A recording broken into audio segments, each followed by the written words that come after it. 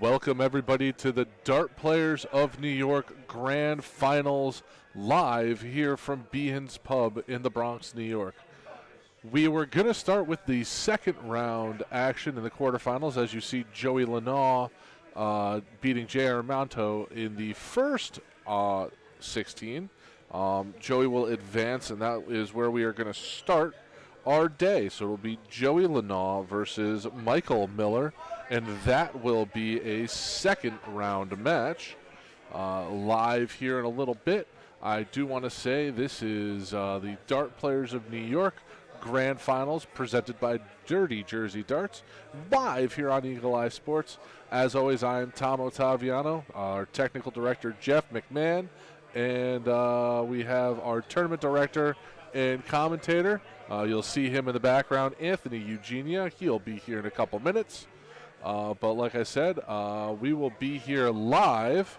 We'll be here live in a couple of seconds with Joey versus Mike in the second round. So we're just kind of, like I said, the players will get to the board. Joey just finished his match. And like I said, Joey versus Mike in the first round. Joey Lanaugh, the #1 overall seed. Joey has played phenomenal this year in the tour. He has won 3 of the events, 2 runners-up, and a top 4. All 3 of his losses this year have been to Ryan Vanderweit. He is second on the tour in the 3-dart average versus all of our qualifiers. He threw a 74.70. Joey won the most legs this year at 175. He is the second in winning percentage at 66.54. So Joey is going to have quite the day here. And he is the current, like I said, number 1. Joey, 21 years old, and he is probably one of, if not the favorites to win this. Let's see how the bracket plays out, but as we're looking through, you can hear in the background the big pop-off for Bobby Freeman. Several of the soccer fans here in attendance. Before we started, Bobby bought everybody a couple rounds, and so he's everybody's favorite in the bar to win right now. So if you hear the pop-off in the background, that's what's going on. But like I said, so it will be Joey's going to be facing number 8 seed. The number 8 seed is going to be Michael Miller. Michael Miller played in all 8 events. He had 3 top 8 finishes, a top 16, 2 top 32s, and a top 64. His 3-dart average, right around 13th. He was 60.99, 56 legs won for a 45.90 winning average. So it's going to be a tough road to hoe for Mr. Miller versus Joey Lanaugh. But anything can happen this round here. Joey, like I said, probably one of the favorites in this field. Taking a look around the field, our number 2 seed, Sean Mitchell. Sean Mitchell played in 7 events this year. 2 wins, a top 4, and 4 top 8. 140 legs won for a 62.2 winning percentage. It's the 3rd highest. 3rd highest 3-dart average at 74.53. And he had the highest checkout at 161. Our number 3rd seed, Ryan Vanderweit. Ryan played in 5 events, 2 wins, 2 top 4s, and the top 8. He topped the charts for 3-dart average at 80.67, 132 legs won, top winning percentage of 70.59, highest 180 percentage. He had 31 hit over those 5 events, and he had quite the checkout average too, just a little over 40. Gino Florian, the 4th seed, just playing 4 events. 1 runner-up, 3 top 4. 4th in 3-dart average at 74.70. So it looks like he would have tied Joey Lanaugh there. Just fractions of a bit of a difference. 88 legs won, 61.11 win percentage. And then I was talking about him earlier, the number 5 seed, everybody's favorite person in the bar, Bobby Freeman. Bobby played in 8 events. He finished in the top 4, 4 times in the top 16, 3 times in the top 8. 9th overall in the 3-dart average at 67.26. 82 legs won for a 52.5 winning percentage. And he lost to his first-round opponent, Lagamba. I think he ended up taking care of business there. Joey's opponent here in the first round,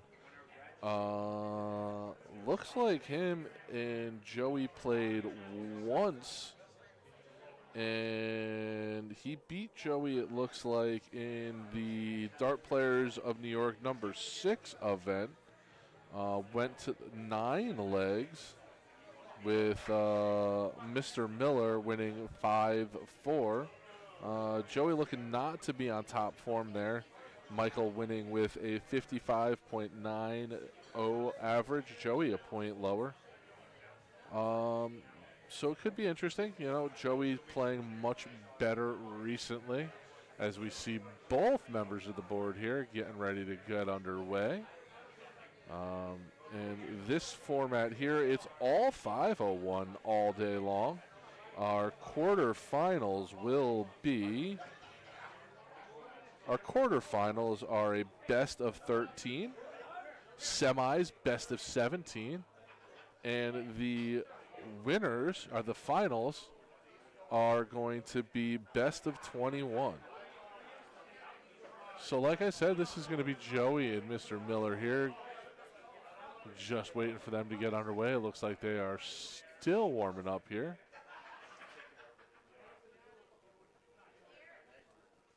Wait for them to bull up and go.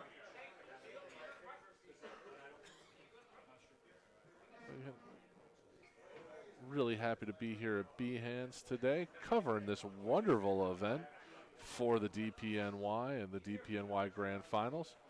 On a little earlier, we had Anthony Eugenia doing the player introductions, as well as some presentations, as well as Aaron Quinn, so I wanted to give them a shout out.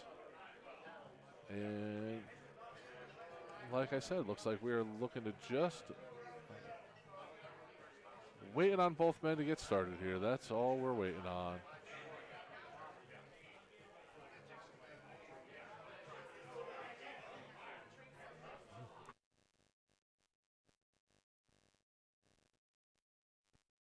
Okay. And once both players check in, we'll be able to grab that Dart Connect score or get everything ready to go. See Joey in the holiday season with the Toys for Tots jersey on.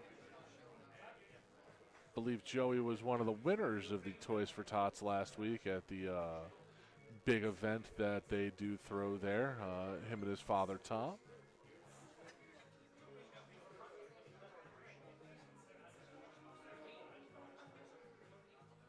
In the background, you can see Tom Lenall walking into the screen right there.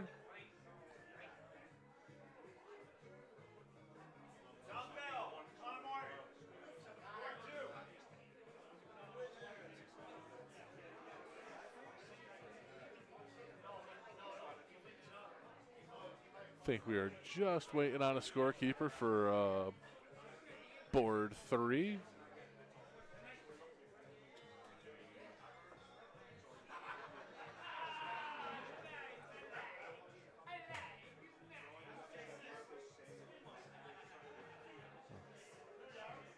I think we're going at bullseye here now. Nope. I could be wrong. I saw the players talking.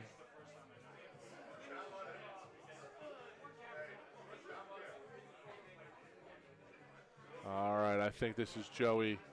Joey throwing at bull. I think, yeah. So these players going at bull here.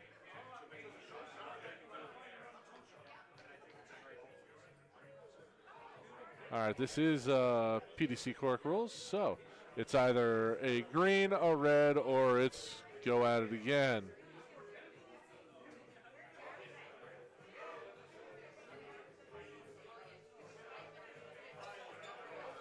Joey hits a red eye, so Joey will start first. I just saw Anthony Eugenia walking into shot, so I'm sure he'll be loading it up. And away we go. Joey to throw first, 501. Joey starting off with a 57.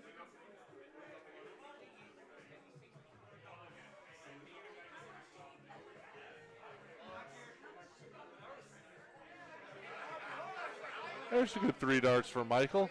Can't quite find the triple, but a 60 is a good start.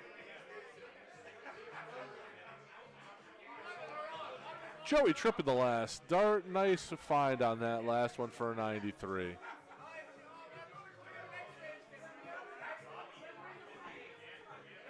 See Michael just a little outside there.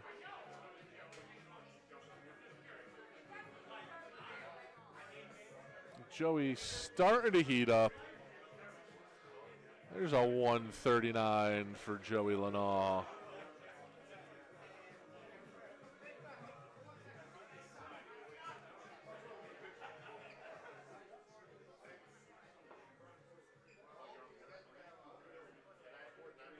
Michael gonna have to start finding some triples in these turns here if he wants to keep up with the scoring power of Joey. See Joey trying to figure out what he wants to throw at to leave himself a setup dart. That's not gonna help there at 28. But he has some time. Michael would need to find a maximum there, and it still wouldn't be enough.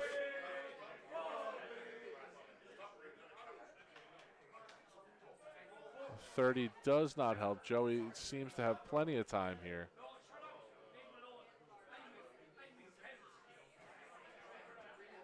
$55 is going to leave himself 129.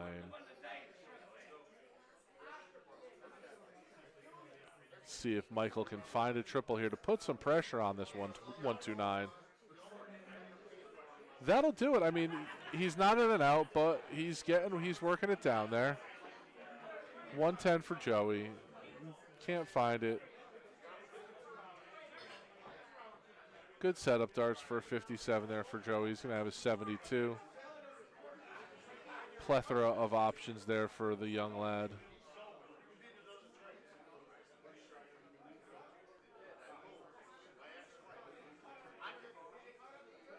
Trip 16, leaves himself 24. Oh, just a bit low.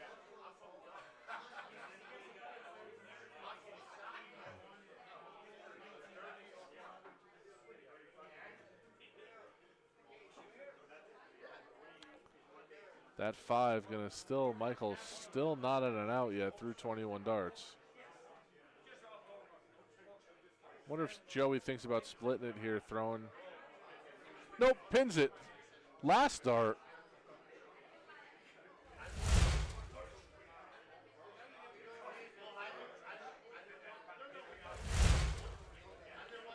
Michael to throw first here.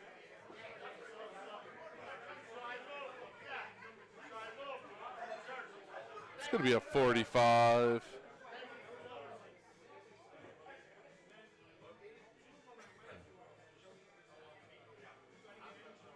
See Joey opting to try to hit the clean triple there, throwing at the 20, the 19, then moving to the 18, just trying to find a clean triple or a clean angle at a triple.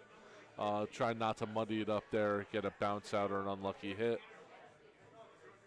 There's a nice ton from Mr. Miller.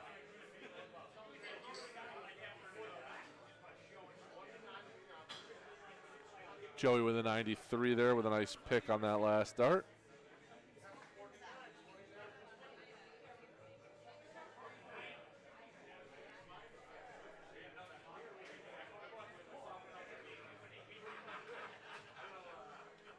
Michael with a 125. Much better scoring out of him this round. Seems to have woken up on his throw.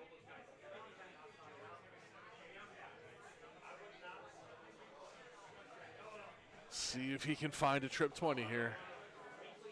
Oh, that's into the 1.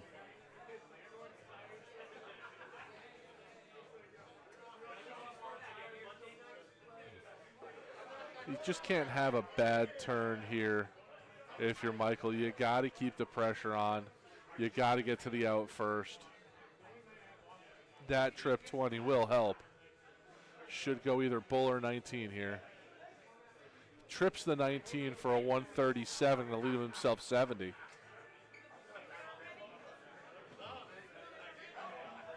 Joey, nice stop there. He thought about it. That's the right dart to go 145. Oh, it's only a 105. Okay. Still going to leave himself a 130. See what Michael opts to do here with a 70 left. See if he takes, tries to go 20 double bull, give himself 2 cracks at it, or if he goes 20, 18. Yeah, he was going to go the 18 route. That's going to be 66. No options here. 16 to leave him 40. Gives Joey a shot at a 130. Not going to be at it now. No, wow. 75 scored, going to leave himself 55 there. Unless I did my math wrong. 65 scored. I did do my math wrong.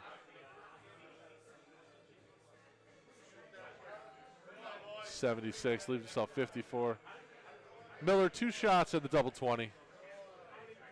1 shot at a double 19, just next door on that wire. Joey going to step to the line. Going to be able to leave himself here. Should be going 14 tops. 2 darts at a double 20 for Joey. Oh, uncharacteristic miss there. And then off the board. Miller here with a shot to go 3 double 8. 2 shots at the out here. He's got to find a way to get it in there. Oh, just on the wrong side. See what Joey decides to do here. Double 18 for the leg win. See if he can walk it in.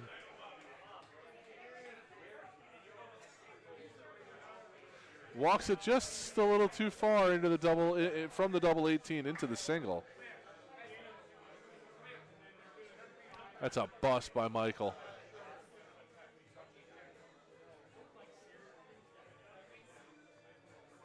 Joey still going after that double 9, needs it here.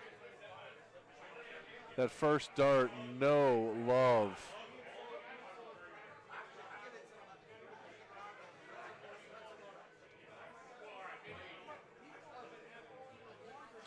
Double 8, needs it here. Inside, double 4. Gotta assume Joey's gonna hit it here this turn. Multiple darts, pins it first dart.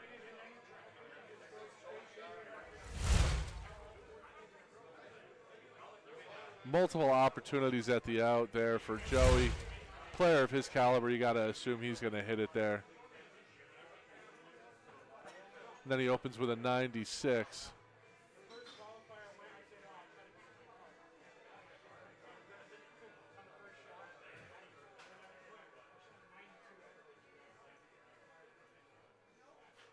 Joey with a break. Joey with a win on his throw and then a break a throw. And he finds a 134. Oh, only 96. I thought that was 2 triples. Oh, that was deceiving.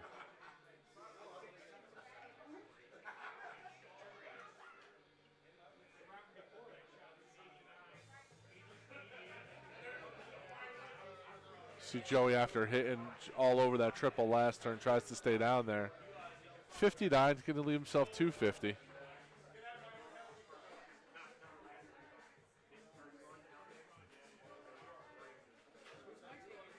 There's a nice 140 by Michael Miller. Gets him right back into this.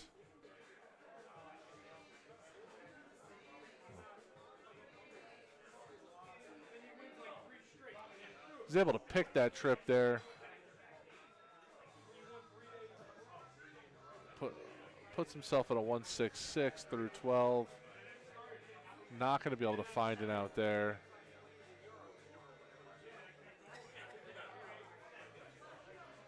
See what he can leave himself here.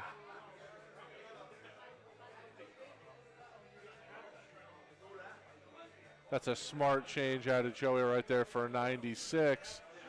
Going to leave himself 70. It's a smart change.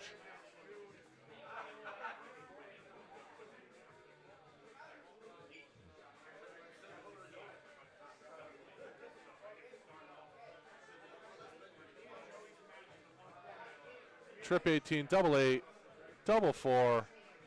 Pins it with the last dart. Fantastic darts out of Joey. Up 3 legs, cruising right now. Michael Miller's got to find a way to get a stop here and hold a throw.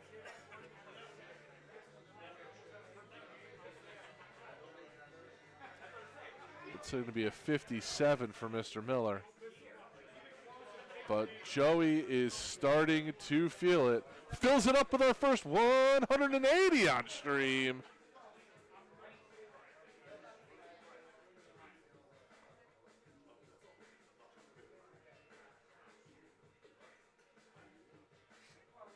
That's going to be rough. See if Joey can Return visit here, see if he can stay on that trip. Oh, just underneath. Oh, my good. And a 134.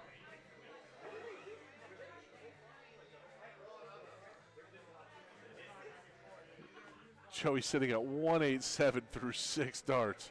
Absolutely blistering pace from the young man.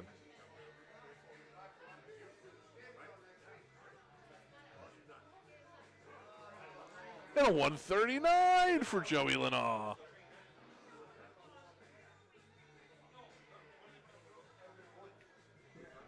Joey staring at possibly an 11-dart leg.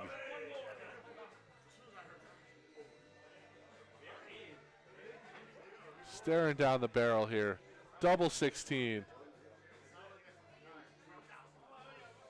Think that's going to be just out. Oh, he pinned it with the last dart. That was a blocker there. We couldn't see it. It's going to be a 12-dart leg of 501 for Joey. And then he opens up with a 140. He throws a 12-dart break on Michael Miller.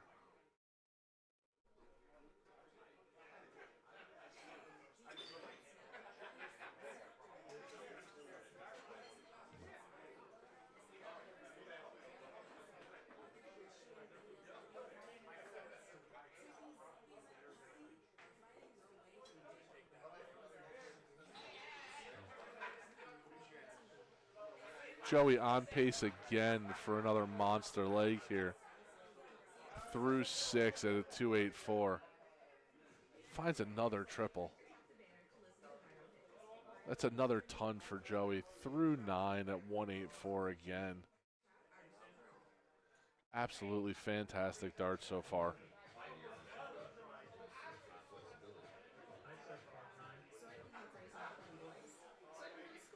Michael's going to have to start finding, he's at a point where tons don't help. He's got to start finding maximums.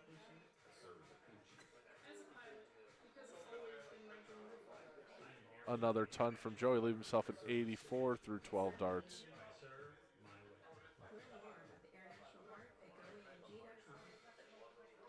Wandered into the trip 1 there. Just some tough luck for Mr. Miller. Nice pick, though, with the last one.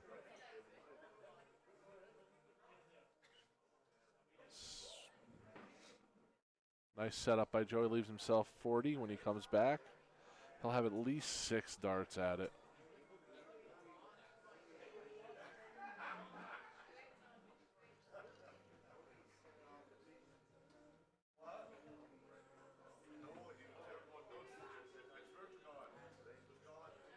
Pins it first dart. And the 16-dart leg for Joey. Joey can stay in this kind of form all day long. He is going to be a tough out today.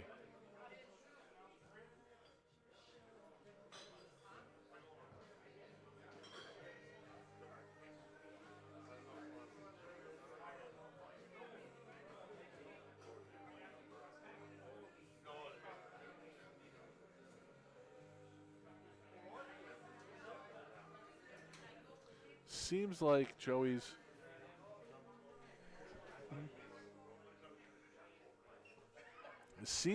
Joey's slowing down just a little bit here.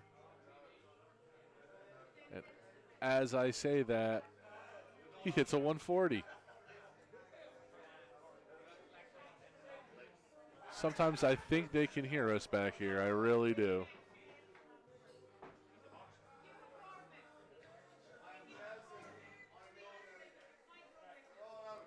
That is not the turn after the start you've had if you're Michael Miller. 134 for Joey. He just does not stop pouring it on. 81, okay.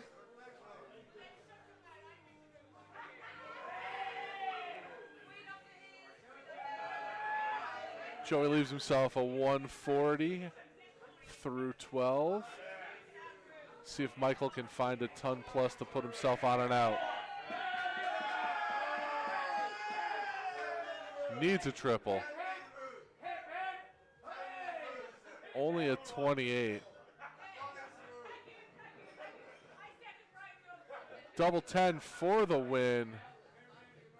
Just left it a little low. He will get 3 more darts at it, though.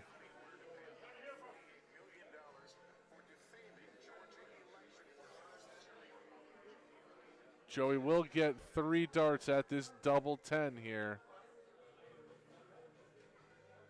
First dart. No messing around there with Joey. Pins it. Raising his average to an 80. Oh, back down there a little bit. Dart Connect corrected itself.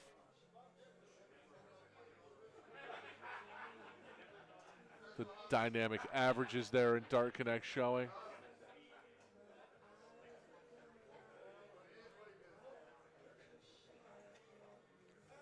Nice pick there from Michael with the 3rd dart for an 80.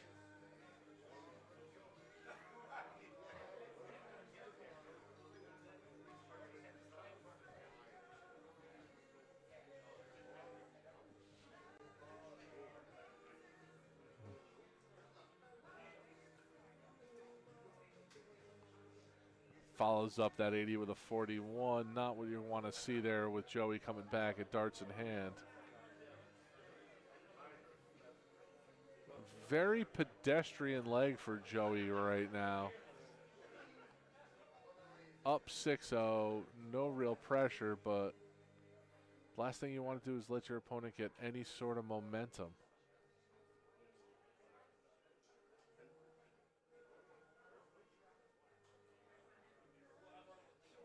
As I say, very pedestrian. There's Joey with another 180. His 2nd in this best of 7 set here.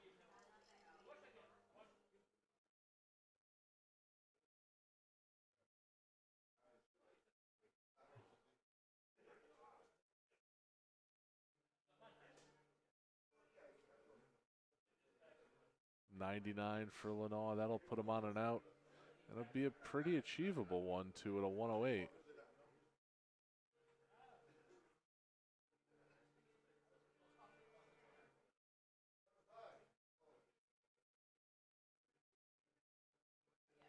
He'll get at least 6 darts at it. 32. And 108 out. Joey just fantastic darts by the young man there. 108 goes trip 19, single 19, double 16. Absolutely fantastic darts. And he will be moving on to the next round. So Joey Lenoir is going to be our first man. He will be into the semifinals. He will be waiting the winner of, I believe, Gino Florian and Bobby Freeman. And that will be our next match on stream, will be Gino and Bobby. Take a look at them here. Like I said, Gino is the number 4 seed, Bobby the number 5 seed. This should be a highly competitive match and a raucous one if the crowd here to my left continues their he wants the crowd over here has been raucous, cheering for Mr. Bobby Freeman.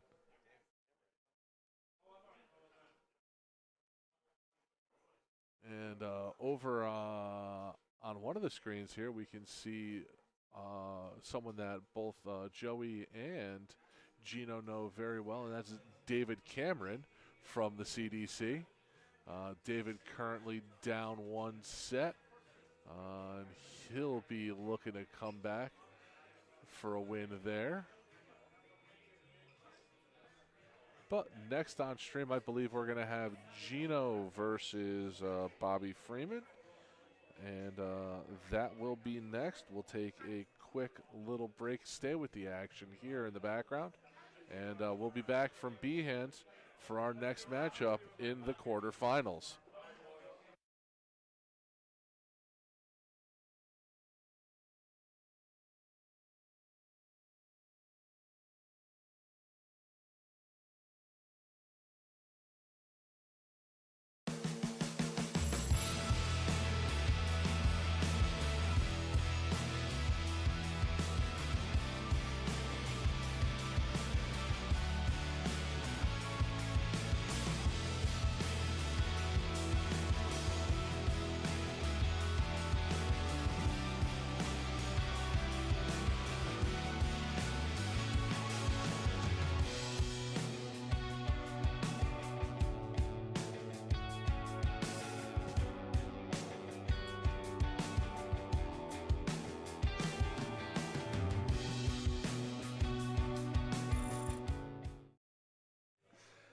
And we are back live here on Eagle Eye Sports. We are at the DPNY Grand Finals.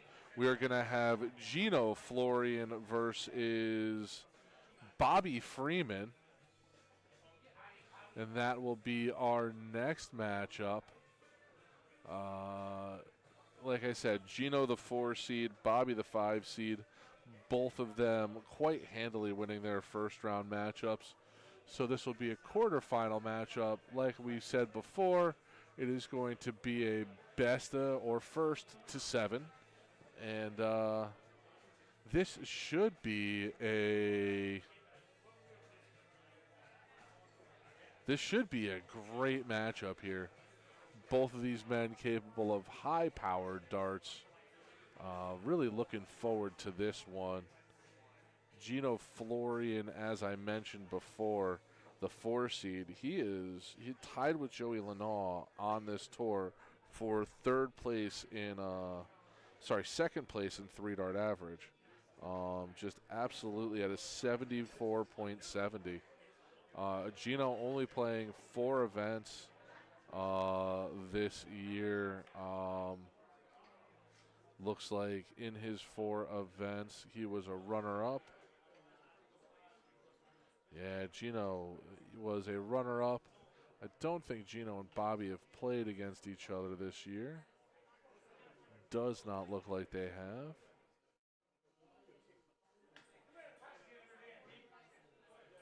have. Bobby's, sorry. Wow. Already, Gino Florian's, and they'll be starting off here, it looks like. Gino throwing first. Oh, no, still taking some warm-ups, it looks like.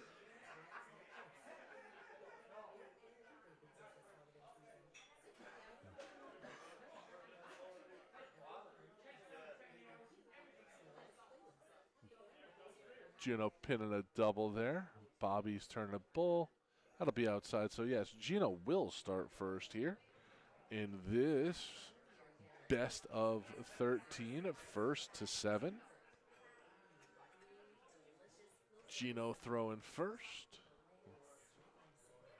This, like I said, I think is going to be a very competitive match. Both of these men very capable of lighting up the dartboard.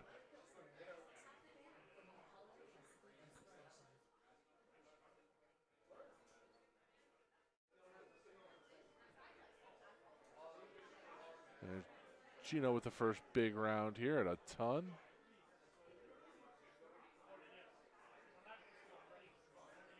Oh, just outside. Bobby almost with a good answer there.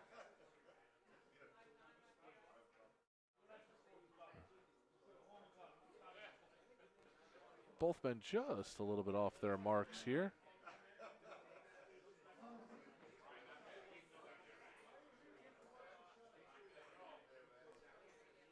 I think that'll be a 15 there for Bobby, yeah. Surprised there was no switch out of him there once the first 2 went astray. But Gino not with a big, doesn't punish him there.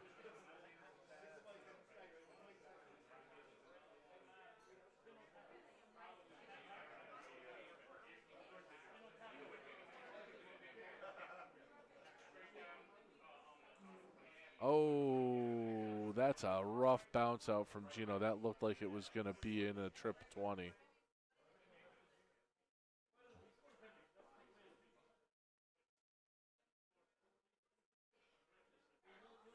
I see right now both men throwing well below their tournament average this season on the DPNY Tour.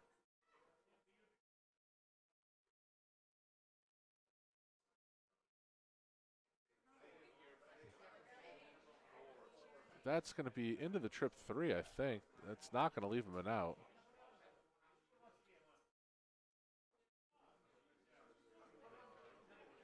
It will. Okay, so that's going to be a 158. He'll be the first to an out there.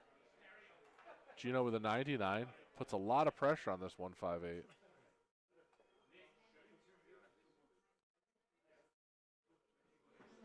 Again, staying up there after the first 2 errant darts. I know he gets close to that triple, but a 22 Gino with a big lead here. 35 to start off with.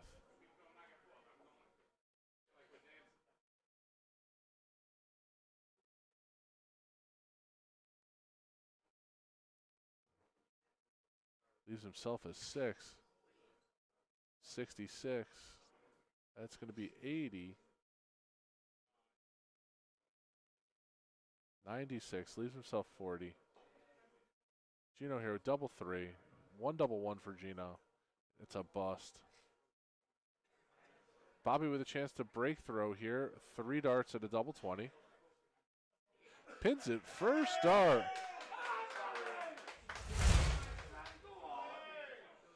I don't know if you can hear the crowd here, the raucous crowd here at Behan's.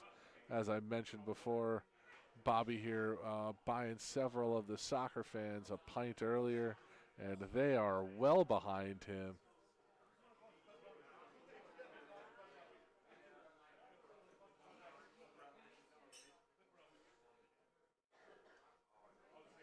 Nice pick with the last dart by Gino. It's a good change after just dropping that dart in the 20.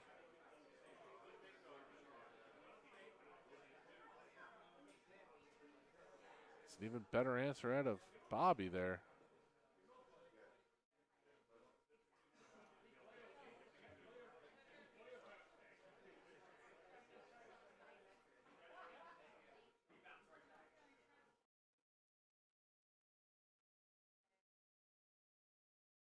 .43 after for a Bobby. Trying to defend his throw here. Gino trying to force a break just like Bobby did there in the first leg.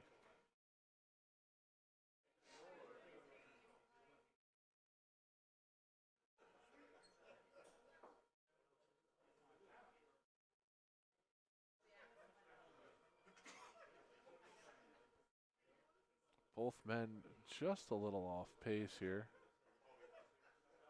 As I say that, Gino with a ton to leave himself 181 through 12. Bobby's going to need to find a couple triples this turn.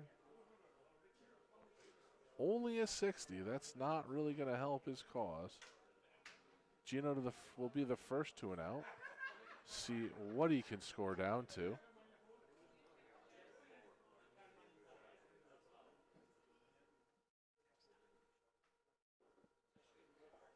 .138. That's not going to be what he would like there.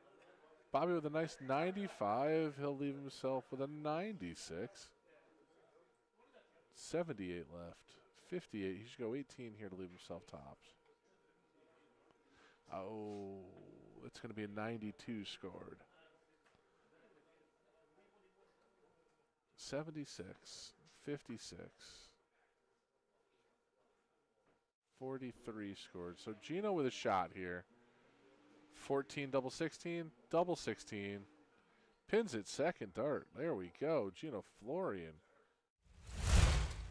Right into the double. No messing around there out of him. Bobby breaks the first leg. Gino breaks the second leg. And now Gino's back on throw.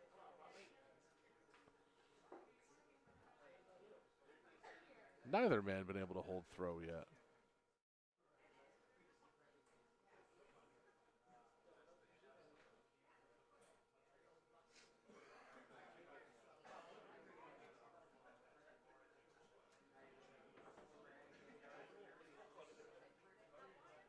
Oof.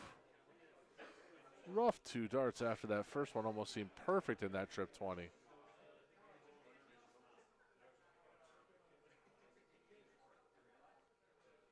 Gino seems to be turning it on, starting to find the range. As I say that, he rips in a 125.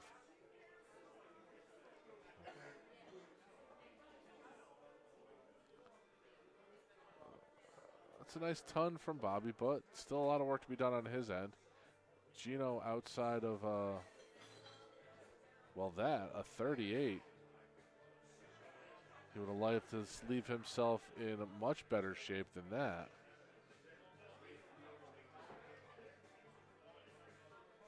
Bobby doesn't make him pay there. Only a 45.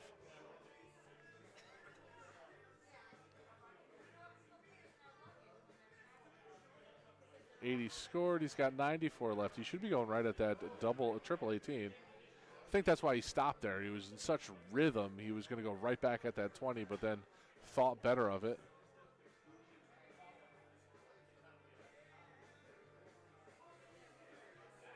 Oh. Bobby's out and out. Gino with 2 darts at a double 8, though. Third dart, double 8. He's able to pin that one in there. Hangs his throw. See if Bobby can do the same here now. Oh, it's a 40 floor scored. 1 dart falling out of that 20.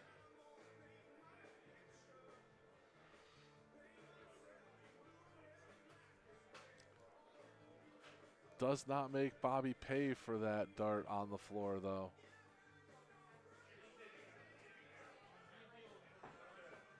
Changed to the 19s after being just a little high on that 20.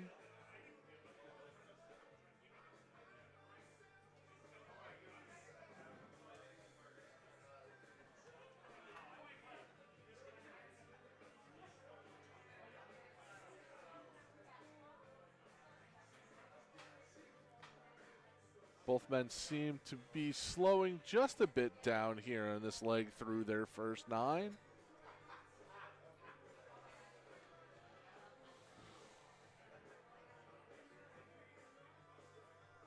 You can see this, and sometimes in some of the longer, as this goes on, they'll throw kind of a little bit slower of a leg.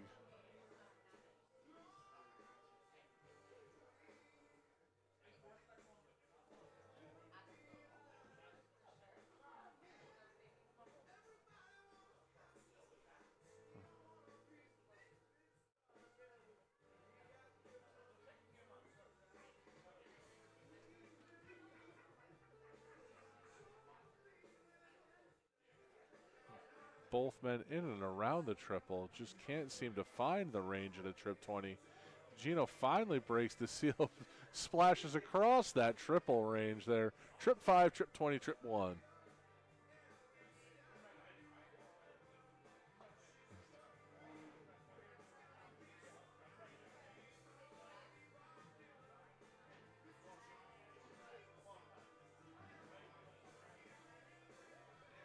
$95 for Gino, just going to leave himself just short of being able to finish there.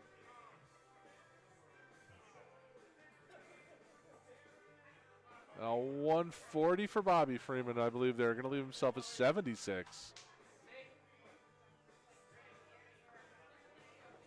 If he didn't pull into that trip 5 last time, he'd be looking at double bull for a win.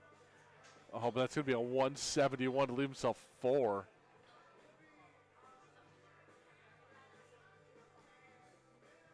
Bobby Freeman here with a chance here.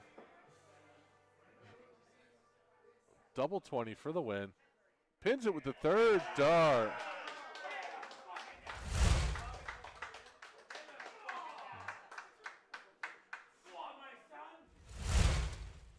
Bobby's finishing has been fantastic thus far.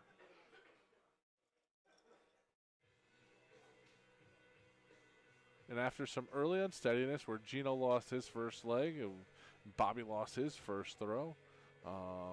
So both men able to break each other. It's been a hold of throw.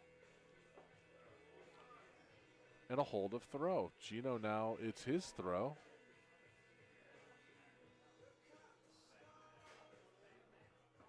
Just missing the maximum. First 2 found their mark, and he just walked that 3rd one just a little too far.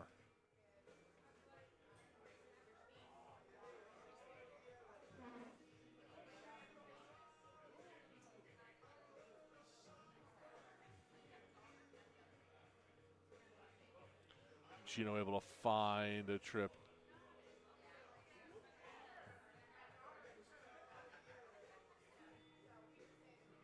A little bit more representative of what Gino's capable of here through 9. Bobby just struggling just a little bit.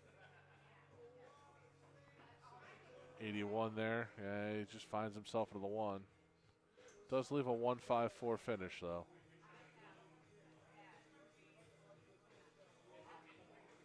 34, so Gina going to have at least 6 at it.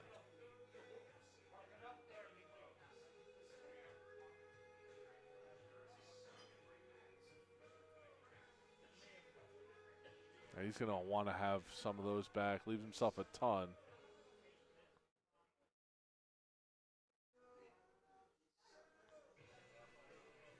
Bobby with only a ton there, so Gino will get at least 6 from 100. He might need it there. 25 scored.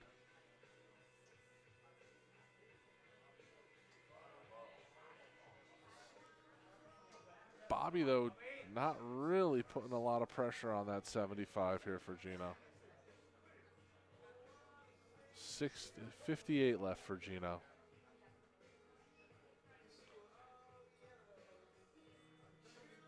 Tops for the win. Just underneath. Bobby's going to need to find 2 triples to leave himself an out. Cannot get there.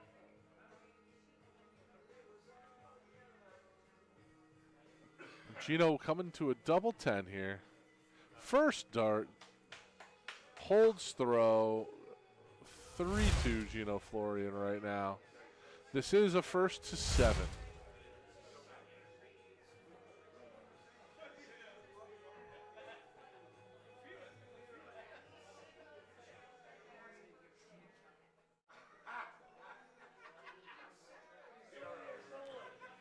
Nice start by Gino with 100.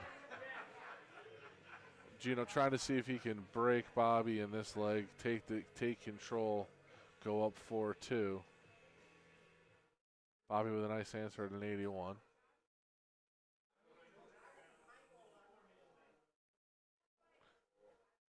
Gino with a 180.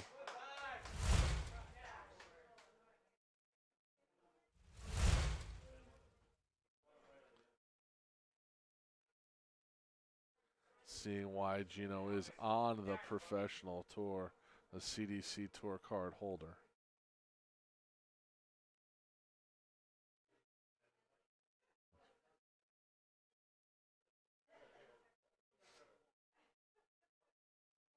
And speaking of tour card holders, fellow tour card holder David Cameron currently on stage at Alexandria Palace. And he's tied 1-1 with Hughes.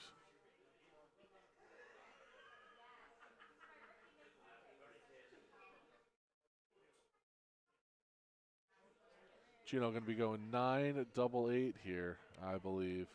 There's the 9, 2 out of 8-8.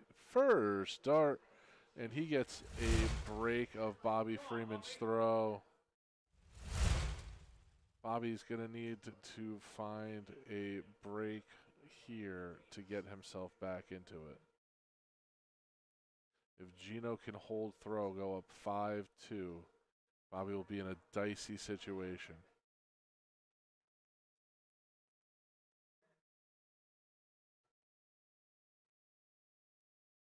Oh. Second time we've seen Bobby with a dart fall out of that 20. Just not moving to the 19 with it packed tightly there. Gino going to make him pay with a ton.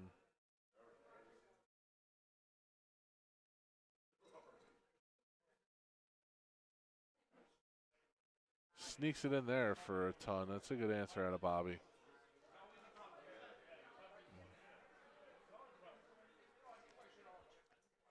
Gino unrelenting right now, a 121. Both these gentlemen starting, it looks like, to find the range. Bobby with a switch there and leaves it in a 7, both of those. Oh, going for an 18 there with that third one. So 124 though. He'll leave himself 115.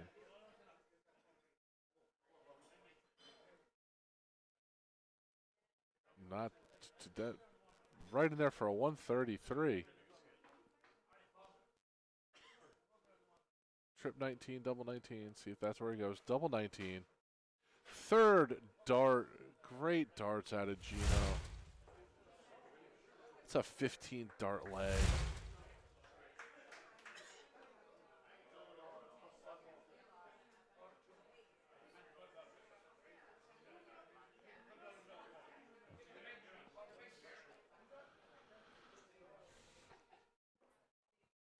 Bobby is in the danger zone right now. Gino Florian rolling here. Bobby's got to find a way to stem the tide. Has to hold his throw here. Because if Gino can find a break, push this to 6-2, he'll be on his throw looking for the win.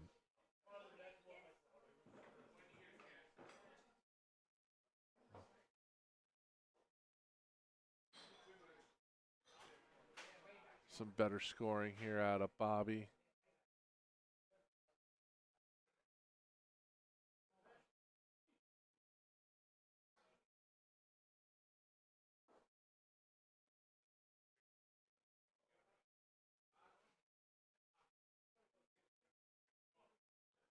Oh.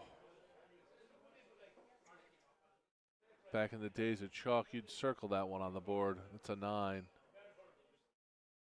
Gino makes it pay. I think it's, oh, it does make him pay with a 140.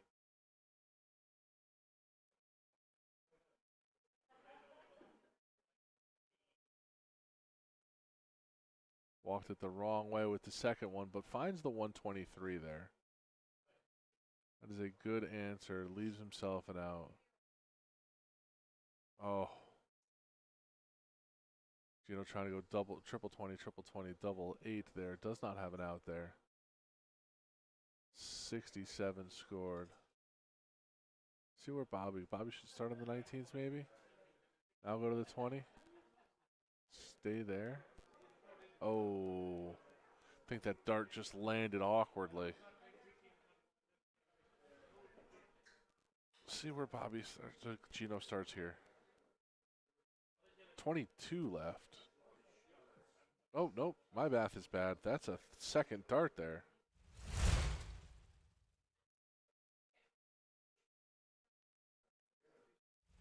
Second dart winner there for Gino. He's up 6-2.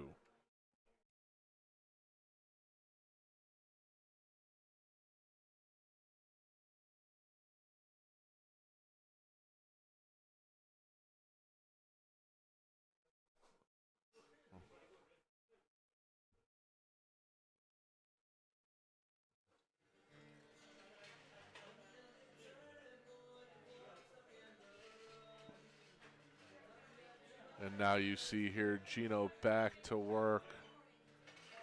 Game in hand on his throw. Bobby's going to start having to find several triples. Not trip ones, though. That 83 not really going to do him much work.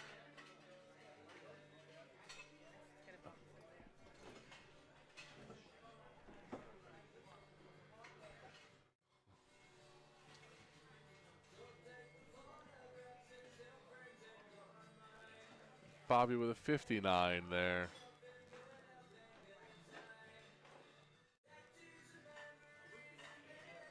$140 out of Gino. Those are big darts. See if Bobby can find a...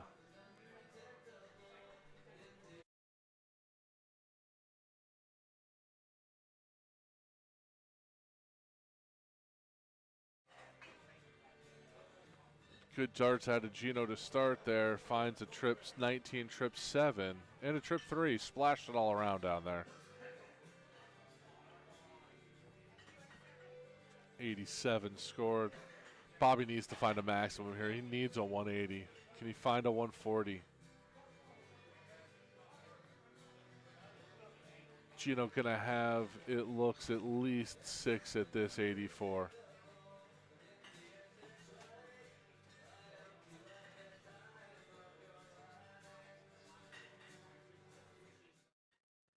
Well, 44 scored, leaves himself 40.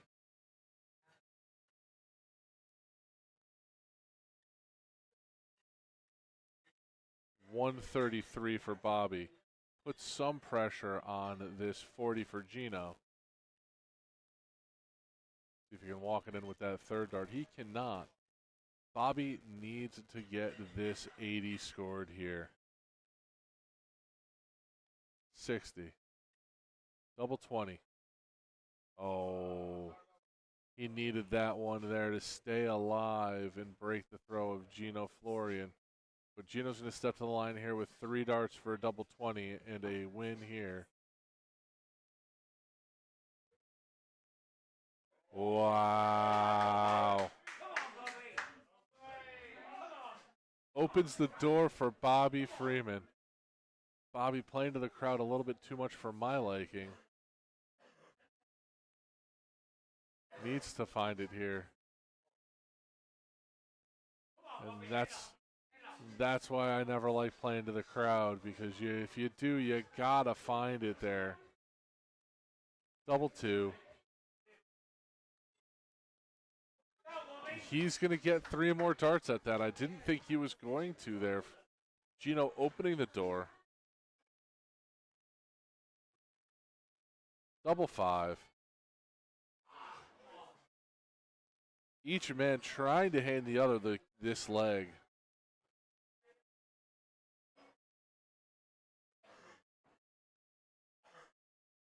Double 1 for Gino.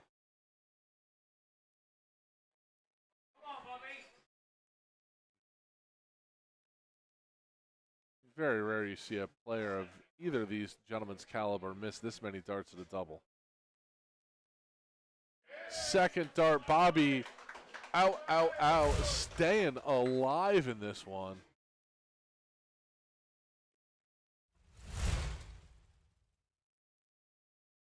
It'll be his throw here. If he can hold throw here, it'll be interesting because there'll be one more break of throw.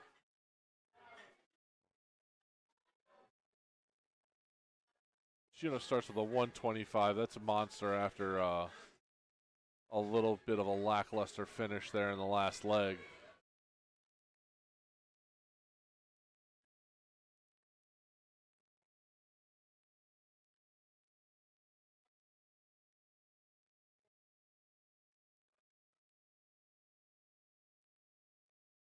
$81.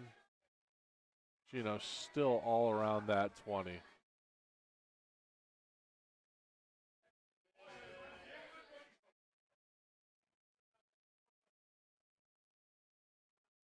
Bobby with a hard luck neighbor there on that first dart. Finds a trip 1.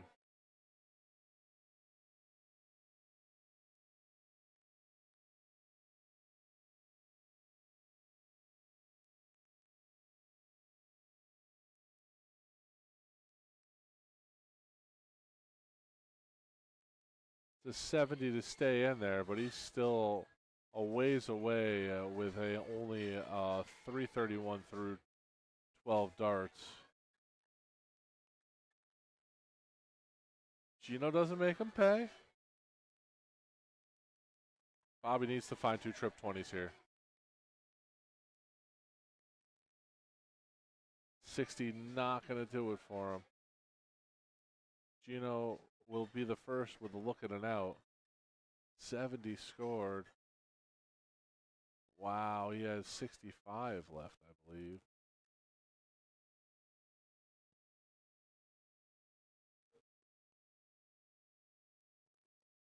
Gino going to be 6 from 65. Double 20. That's a very ho-hum. You can see a little fist pump there from Gino. A very workmanlike 2-dart out. A perfect single bullseye, double 20. Gino Florian moving on, and he'll be our second semifinalist. Gino Florian moving on into our semifinals. It'll be a rough match for him. A player he is very familiar with. He'll be playing Joey Lanaw in the semifinals. So now we'll move to the bottom of the bracket. see what's going on there, see if we can get you an update of where we'll be going to next. See what we can find here on Dart Connect to give you a little bit of an update. Meanwhile, I want to give a shout out to the backboard, probably the roughest first round matchup. Ryan Vanderwhite, number 3 seed, versus fellow tour card holder Paul Fourhour. That is a high-powered first-round matchup there.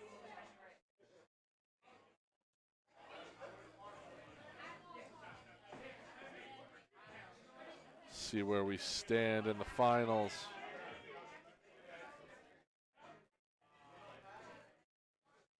This next quarterfinal match is going to be Sean Mitchell versus Connor Martin. That is going to be another high-powered affair with both gentlemen capable of lighting up the dartboard. Sean Mitchell, 74.533 dart average. Connor Martin, 74.09. This matchup is going to be a battle coming up.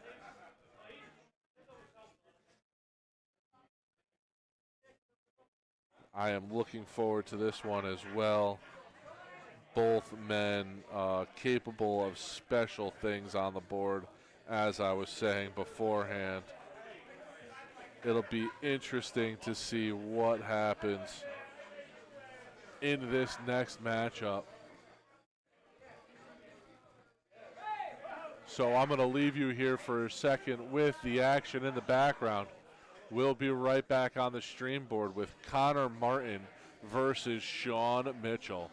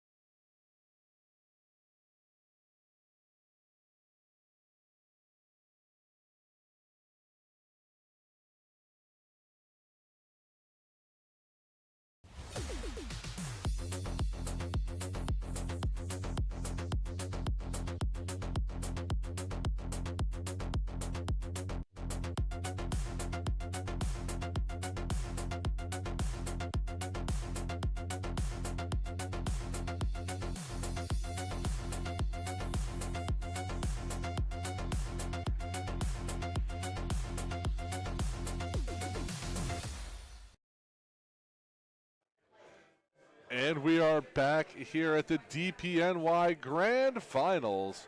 This is going to be a quarterfinals matchup. Connor Martin, who you see at the board right now, will be taking on Sean Mitchell.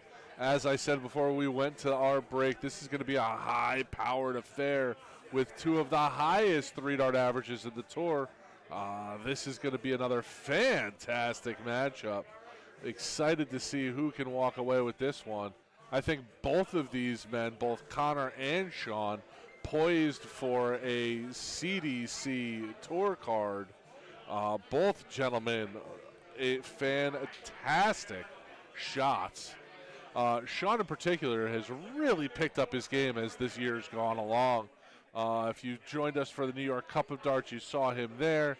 Being able to follow him along has been fantastic. And he'll be first to throw here. And he's going to start us off with an 80, just splashing into the 5 there.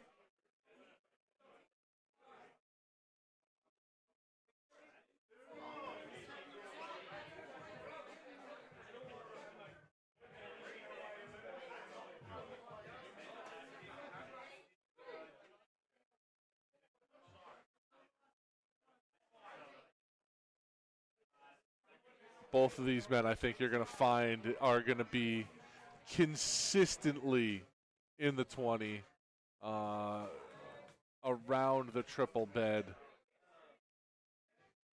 You see after that first one, Connor with a little bit of a switch to go downstairs.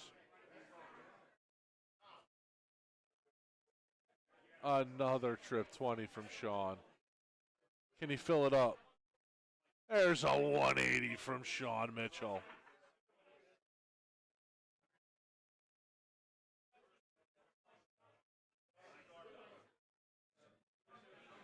Sean sitting on a 1-3, 1 through 9. He's going to get at least 6 at it here. He might not need it. 32. Bang!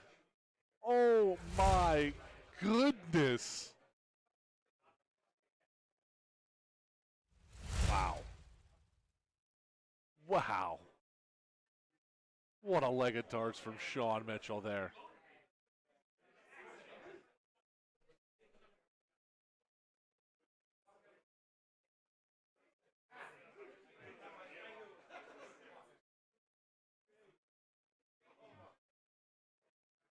Sean is all over this right now. In and around the triple bed with every dart. If he throws like this all day long, it's going to be hard to imagine somebody beating him.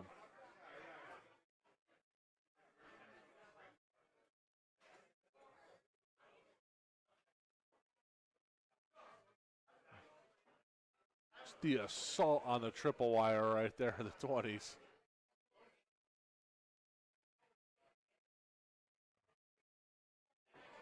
I don't want to discount Connor Martin either. He's got the firepower to get right back into this.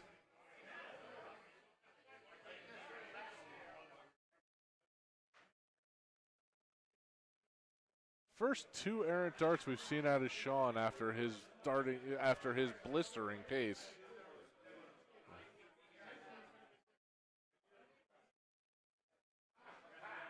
Connor back-to-back 140s.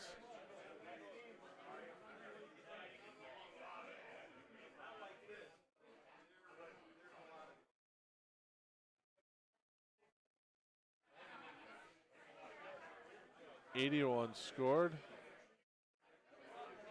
Connor will at least get 6 at the 117. See, unhappy with that first dart. Trip 19 to leave tops.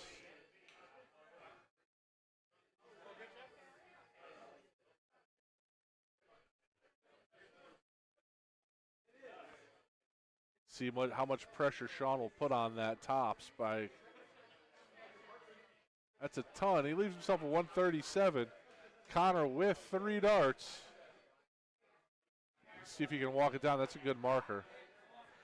Proves to be too good of a marker. Third dart. Yes, it is.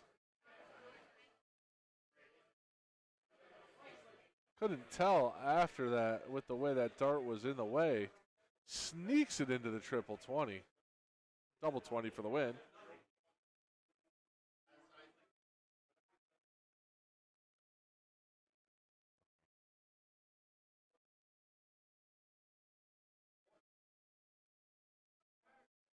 The 140 there. Oh, just a little high.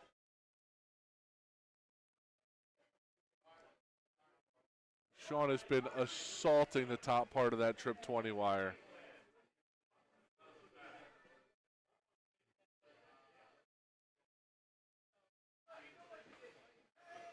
At this point, I think the man might have put a dent in it. Connor, I think, just found the same hole that Sean's put the dart in for the last 3 turns.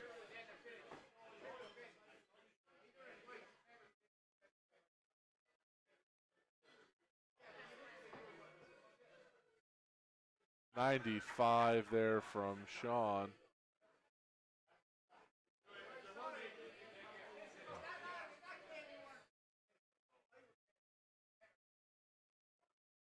Nice pick of a triple there.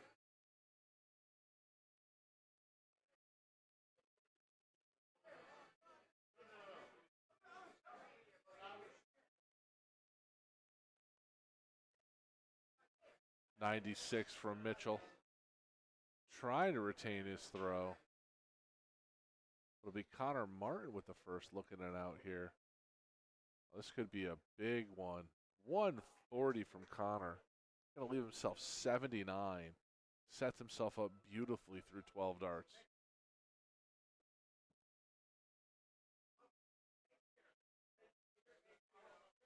Smart dart. Set Sean there trying to go for the trip 18. But Connor here. 2 darts. Can he hit the double 20 with the second? Needs a double 20 here. Sean Mitchell here sitting on 120, trying to retain his throw. Needs a 120. Can he find a triple with this dart? No, he cannot. Falls into the one with the last one. First dart from Connor Martin. He's going to find the double 20. And he's going to take a 2-1 lead. Break a throw there by Connor.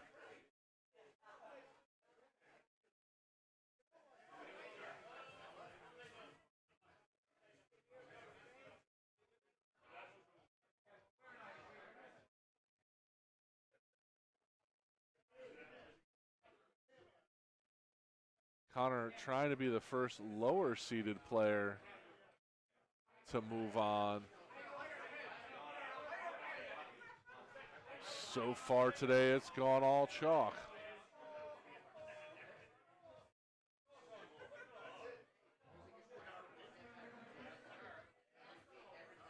Thinks that's a good switch. Yeah, I think that trip 20 there might have been, with the way that second dart landed, he might have been able to push that dart out. I think it would have been a little rough on him. Sean just a little bit off, needs to find his triple stroke again. But Connor Martin right now putting on a showcase in the 20s. There's a 140. Through 9 darts, Connor sitting at a 141.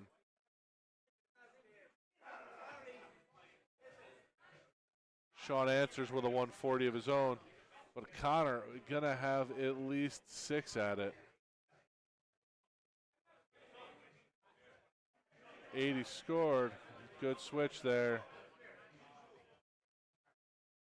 130. I don't think that's what he wanted to do there. I think he was looking for the single, hit the double.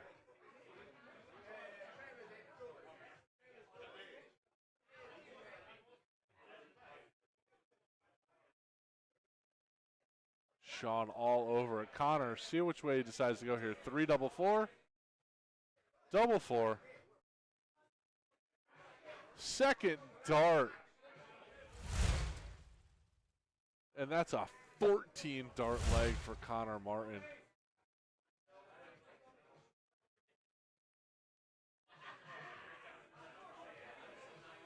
It's a great start from Sean after Connor holds his throw. Starts with a 140. Connor went downstairs there.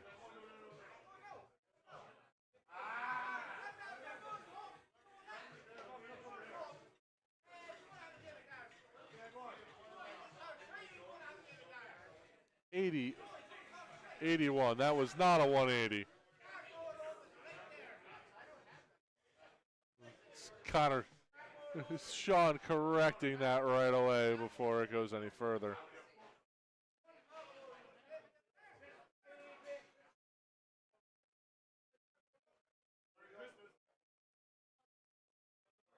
Back-to-back tons there, it looks like, for Connor.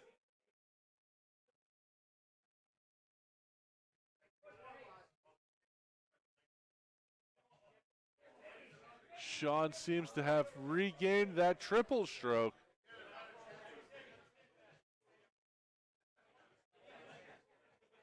Oh my goodness. That should have been a 180. It's only going to be a 120. A bounce out there costing him 60 points.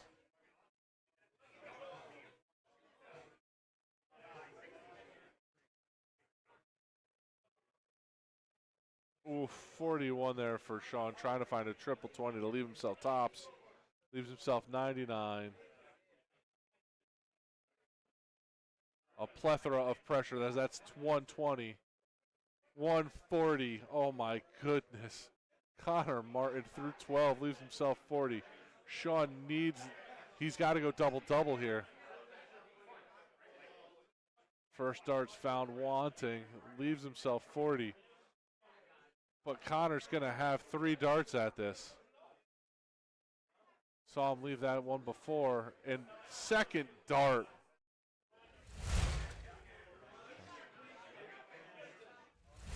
That's another break a throw by Connor Martin, who is throwing absolutely fire darts right now.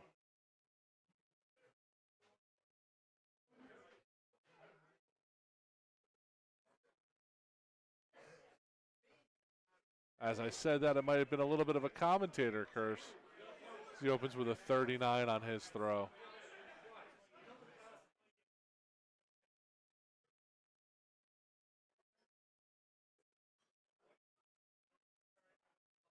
Sean doesn't make him pay.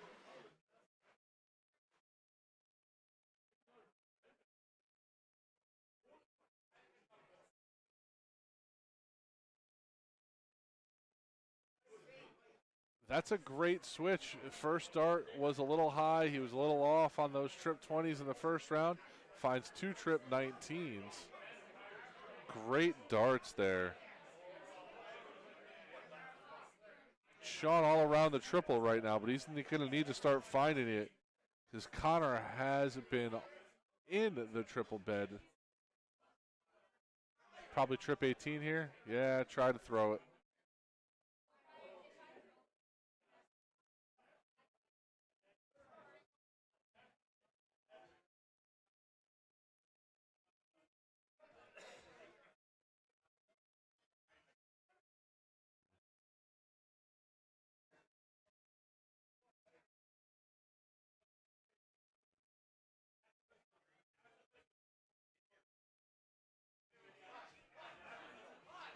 Both men falling off their blistering pace here in this leg.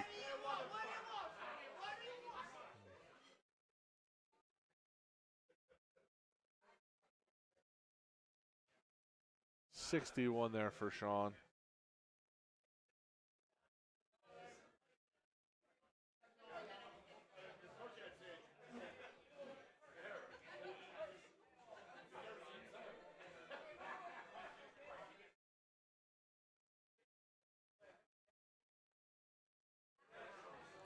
And it looks like we may have had our first upset in the tournament as 11 seed Frank Nostro knocking off Brian Riddell, the 6 seed. So Frank will be the first lower seed to take a victory here. His his victory? What does he get? Oh, matchup with Ryan Vanderwayt.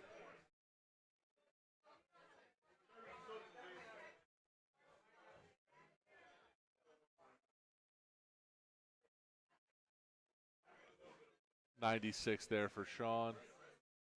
The way Connor's throwing, this 130. Might go double bull. Gonna go right at it. Oh my. You're Sean watching that. You felt like that one might go. Trip 14, double 16. Oh, just off. Gonna leave himself 65. Single bull tops.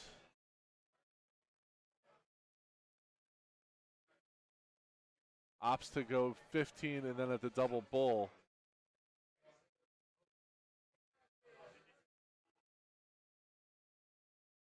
Not sure what happened to our feed there for a second there, ladies and gentlemen. I do apologize.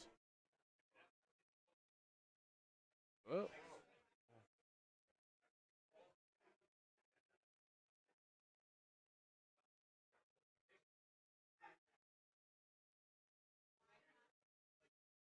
It's going to give Sean a shot here. Connor's miss does at a 48. Double 16. Needs to find this for a break a throw here.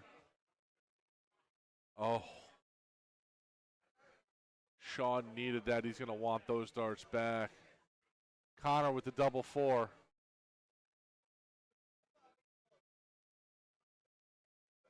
See if he can take that dart for a walk into the double. Some markers there. Finds it with the third dart. Gets to be able to walk it in.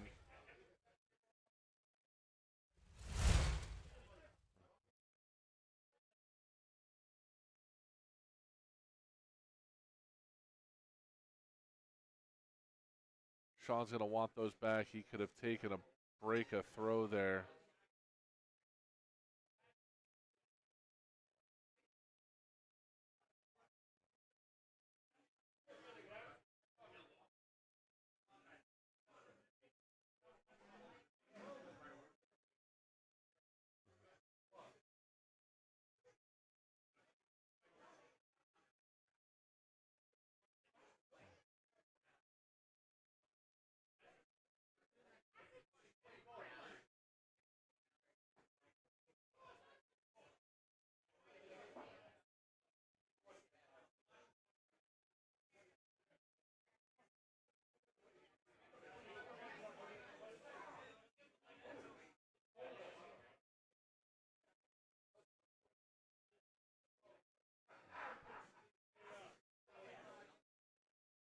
See if these men can find the pace they were on beforehand.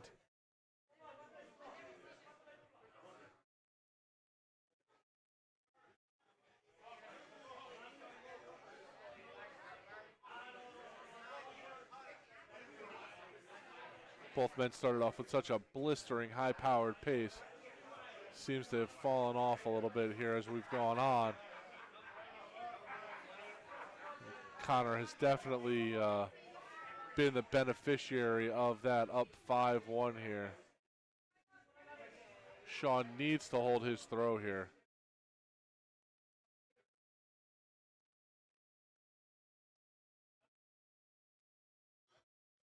Just walks it too far to the left into the 5 for a trip. 91 is going to be his out.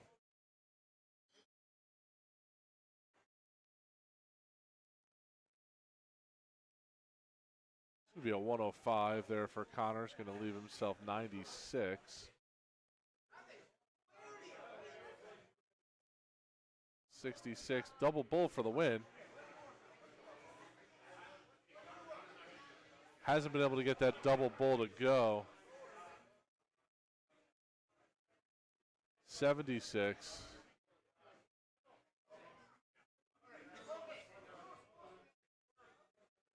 Leaves himself tops, but Sean here with 3 darts at the double 18. Finds an 8. Gonna leave himself 28, double 14. Double 7.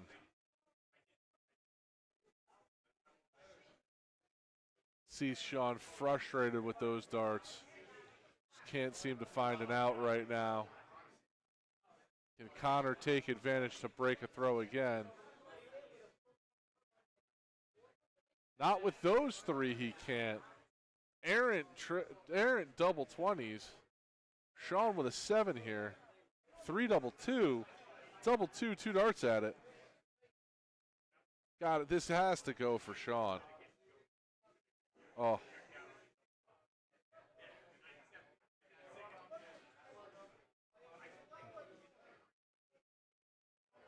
See if Connor can find the magic here. Walk this dart in.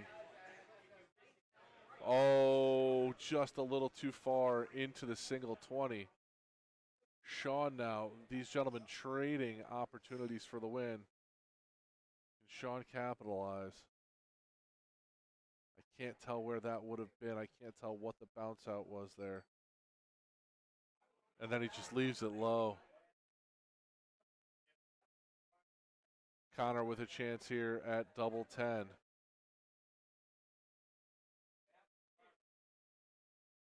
Double 5.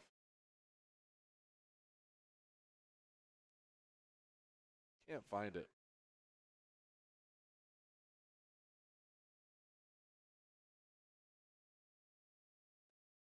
Sean with a double 1 opportunity. Oh.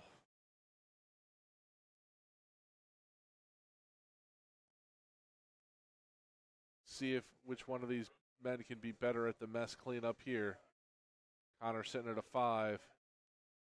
Leaves it low on that double 2. Uncharacteristic leg of darts here for these gentlemen.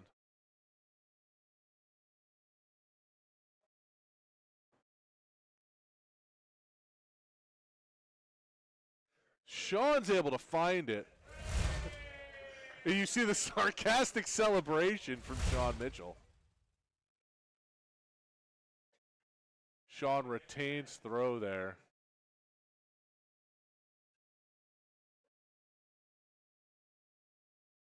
We'll see if that double trouble for these gentlemen affects this their scoring output here. Connor Martin's going to say, no, I'm going to hit a 125 to start off with.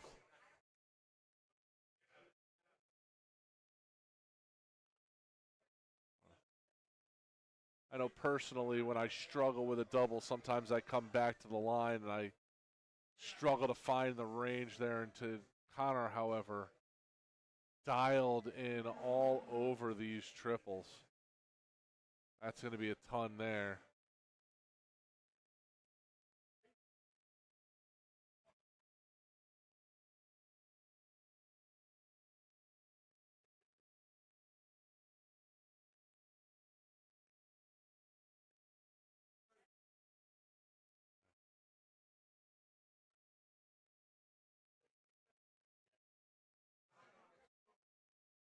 .59 scored there for Connor.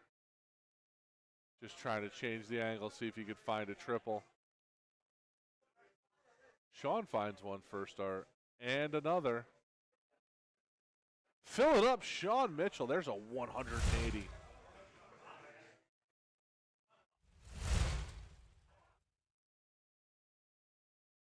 Connor Martin leaves himself, hits a 140. Going to leave himself 77.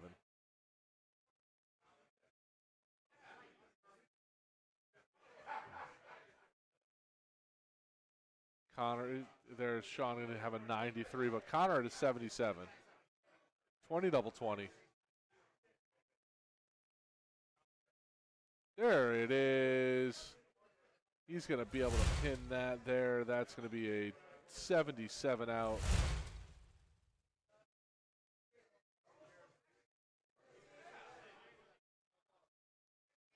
And at this, with this lead, all Connor has to do is just hold his throw. Doesn't need to do anything fancy. Sean can win this throw here on his leg, and then Connor still would have a couple of different chances on his own throw to get the victory here. But if you're Connor, you want it now.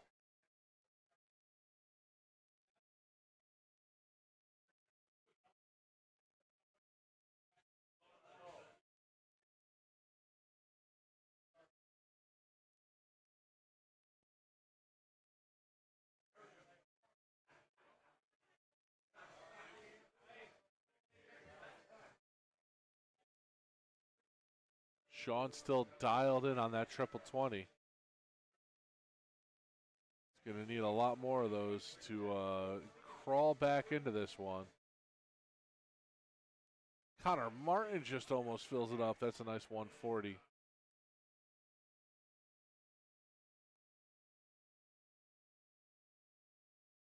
I'd move if I was Sean right now.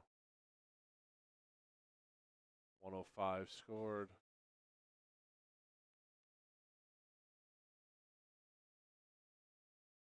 Connor right locked in. Sean in firm control here, though. He'll get these three and then another at it. Back to 20 here. Oh.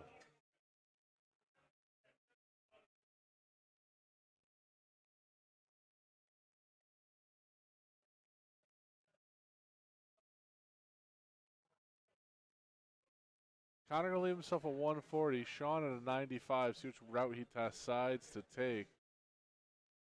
Starts at the bull. He's going to miss there. Leave himself an 88.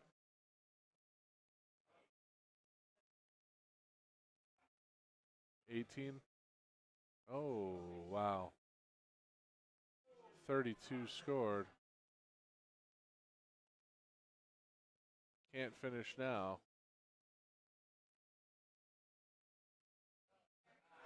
60 leaves himself 80.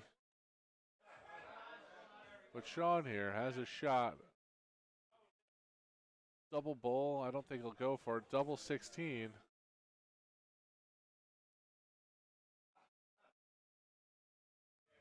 See if Connor decides to go double-double or give himself one shot at it.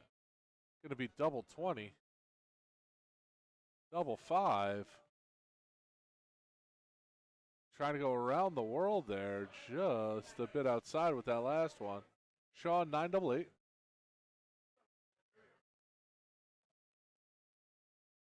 Double 4.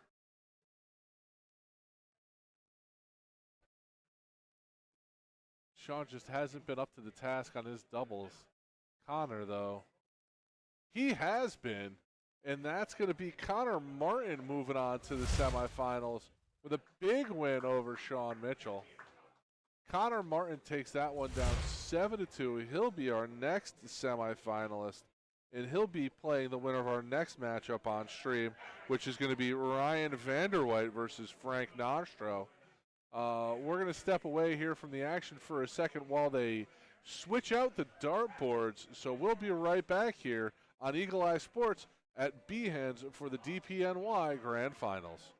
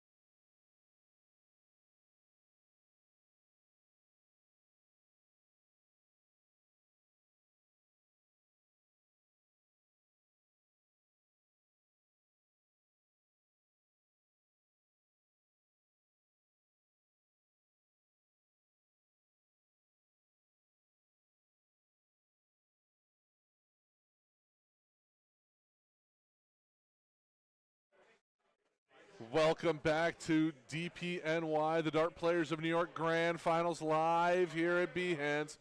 We are going to have another quarterfinal match. Frank Nostro versus Ryan Vanderwhite. This is going to be the 11th seed Frank Nostro versus the 3 seed. Frank going to be the first lower seed to advance here into the semifinals. Or sorry, the quarterfinals. We saw Frank Nostro here, the 11th seed from Mount Kisco, New York. Been seeing him quite a bunch here as they're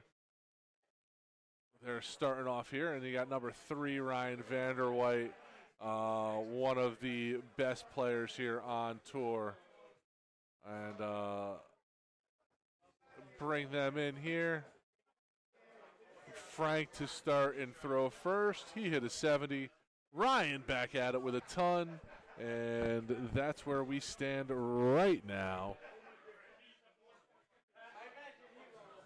I have a feeling this one, like I said, the last one, I think I'm going to be a broken record here. These gentlemen can fill it up. They can score down in a hurry, and they are fantastic players. Ryan Vanderwhite, our number 3 seed with the top 3 dart average over the course of his tournament, going to be throwing an 80, where Frank Nostro, the 11th seed, going to be throwing a 68, almost a 69. I think these two players are going to be all over it.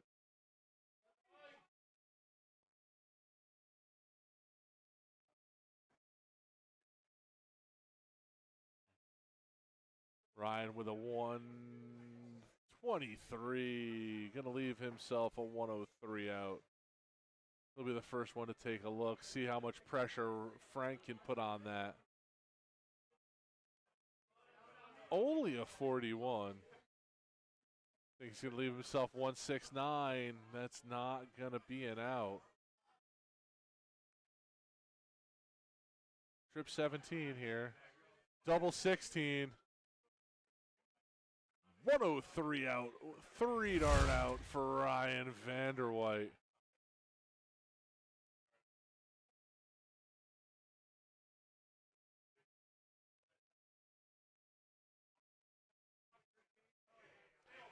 If you're Ryan Vanderwhite, that's the way you want to start a break a throw of Frank Nostro in this race to 7.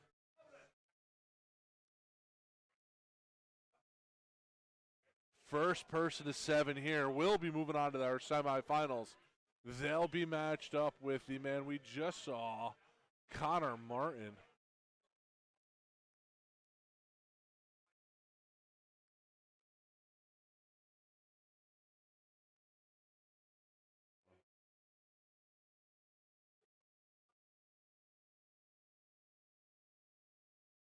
'81 there for Frank.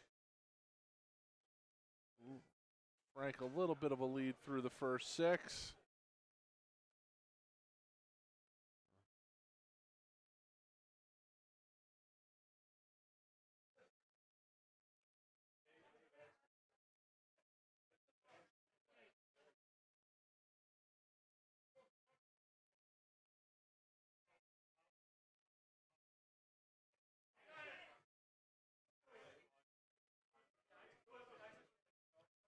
Both men slowing a bit. Oh! That dart just had like a Wile E. Coyote feel off that. Why did you just slowly start it falling out of the 20?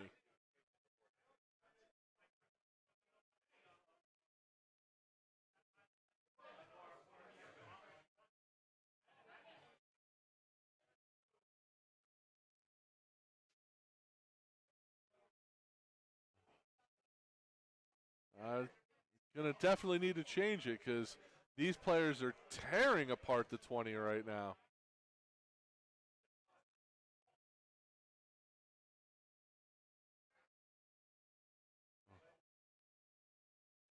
Making mincemeat of that triple 20 bed.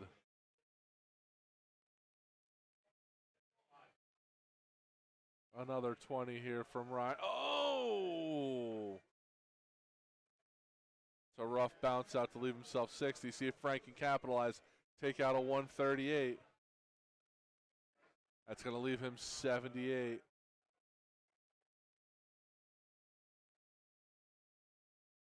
Oh.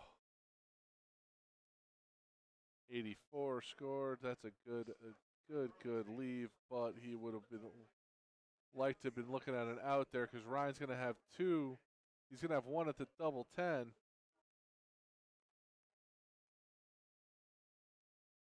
Frank with a chance for a break a throw here.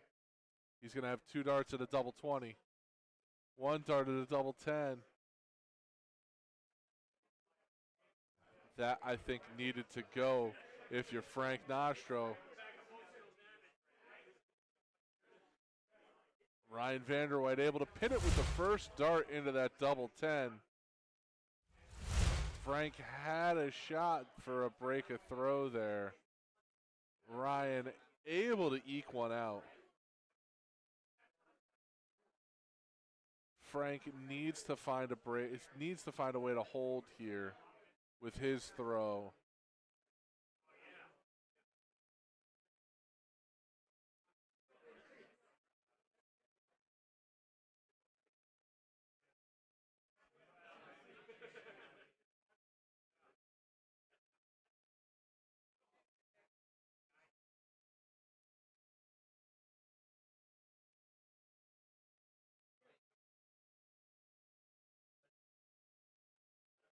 But Ryan is on a mission, back-to-back ton throws there.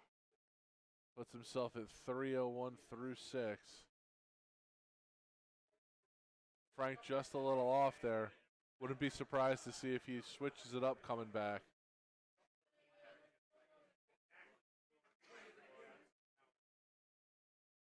$81 there from Ryan.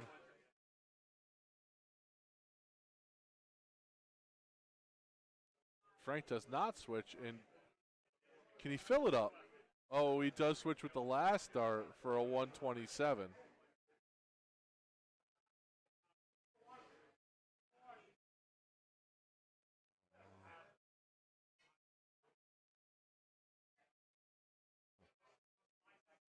Ryan knows that's going to be a 176, not going to leave himself an out.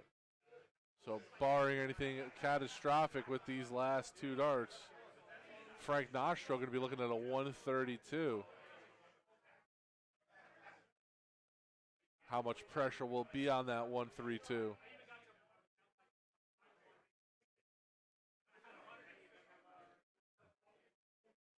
About as much pressure as you could put on somebody there. A 128. Going to leave himself 48.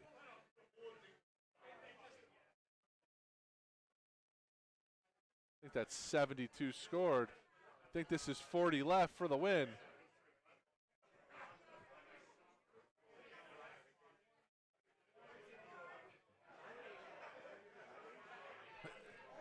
Double 20. Ryan's able to get it with the third leg winner.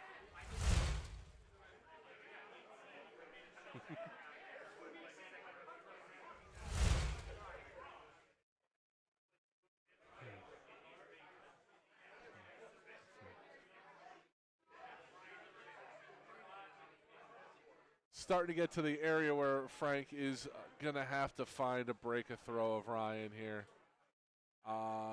If Ryan continues to do what he's doing at the rate at which he's doing it, Frank is going to be back up against the wall quickly.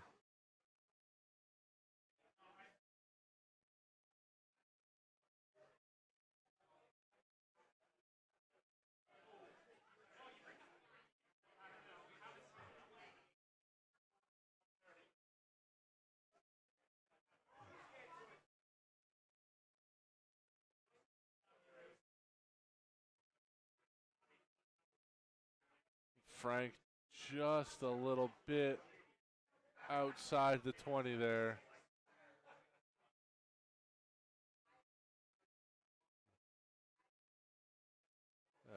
Does not look like Ryan Vanderwhite's going to give him any room to breathe.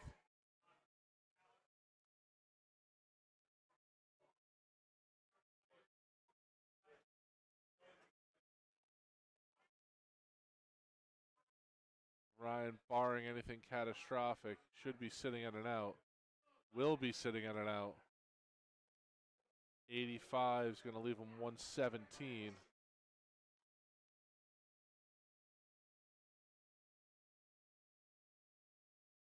Oh, I think that might have just been a bad deflection for Frank there. 125, nothing to sneeze at, but 117, 97. 90, trip 18 here for Ryan. Right dart.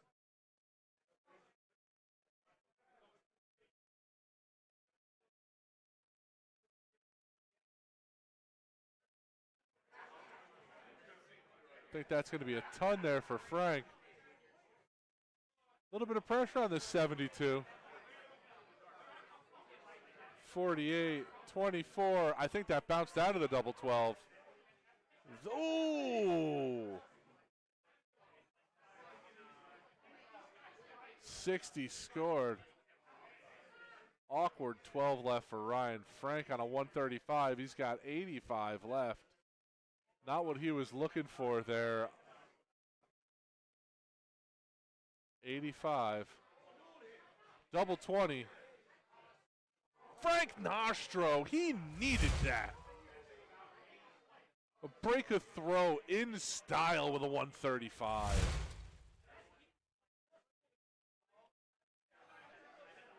Can he hold throw and claw back into this?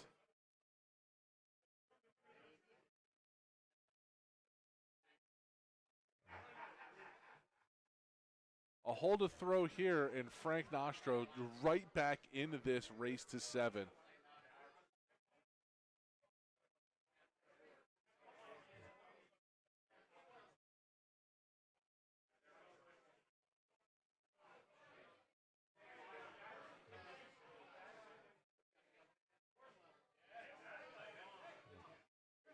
Seeing Ryan trying to get the board back to a level playing field there. Looked like when Frank pulled his darts, might have been a little excited. He's a big, strong man, ladies and gentlemen.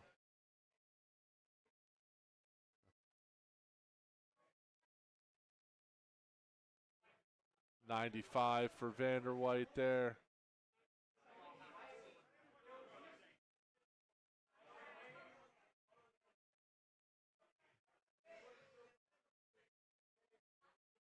Another just bad deflection there for Frank. Rode the top of his dart into the 5. I don't know if others are hanging in there, Ryan. Finds a way to fill it up, though, for a 180. See if Frank can match Ryan's maximum. Oh, just a little high.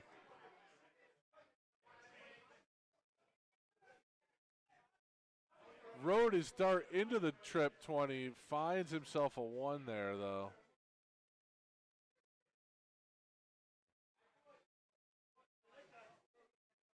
Oh, a 123 for Vanderwhite. Only an 83. I thought that was going to be 2 trips.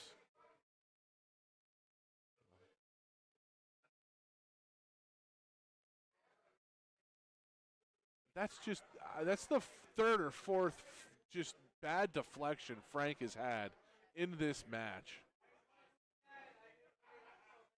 Ryan was going for the win there. He was looking for trip 20, trip 17, double 16.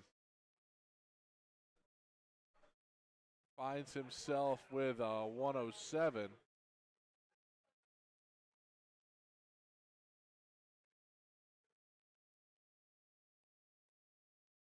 Frank with a ton here, but Ryan going to be 6 clear at 36. Double 9. Opens the door. What kind of pressure can Frank put on it?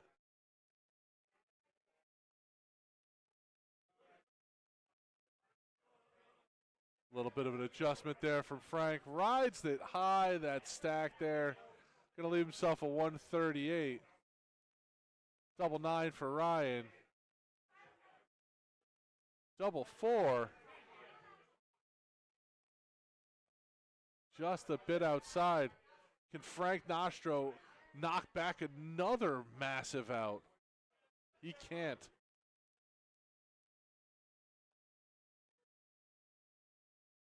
$85. He would have liked the trip 20 with the first dart to give himself a look there. Ryan Vanderwhite, 3 darts and a double 4. Double 2. Feel like this one needs to go for him. Frank Nostro with a chance to maintain his throw. 2 darts and a double 20. 1 dart and a double 19.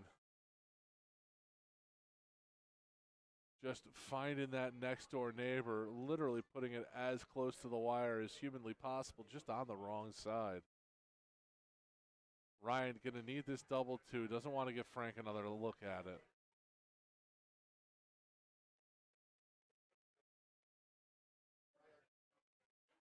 Double 1 here, 1 dart at it. Can't find it. A gift here for Frank Nostro. Can Frank find the double 19? Does he split it though? Does he go 6 first? He does go 6 first, leave himself 32.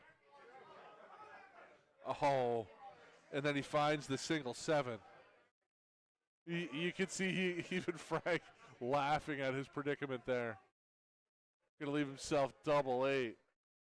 Splits it first dart there, and then still finds himself in the 7 bed.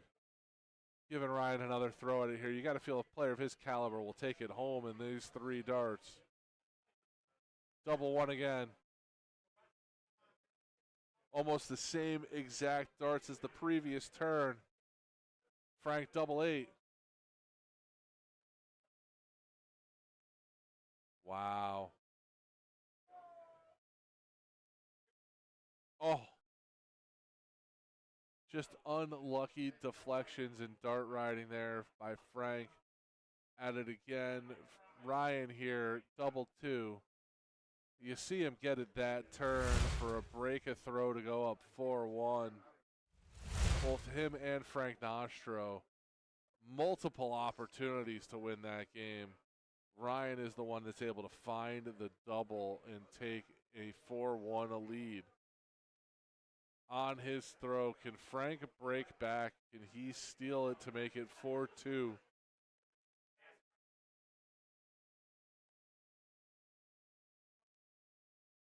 So to start with a 140, that's a fantastic grouping out of Frank.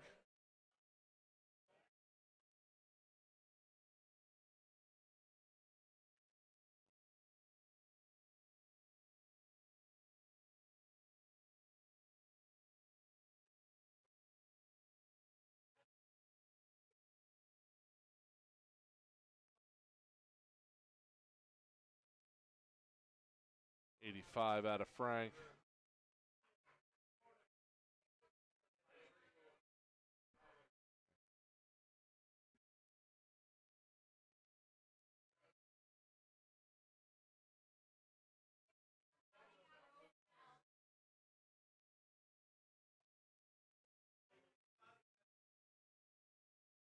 Frank Nostro almost filling it up. There's a 140 to leave himself a 136.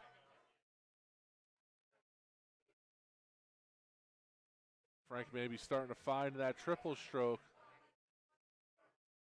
Vanderwhite with a ton.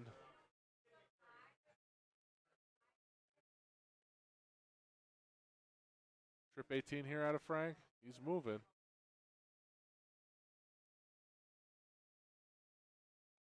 I think he found a trip 1 though. Yeah.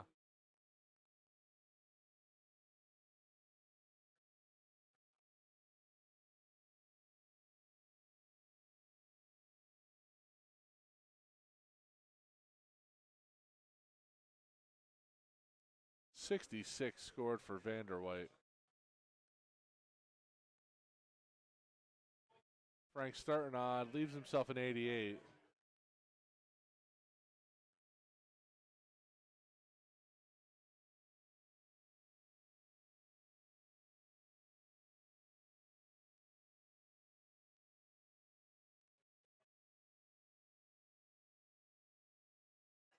I think that math is wrong there.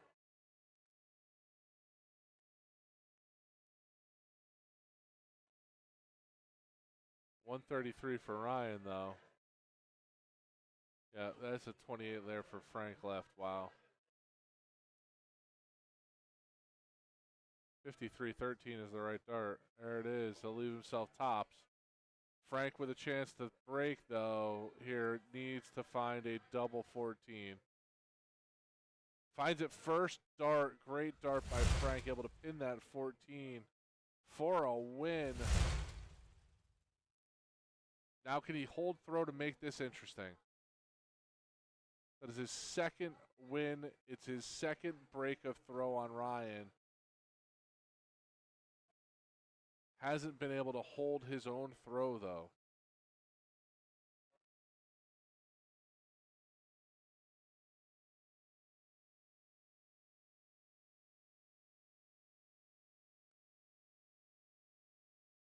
.60 start for Ryan, but Frank all over that trip 20 again.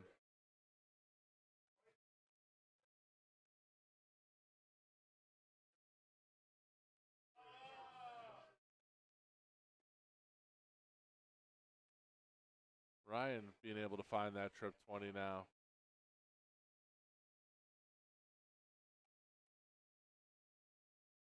Both players finding that triple stroke here as we get closer to the 7th leg.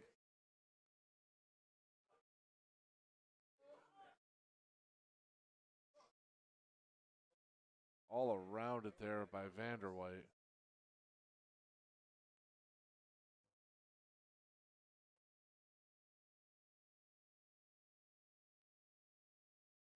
Oh, we've seen unlucky dart flight riding up. We've seen an unlucky bounce out now for Frank.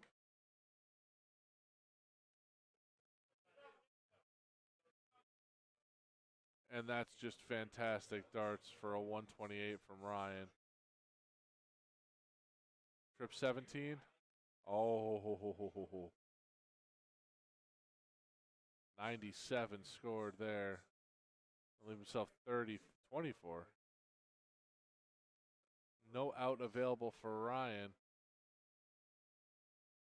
Can leave himself 58. Double 12 for Frank to hold throw. Double 6 needs to find it. He can, holds his throw. All of a sudden, Frank Nostro on a little bit of a run here. Back-to-back wins and back-to-back legs. If he can find a break of Vanderwhite's throw again, he'll be all squared.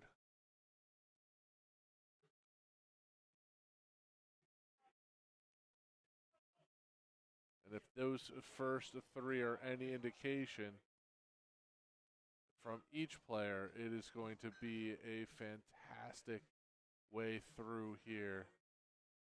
Ryan with back-to-back tons.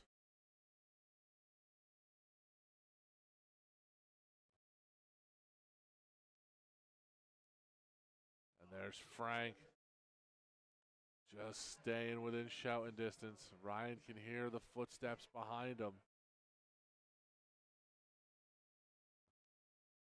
Oh my goodness. He fills it up only to have it fallen out.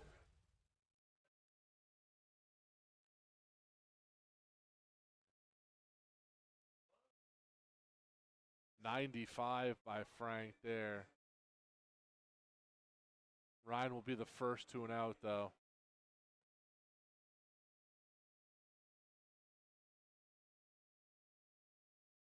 Going to leave himself a 123. Can Frank put pressure on it? Can he hit another triple to put some big pressure on it? 85. He's going to leave himself 140.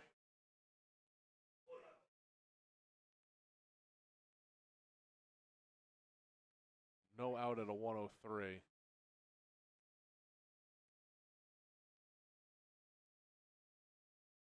Be a trip 17 here from Ryan.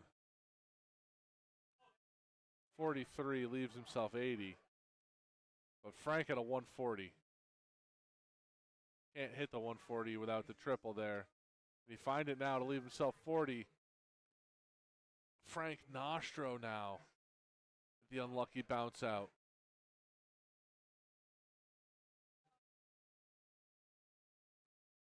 Wow, 75. Does he go bull?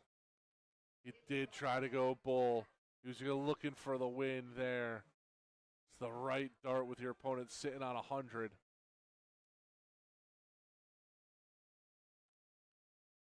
$97. Needs the trip 19 here to leave himself tops. No out left for Frank. He should go 22 scored. He's got 78. I think he was going 18 to leave himself 60 there.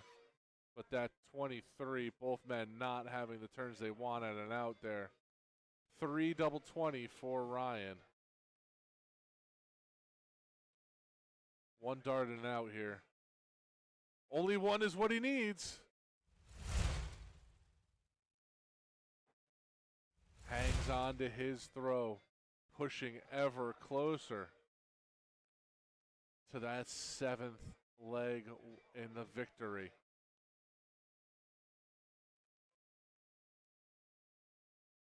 We've seen Frank only able to hold his throw once here. He's going to need to find a way to do it again and then have a break of Ryan to square everything back up.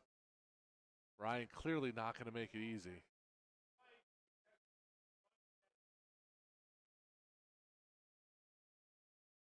That's a 43 out of Frank.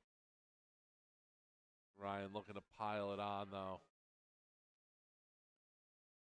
Find a trip. He can. Sitting at a 2-6-1 through 6.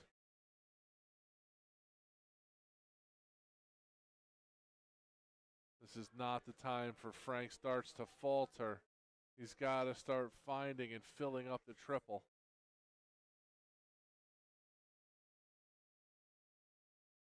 I mean, after that bounce up by Ryan, I would have been wary to throw that last dart. Leaves himself a 1-6-1. Can he go triple, triple, double bull?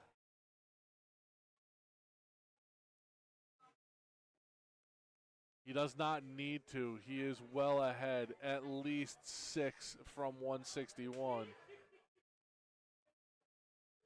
81 left.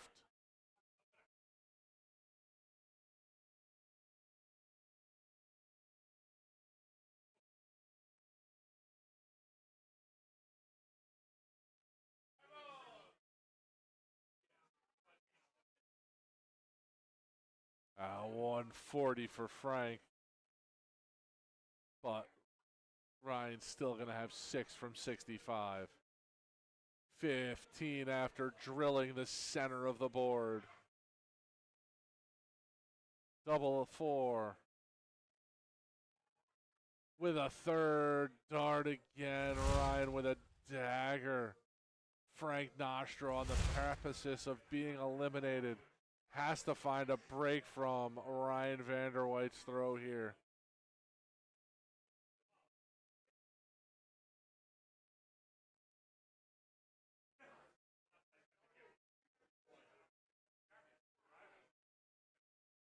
Ryan with the 40 floor.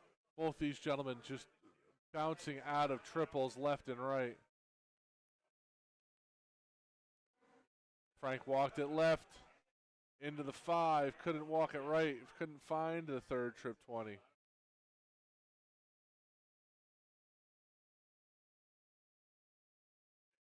Same thing for Ryan there. 85.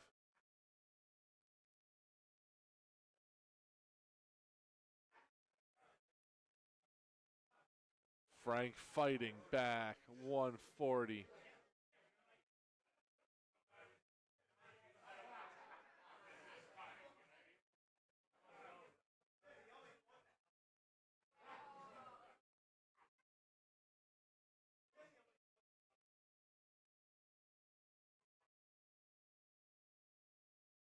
$57 out of Frank there. Just trying to find a clean triple to find Could not.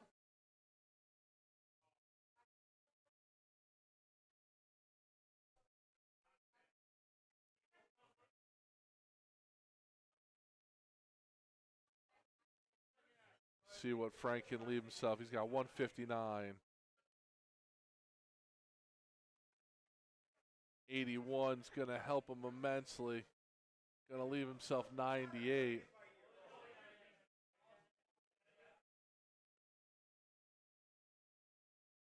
He'll have at least 6 darts at the 98.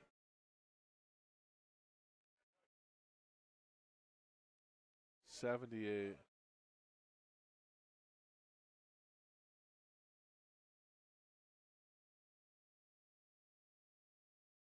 40 scored?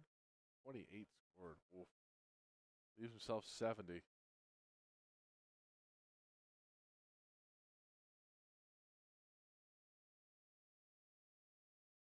Just a down leg here from Ryan. Almost 64 left. 16. Bust there on a 70. Can Ryan take this down in spectacular fashion? 91. He's got it. He's got 40 left.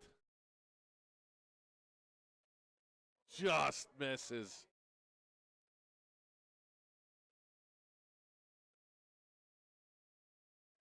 Double 20 for Frank.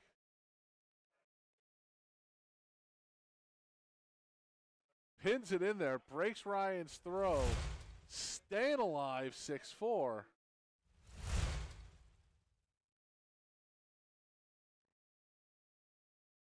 Here's what Frank is up against. He's got to win on his throw to go 6-5. Break Ryan Vanderwhite's throw to go 6-6. And then win on his own throw to win this 7-6. Any hiccup, any deviation from that plan, and Ryan Vanderwhite is moving on to the semifinals.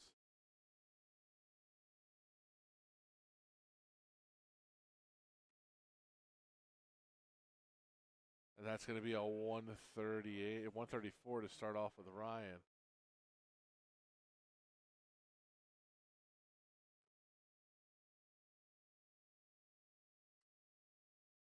We have seen Ryan falter on some doubles.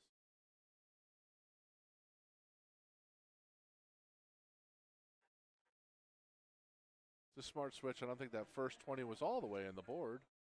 97. A ton will leave Ryan a look at an out.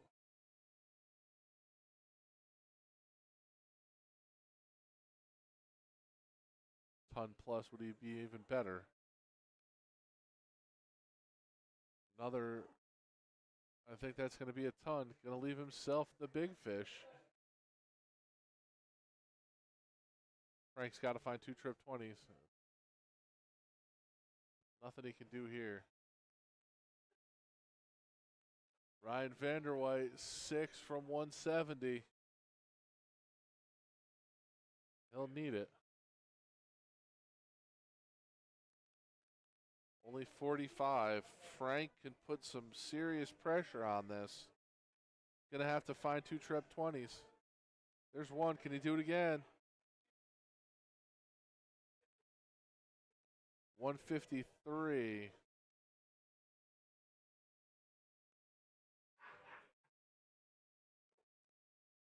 Double 20 for the win for Ryan. Oh my. Ryan's been inches away from big finishes this entire game.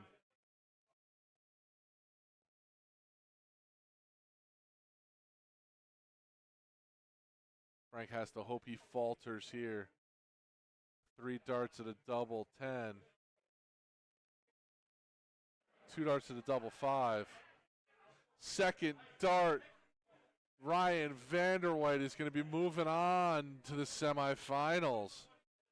Setting the stage, we will have Gino Florian, Joey Lenon, our first semifinal.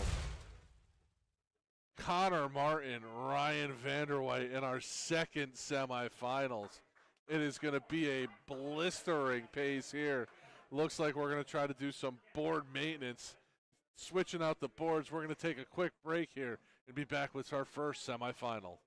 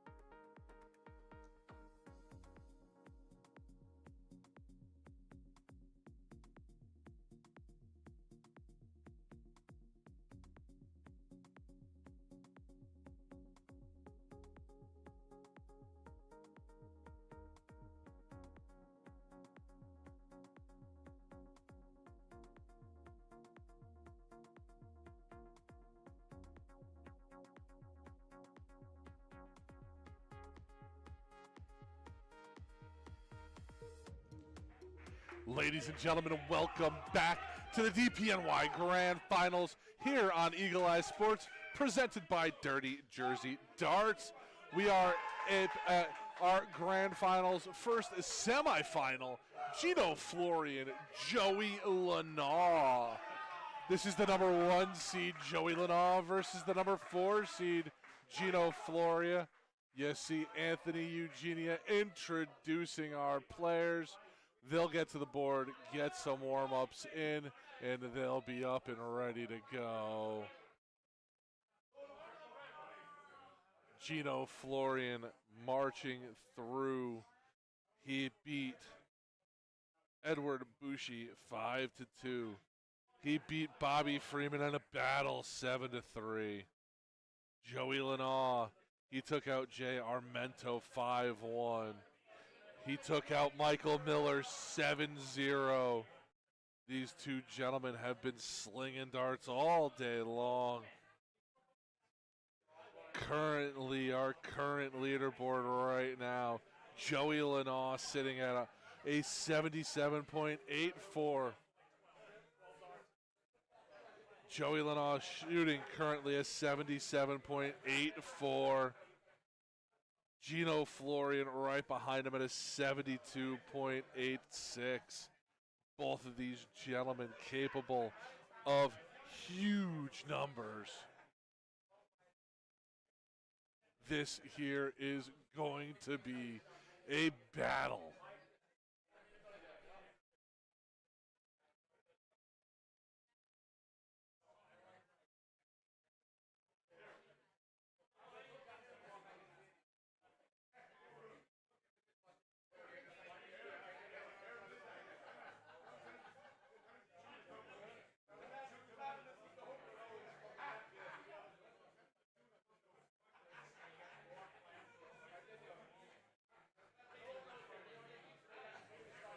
See these gentlemen still warming up at the board.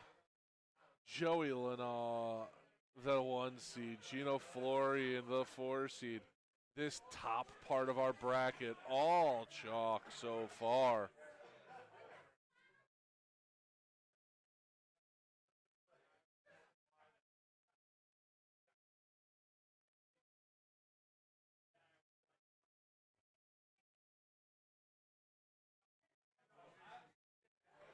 Trying to coax one of our scorekeepers and co-hosts here for the day. She is going to come join me for a little bit.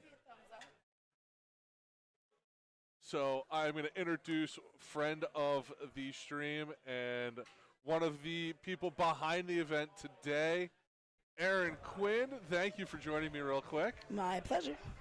So I wanted to get your take. I know you're just coming back from a wonderful junior darts tour, so I wanted to get you on and talk about that for a little bit as this match with Joey gets underway. It seemed it was only fitting. Well, today is actually the anniversary of him taking a top 16 finish in the JDC 4 years ago. He was over in England in Bristol. He was part of the first team that I was part of to send over. And he definitely represented well with Gavin and Jameson and Connor Zaragoza. And I know you're just coming back. How was it out in Gibraltar? it was absolutely beautiful. The kids had struggles on the dartboard, but they had a great time, which is more than I can ask for. They enjoyed every minute of it. And they'll never get memories like that. Through your pictures and everything that you shared both on social media and with the group that we had in the back, it was looked like you had and the kids had just a special time over there. The addition of the gala this year was, I think, the best decision they made because the kids got to be showcased to a whole room where in the past it's just been like, all right, hey, come pick up your shirts at the Holiday Inn and have at it. Here's the draw and whatever. And this year they had it on the Sunborn Yacht, which is a casino and hotel, and it was just a great night for them. Everybody had a walk-on song, and they received their shirts and a couple little mementos from Winmore, and it was a great touch. So switching gears on you a little bit here, I know that you are one of the two driving forces behind this DPNY tour. One of the three. I've seen you of the three. running several of the tournaments. Yeah. So Dave and I do the legwork. yeah, it's always I always see the two of you out running tournaments. So you are more than familiar with our two players here, with Gino and Joey. As we see Joey take the first leg here. What do you think of these two players? Oh, there's a reason why they're playing here today. There's a reason. They're the best of the best in New York, and this room was a tough field today. And someone actually mentioned to me that they think this is the best lineup that we've had.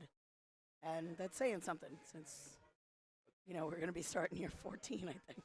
Top to bottom, you're talking about, at one point I was looking at it in the Vander White versus 4-hour match where Ryan ends up winning a leg throwing 100 with Paul throwing a 96. It's just absolutely incredible the amount of talent in this room that you guys have been able to foster through this tour. So it's a great job out of you guys and just a great representation for darts. It's all about the players, and we keep that in mind, and we try to keep that to be our driving force, and hopefully it continues. So I can't let you get out of here without, I know you presented an award earlier today, so please don't hit me. I did. Do you want to talk about that award a little bit? Pat-Quinn Award, I was surprised with 3 years ago after Pat passed away in 2020. I actually was the recipient of the first one. I run a dart tournament for him every year since February of 2014. That was our first one. And it's February 3rd, 2024. So it'll be here before I know it. So I got to start getting raffle prizes together. Looks at the watch. Yeah, it's already about that time, isn't it? Yeah, I got to put in legwork now. But I received it last year. We bestowed it on Paul Burns, who actually does a lot with the Ryder Cup of darts and behind the scenes where he doesn't want people to know about it. He donates to a lot.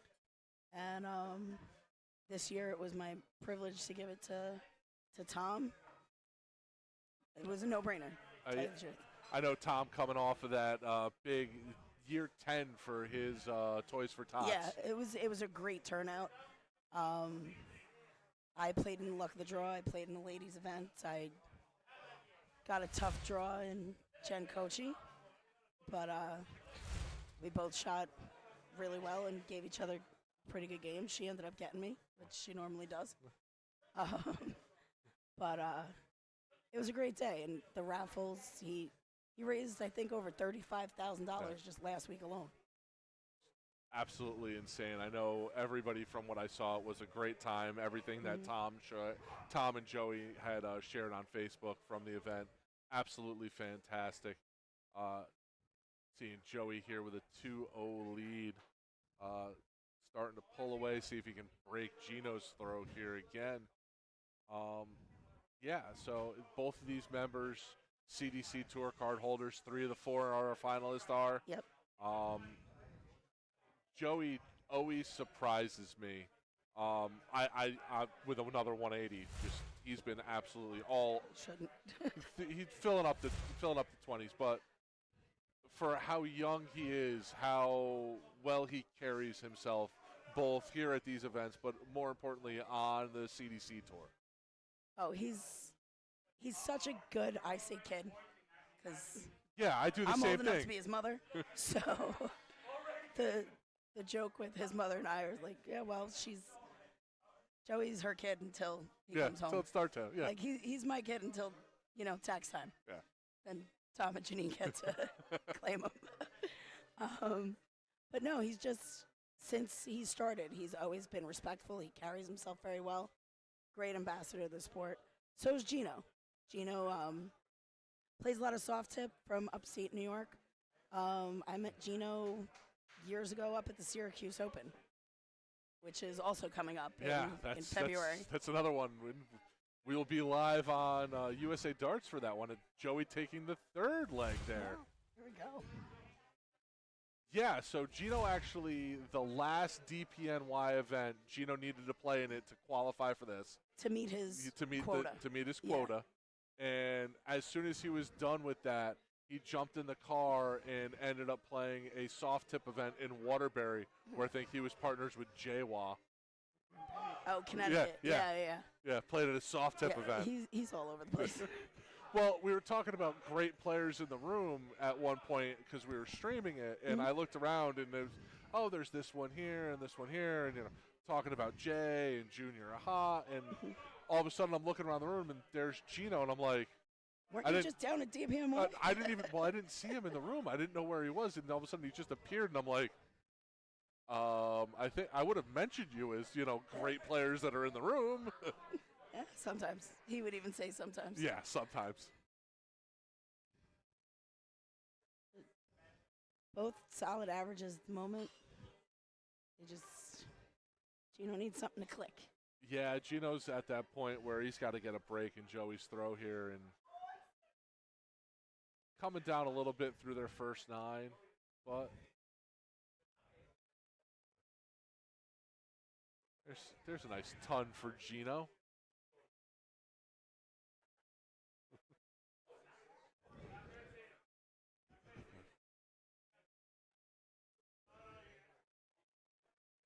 Been seeing you keeping score here as well over on our featured board a little bit. Yeah, we bring up Mr. Eugenia for the finals.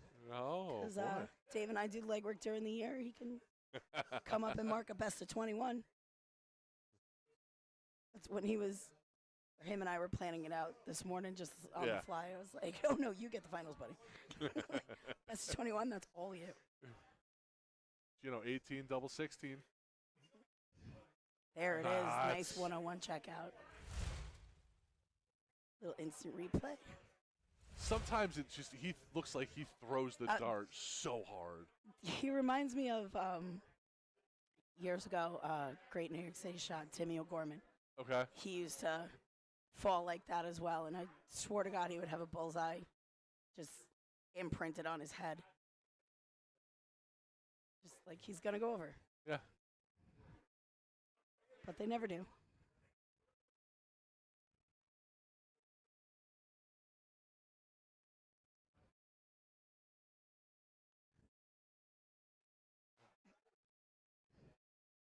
So, Syracuse, the next big event that you're attending, next big tournament? No, sir. Philly Open. Philly Open started. Philly Open starting the year. I only do like 2 or 3 tournaments for myself. Like as a player, I do the Philly Open. I do Syracuse because I promised Cali West I would never miss it again. I took off. I didn't go in 2020, in February 2020, and a month later the world shut down. Yeah. I'm not saying it's related, but I'm not taking any chances. So God forbid I don't go to Syracuse again. Yeah, we might be in another pandemic. Last year was my first year. I was up there last year with a bunch of guys from Connecticut, and this year I'll be part of the USA Dart team up there covering it, doing the broadcasting. Nice. That was the one thing they were missing last year was streaming. But the first year in that hotel, they didn't know what the setup was going to be like, and they didn't want to throw streaming into the mix as well since it was their first place, the first time there. But it's a great venue. It's a lot of fun. It's a great time.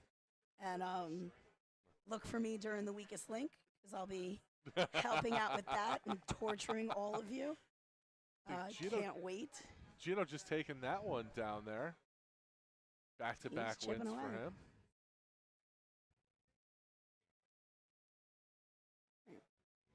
Long day at darts for these guys. You're starting off with the best of 5, best of 7, best of 9 now. I know these guys throw all the time. First to 9. First to 9. Oh, yeah. It'd be quick. They'd be done by now. Yeah. No, it is a long day, and it's tough on the body. It's you have to pace yourself. Don't tell these guys that. Gino filling it up now with another 180. Right. Joey has the luxury of coming up through the youth system, so he doesn't drink when he plays. Yeah. Whereas, like us who learns it as adults, like, oh, let me go have a beverage before I start just to get the nerves out. He doesn't have that. Most of us started out with, hey, this is going to be something fun to do with friends. Yeah. You know, and Joey started out with, like you said, the youth tour and everything like that, and it's. Well, he actually started because of Toys for Tots. Okay.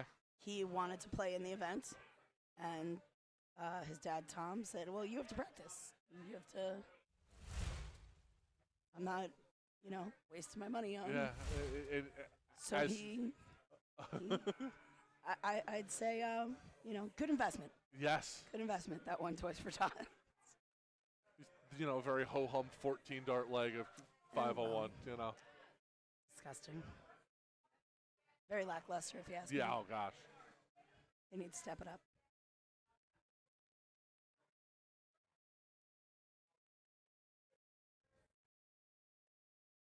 Speaking of your better half, David, I know he's out enjoying some darts in London.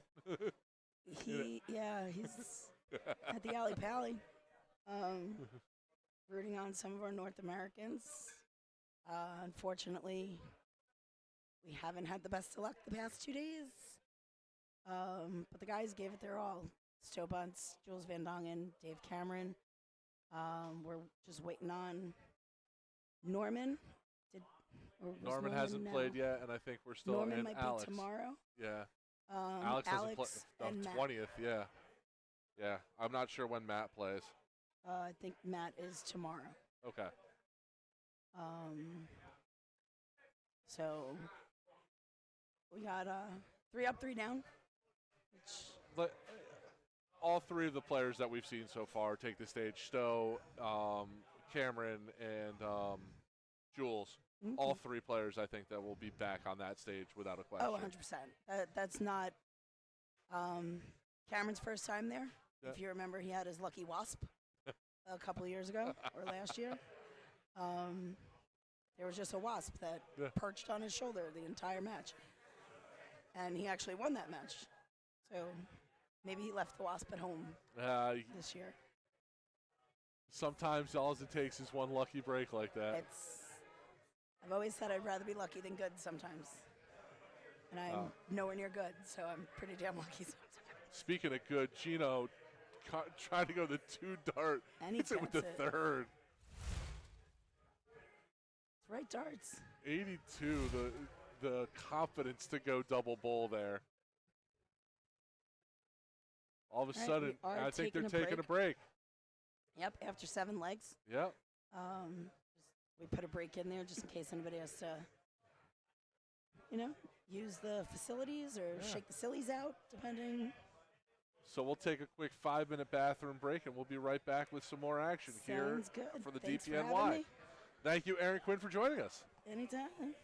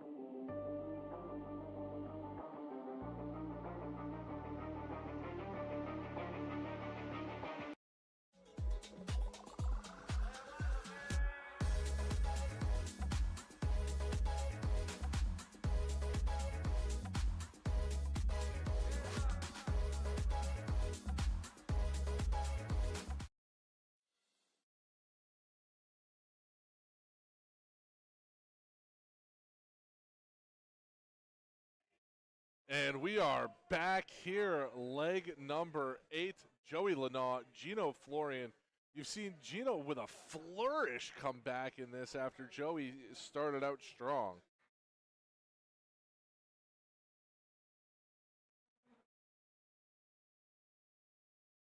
Want to thank our guest and co-tournament runner here, Erin Quinn, for joining us briefly. She's got to get back to her duties. I'll be with you for the rest of this one, and then the second semifinal will be joined by Anthony Eugenia. So that'll be great. But right now, we got these two competitors racing to be the first 1 to 9.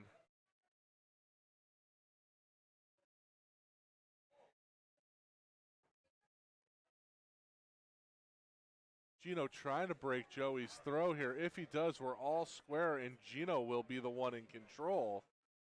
Joey trying to stay with a 2-leg lead. Cooling off a little bit here, though.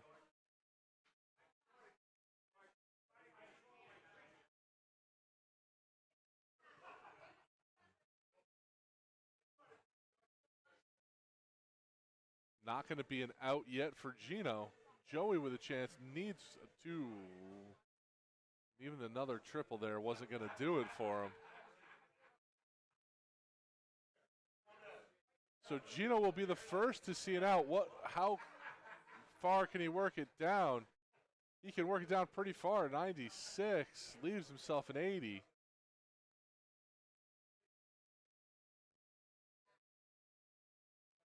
Joey right behind him, going to leave himself a 96. Well, 116. Gino double 10, though. First time we've seen him falter at doubles in a little bit.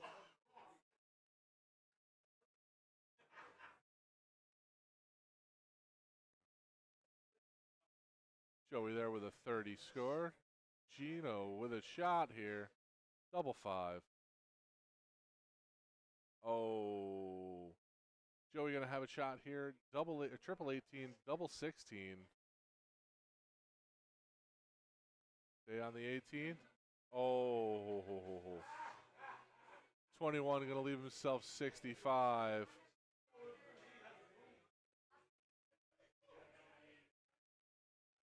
One double 2 for Gino.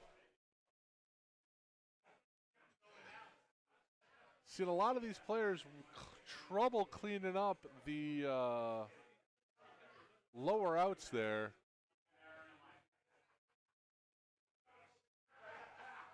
Oh, not the dart you want to throw and see if you're Joey. Leave yourself a 5.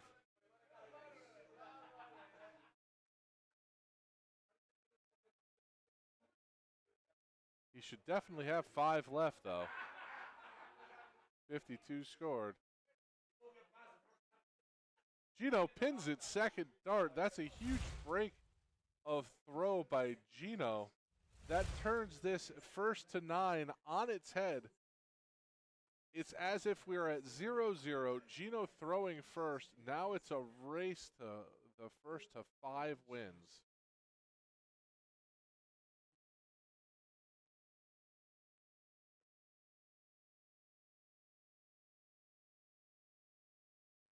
Joey cooling off considerably here. He's going to have to find that triple stroke to get back in this.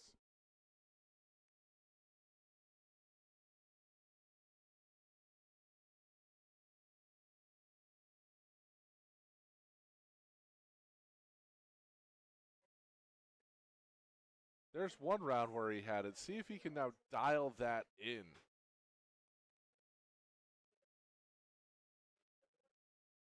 So 100 there for Gino.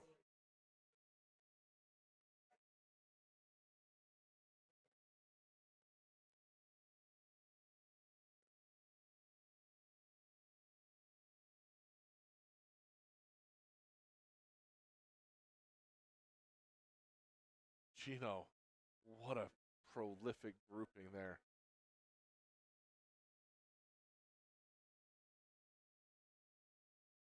Gino now a 102 out. 42. 36.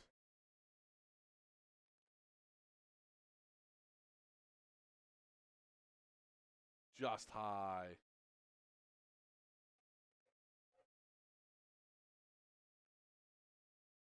.52, double 20 for Joey.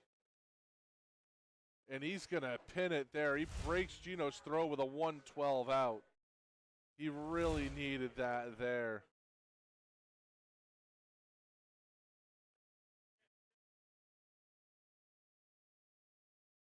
Like I just said, at 4-4, Gino's throw, it'd be a race to the first who can get 5 wins.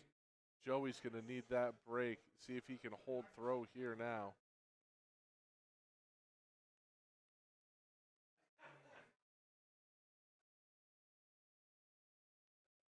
A break in Gino, they're right back in that situation with him firmly in control. It's an 85.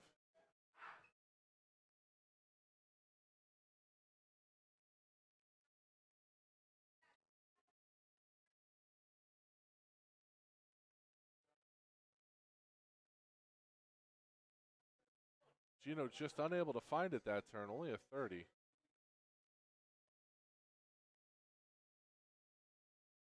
So the 96, 58, oof.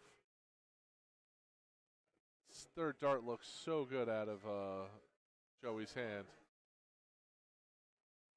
And there's a ton for Gino. That's a big turn. Joey needs to find a triple here.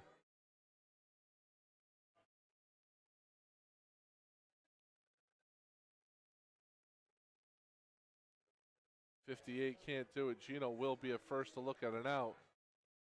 Bullseye? No, he stays up there for a 95.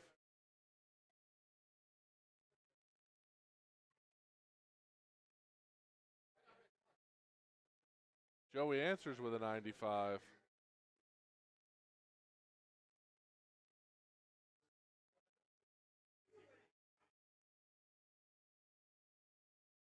.55 for Gino. Going to leave himself 56.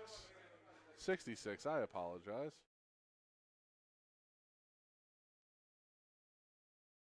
41 for Joey. 56, 16 tops. 20. Oh, just a little too high.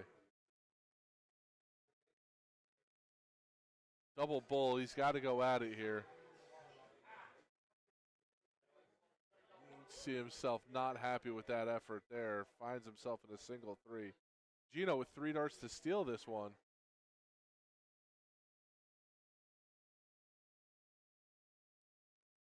He's going to want those back if Joey could find a way to hit this 47. 32 for Joey, 2 darts at it. Double. Wow, that's a single 8. He's going to have 12 left. Oh, my goodness gracious.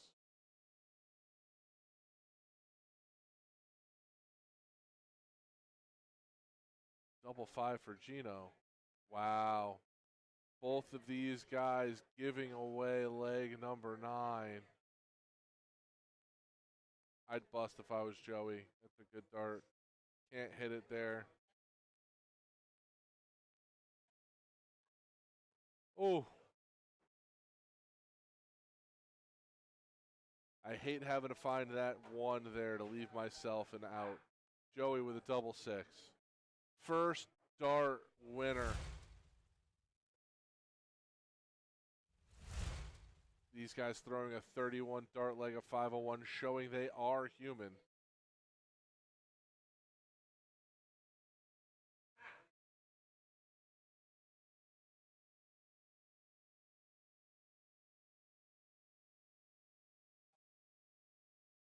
Joey going to open up with a 97. Joey 2 legs clear now. Gino's got to find a way to hold on to this one. Does not want to let that gap widen. Going to need to find a way to hold his turn here and get a break to even it back up.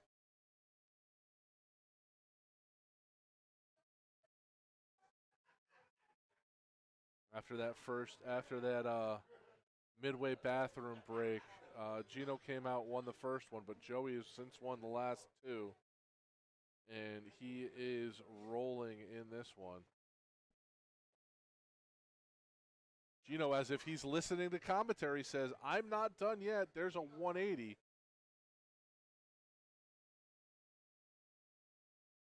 137 for Joey. 57 scored, 62 left. Trip 10, double 16, right?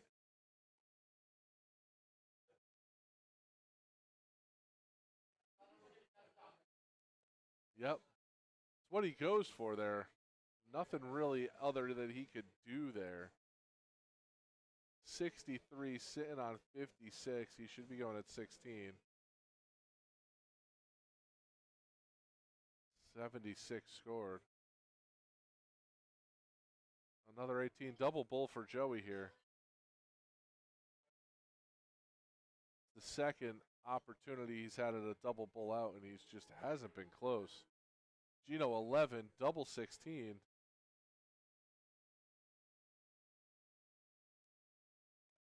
All of you seeing is that Gino agitated his doubles right now. Wow, that's going to leave him 46. Double 20, one dart at it, and he hits it.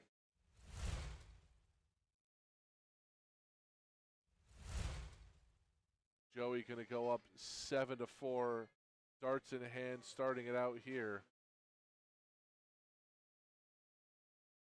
Gino having chances to claw back into this, but slowly it's starting to get away from him. 95 start for Gino. Has to find a break of Joey's throw here.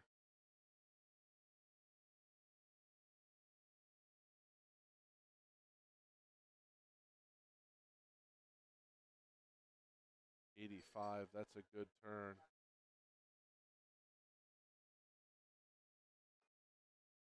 Both of these guys picking up the pace at which they throw.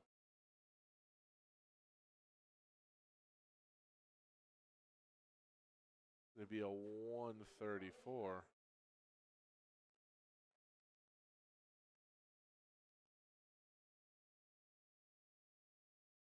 .29 not going to help Joey's cause here. Gino has to get out of his head to get away from the double trouble that he's felt.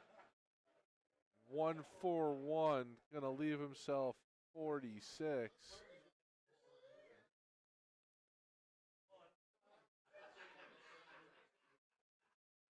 .178, not a finish. Gino 14, double 16. Double 16. Finds it with the third dart. You can see himself sarcastically clapping there.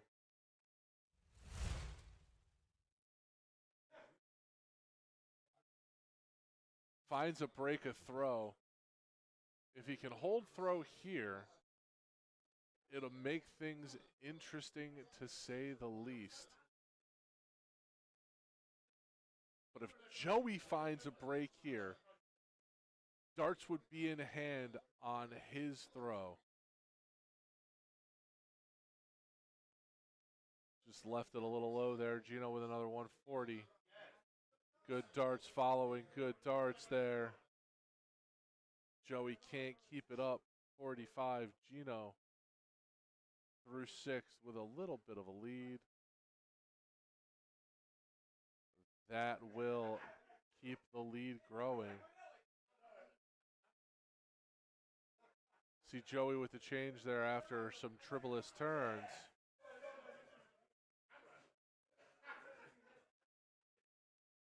Wonder if we'll see the same out of Gino there at 28. A ton would make this interesting. Triple 20. Oh, can't speak it into existence. Going to leave himself 210. Anything but another trip 19.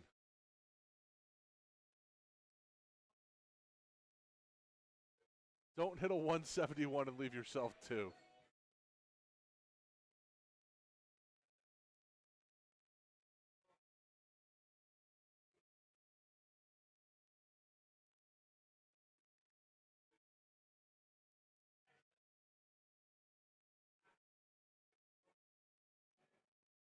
24. Gino going to have at least 6 at this 42. 2 darts at a 16. Hits it with the third dart. Gino Florian making it interesting. Back to back.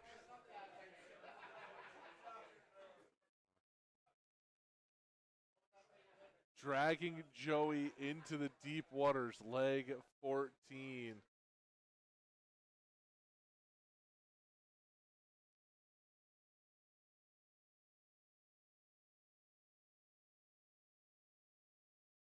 The 83 there, just an unlucky triple for Joey.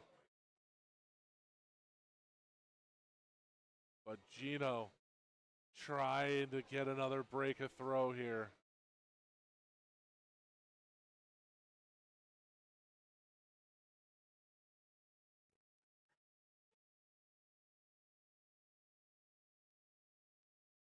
Oh, a break here of throw, squares everything back up. And then all of a sudden, those double troubles he had that gave Joey a little bit of a leave are a distant memory. Another ton for Gino, leaves himself a 120 out.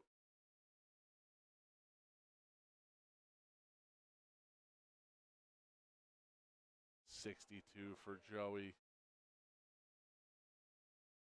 Oh, Gino with a 115, can't get out from there. 95.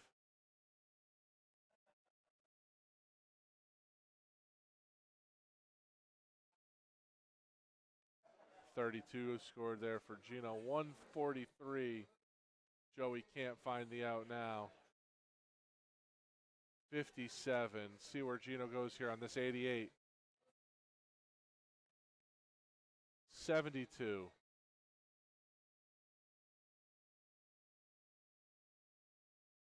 Gino not happy with those starts. He's got 25. He's got 63. 13 to leave double bowl.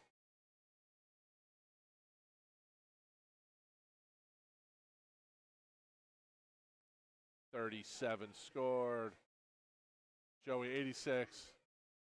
Another 18. That's going to leave double bowl. He's been miles away on his previous attempts and still can't find it. 19 double 16 for Gino in the break.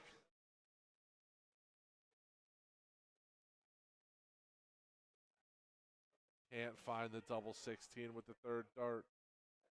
Joey, can he escape here? Double 17 now. I don't think that's what he was thinking about.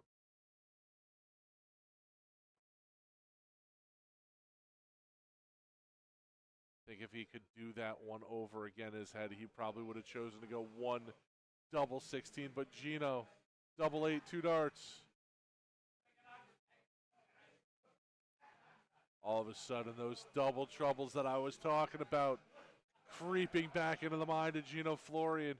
Joey to push this to an 8-6 lead with the first dart.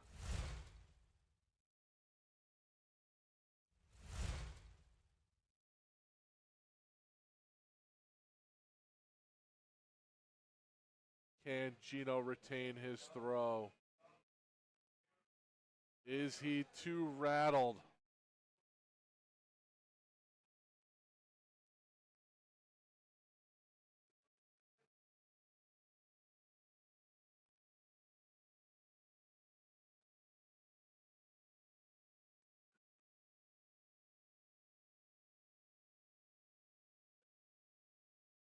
That's more of the form that we've seen throughout this from Gino, a 121, just missing the 180.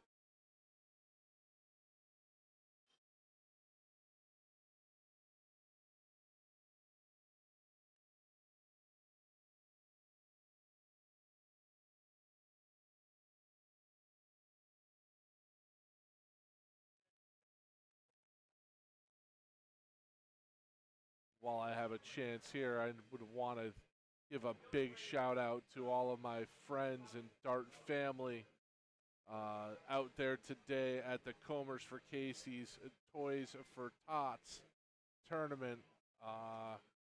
Wish we could be there with you today. However, We are here at the Grand Finals watching Gino Florian and Joey Lenoir put on a show.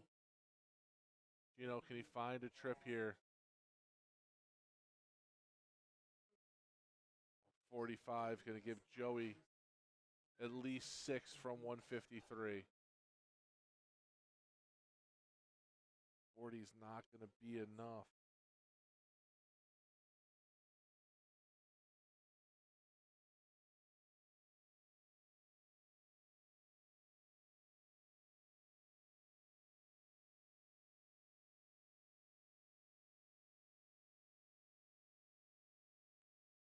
A 180 from Gino put a massive amount of pressure on this 113 from Joey. Can't get there now. Gino, can he exercise the demons that have been haunting him in these doubles? 13. Oh, he goes 20. 988.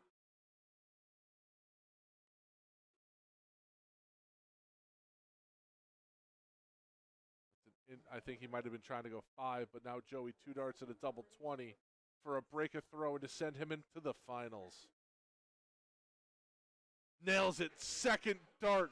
Joey Lenoir heading on to the finals. He awaits the winner of Connor Martin and Ryan Vanderwhite.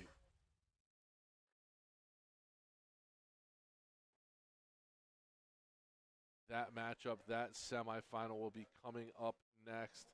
It'll be Ryan Vanderwhite versus Connor Martin.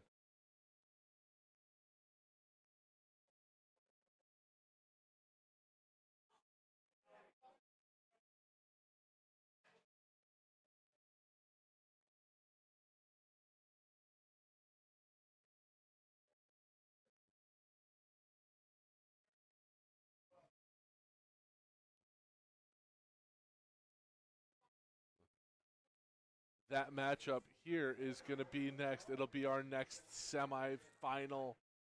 We'll get these players to the board. We'll get them warmed up. And when we come back, Ryan Vanderwhite, Connor Martin, Anthony Eugenia will be joining me. We will be right back.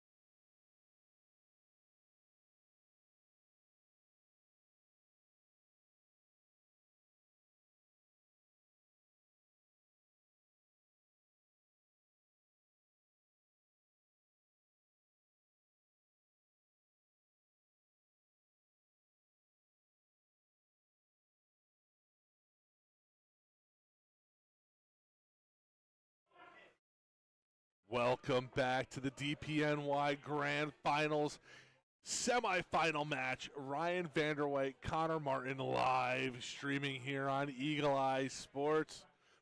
This tournament presented to you by Dirty Jersey Darts.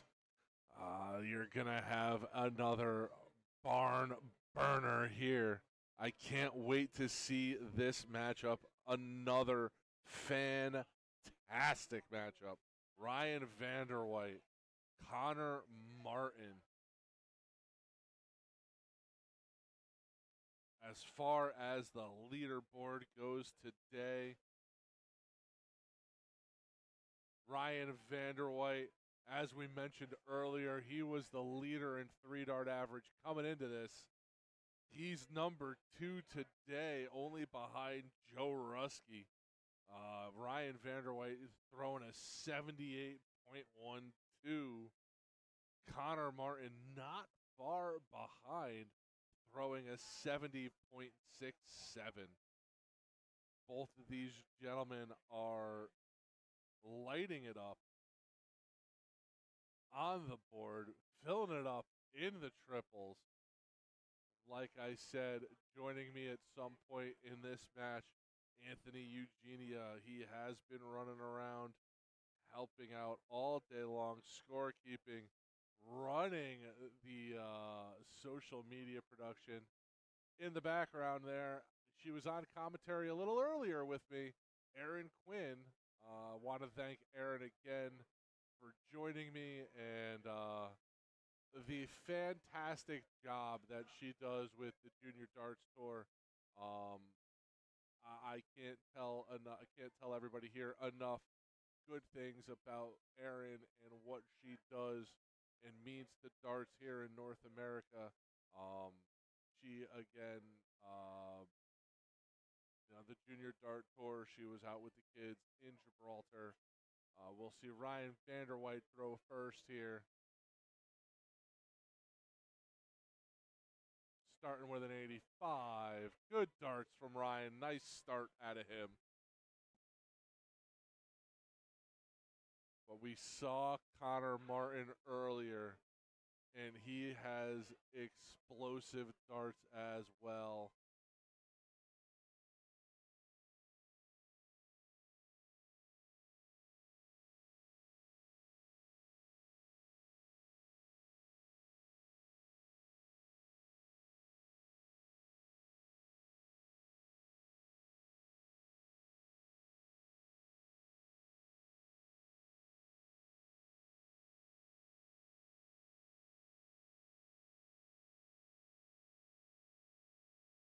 Can't tell if that's a trip 20 or not, but that's definitely a trip 19.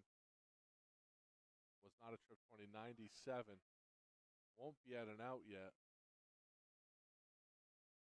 Connor can't find an out from here.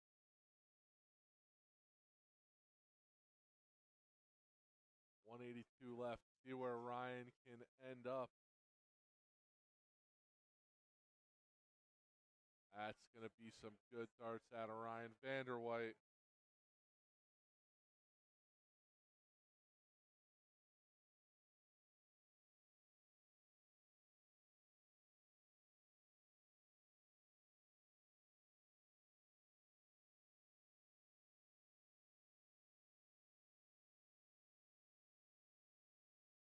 Double 18 for Ryan, just a little inside of it. Oh, he hit it. I apologize. I thought that was just inside Ryan, taking the first leg with a double 18. I thought it was just inside.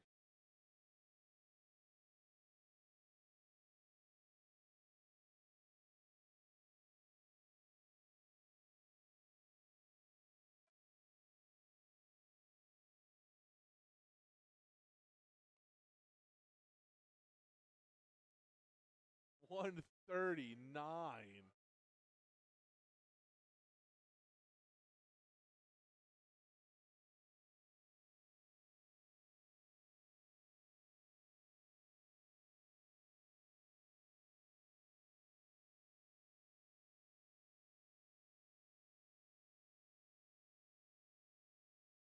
Ryan can only find a 60 there. Let's see where he can find now.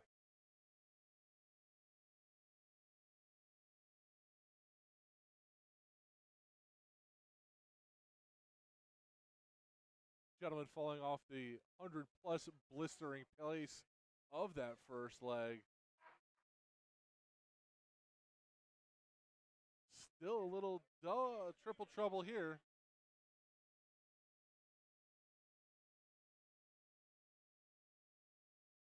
Connor finds himself into a trip 5. Either one of those a 20, trip 20? One of them is. That's a 95.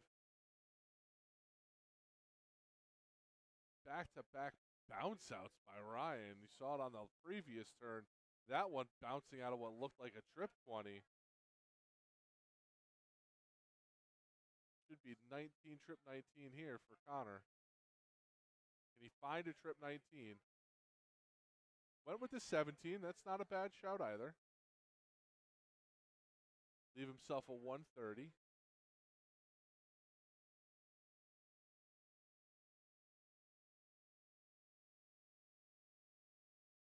Ryan just can't seem to find the triple bed right now. I'm sure that will change.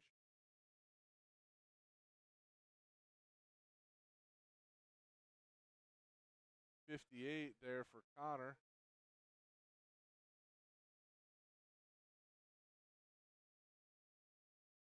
See if Ryan can find a triple, or does he move? Leaves himself 80. Connor, though, with 72, first crack at the out. Just low. He'll throw another 16 to leave 20, double 20. Oh, just high. Ryan steps the line with 80 and a chance to break throw. Double 10 now.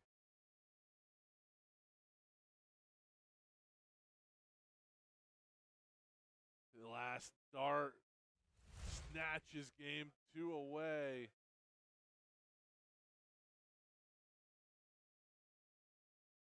To leg 3 we go. Ryan Vanderwhite up 2 legs to none.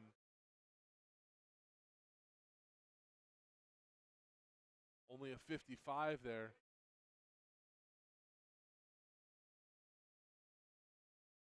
See what we can find, what Connor Martin can find there. 58.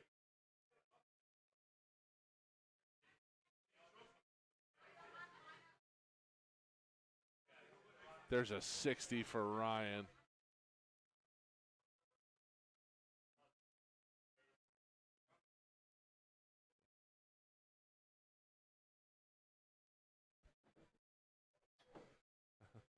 Sorry.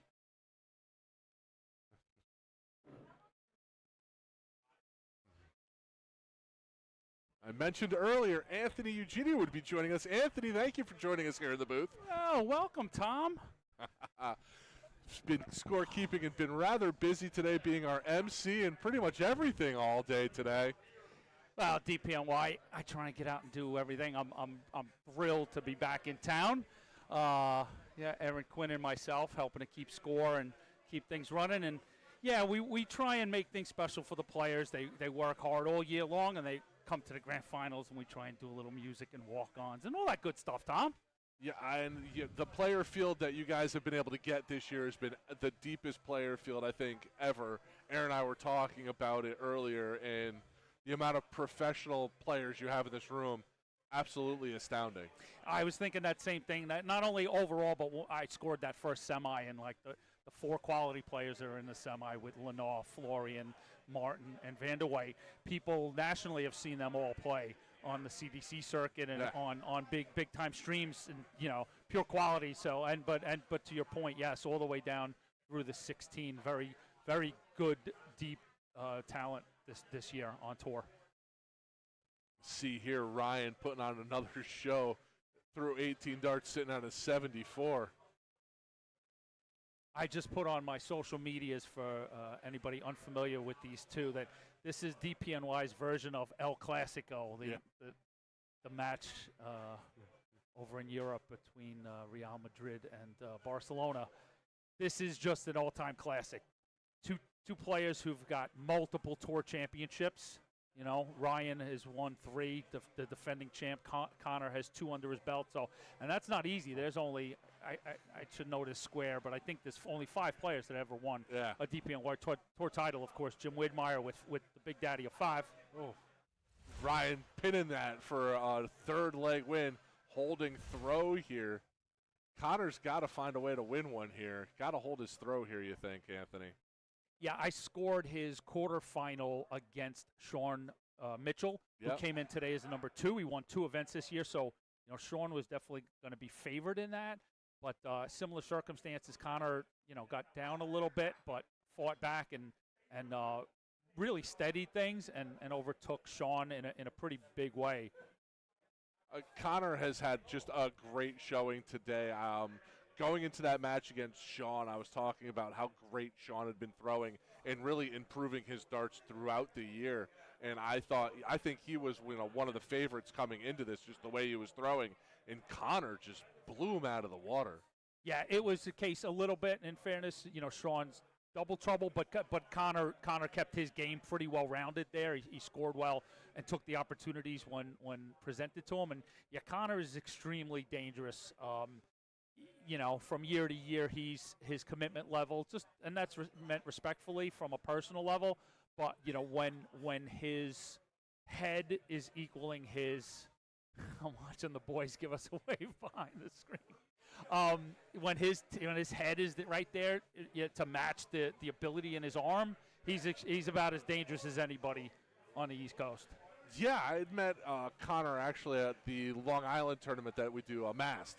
And I got a chance to talk to him a couple of years ago about darts. And so it was the first time I had actually met him. Ryan I've met, several times over different tournaments and out on the CDC tour. And whoever wins this, it's going to be a tough matchup with Joey. Just misses the 120. All right, do you think Ryan's going to go 20 double bull? No. Misses his first target, though, so he loses a dart at a double, but takes his third one, right? Doesn't matter. He does Ryan Vanderwhite things. Yeah, we've seen Ryan, to your point, in the last couple of years, take his sort of step up. A lot of people in the area had always, pushed Ryan to go play out on the championship dart circuit, and he was comfortable where he was. He just, in his opinion, maybe he wasn't ready, and I have to say that he probably was right. He knows himself because it was time when it was time, and he's come out on tour in the last couple of years. He's made now back-to-back Continental Cup finals, and shown that he can compete with people on a national level. And he's got that in there. He's got a gear. Yeah, it's just talking to these guys. In order to be competitive at that level, he's thrown in 82 right now, and through conversations with him and Joey and some of the other guys that are on, the lower end of that CDC, they're saying, hey, the biggest thing is you got to be in the high 80s and low 90s now to compete there, and that's all just your finishing. You have to have the ton-plus finish. Absolutely. And that's what we've seen today is anybody who's finishing above that 60 mark, they're having a great day. Yeah, that really rounds out that scoring number. That's why, another good useful tool is that first 9 look, to see how people are coming out of the blocks, how they're scoring. But as you say, a real testament to sort of, darts now in North America. The players have pushed each other to the point where, on a national level now, it's got to be high 80s, 88 up and into the 90s, And that certainly has a trickle-down effect. You get now to this tour. I mean, this is year 13. And, we've had big name players, and I'll give everybody a little tidbit. Obviously, people know Jim Widmeyer, but, Paul Burns and George Timpone, and I'm probably going to leave out a few, but locals will know those great names early on. So there was talent, but to see a DPNY finals match, in the 80s, that would have been a bigger deal a decade ago. So the DPNY group has sort of pushed themselves up as well. Pre-COVID, I remember, hey, you're sitting at 60. 60 is a great turn. Now all of a sudden, in 60, you don't find a triple. It's not a good turn anymore. No, yeah, the old treble is turn, and like that counts here in DPNY as we see Connor have a look at tops. Got to break the throw here. He does.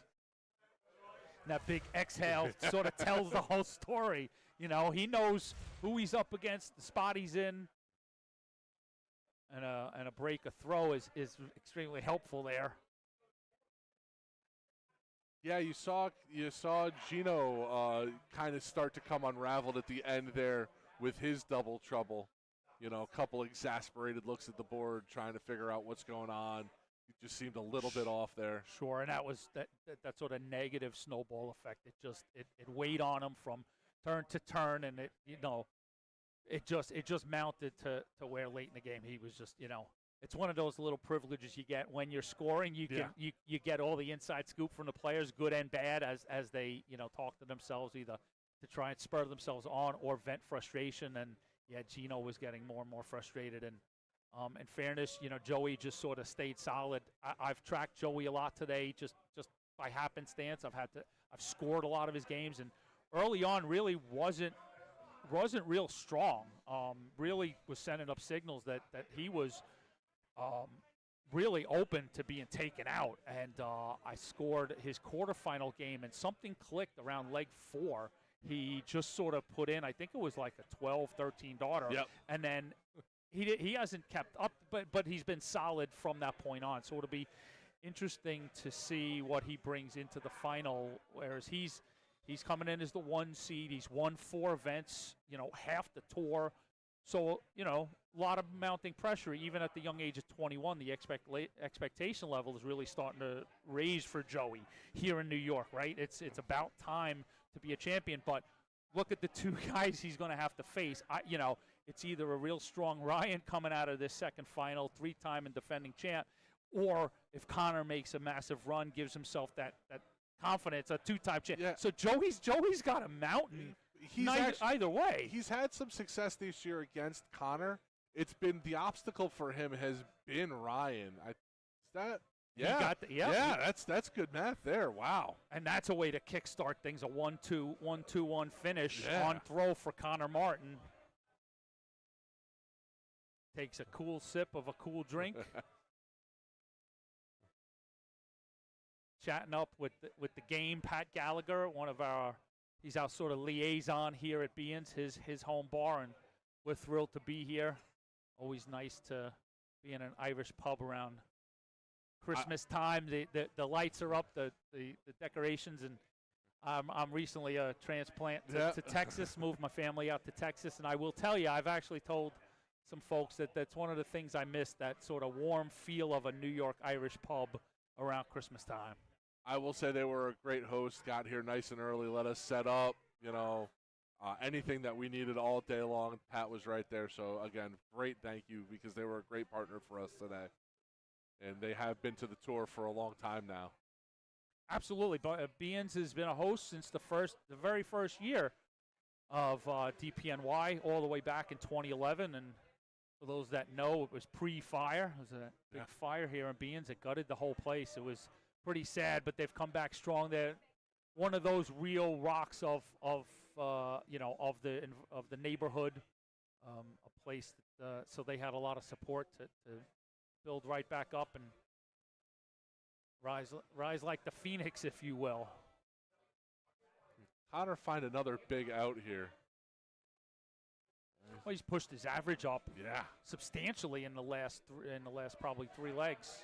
Like we were saying, when you have that ton plus now, ton 30 plus finish there, that's going to do it.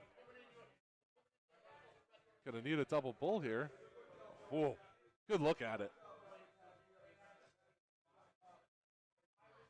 Will he go 15s or is he going bull? And I think that's the pullback decision.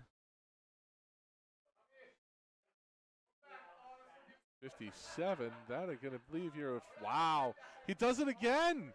He's enjoying that double Mentor 14. Sulovich double 14. Connor Martin, 3 in a row, if I've got that correct, right? Yep, and it looks like they're going to take a quick break here, it looks like. Tom, that was, right, a small break after 7, and that's two breaks in that 3 for Connor. So we've got a big second half to this second final, and turn it back over to you. Are we going to chat? Or are we going to step away? We can talk about the tour. We can talk about the tour for a little bit. Yeah, absolutely. Of course. I know. Speaking not only of the tour, but I know you got a big anniversary coming up for the CDC. It's year 10. Yes, my goodness, we're going. 2024 is going to be the 10th year of the championship dart circuit, and I don't know where that time has gone. It's just crazy. We go from year to year, just keep doing it, and then sometimes it just moves so quickly. I always joke with the staff as we go into it, weekend one. I'm like, trust me, folks, when you're going to blink and it's going to be the Continental Cup Finals, and that's just the way it is. So, yeah, we've got a lot of stuff that we hope breaks right, and it will be a lot of exciting stuff for the 10th year of the CDC. I know we got a big event that we're all going out. We're all excited about going out to PopCon, and then a couple weeks later we have the Cross Border Challenge, and then flipped around actually. Flipped around. Yeah, okay. the Cross Border is going to be first. That's April 12th and 13th off the top of my head, and we're booking, trying to look for a venue. I shouldn't say look for a venue. We're in negotiations with more than one venue for that. And then, as you say, real cool thing coming up. A real baby of my partner, Peter Cetera. He lined things up.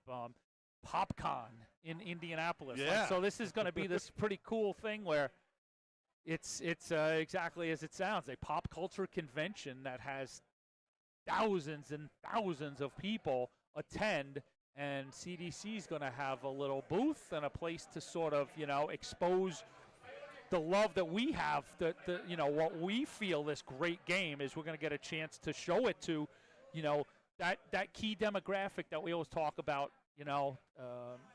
Tom's privy, sitting in on meetings with us, as is Jeff, part of our CDC staff, and we talk about, like, the golden goose there is the non-dart fan, right? Yeah. Like, we love and adore the people that are in the game, and we want their support. But the key to really, like, taking things out is to crack out to that person who just wants to come see some entertainment or some sport and that sort of thing, right? Show the people more of, like what it looks like at Alexandria Palace and how to get that atmosphere. Exactly, And listen, this isn't just something that's done in bars and in quiet anymore. We want you to come out. We want you to have fun. We want you to scream and shout and have a good time. Absolutely, right? And, as I brought up Peter, and, Peter's mentioned a few times already, the beautiful thing is a great, like, pop culture convention. You've got a lot of people who are used to being in costume, right? Either whether cosplay or other cool stuff, right? So it's we would hope it would be a great natural fit to be like,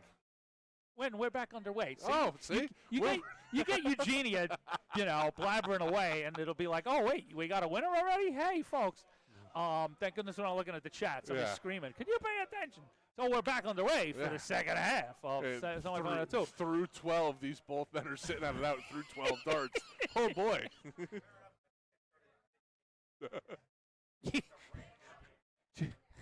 Jeff thinks they just sort of like agreed to knock off 300 points. Poof, we're halfway through a leg. So anyway, so they finished that. Thought, a great crowd to just sort of, if you can entice them to and show them how much fun a dart crowd could be. They've got their own costumes and away we move. Exactly. Yeah. I'm always overwhelmed by the amount of things that let's see, Connor can sneak this one in here. Oh, always overwhelmed by the amount of effort and just logistical headache, the travel and events that you guys put on for the CDC can be. It's always something. There's a lot in there and a lot for everybody, for organizers through the players. Connor, double 10. Look at that, Tom. He's gonna 4-4. We just saw this with Gino and Joey. Gino down early, comes back 4-4, and then Joey was able to win 2 in a row and just kind of coast on from there. We're all square, 4-4. This is now a match. Connor Martin, 4 on the trot. And it's now just a race to who can win 5 first. And Ryan Vanderweyt, he's got the luxury of this being his throw, so we can see if he can hold throw now. But Connor has raised his average significantly, and he's encroaching on that 93 dart average that we were talking about.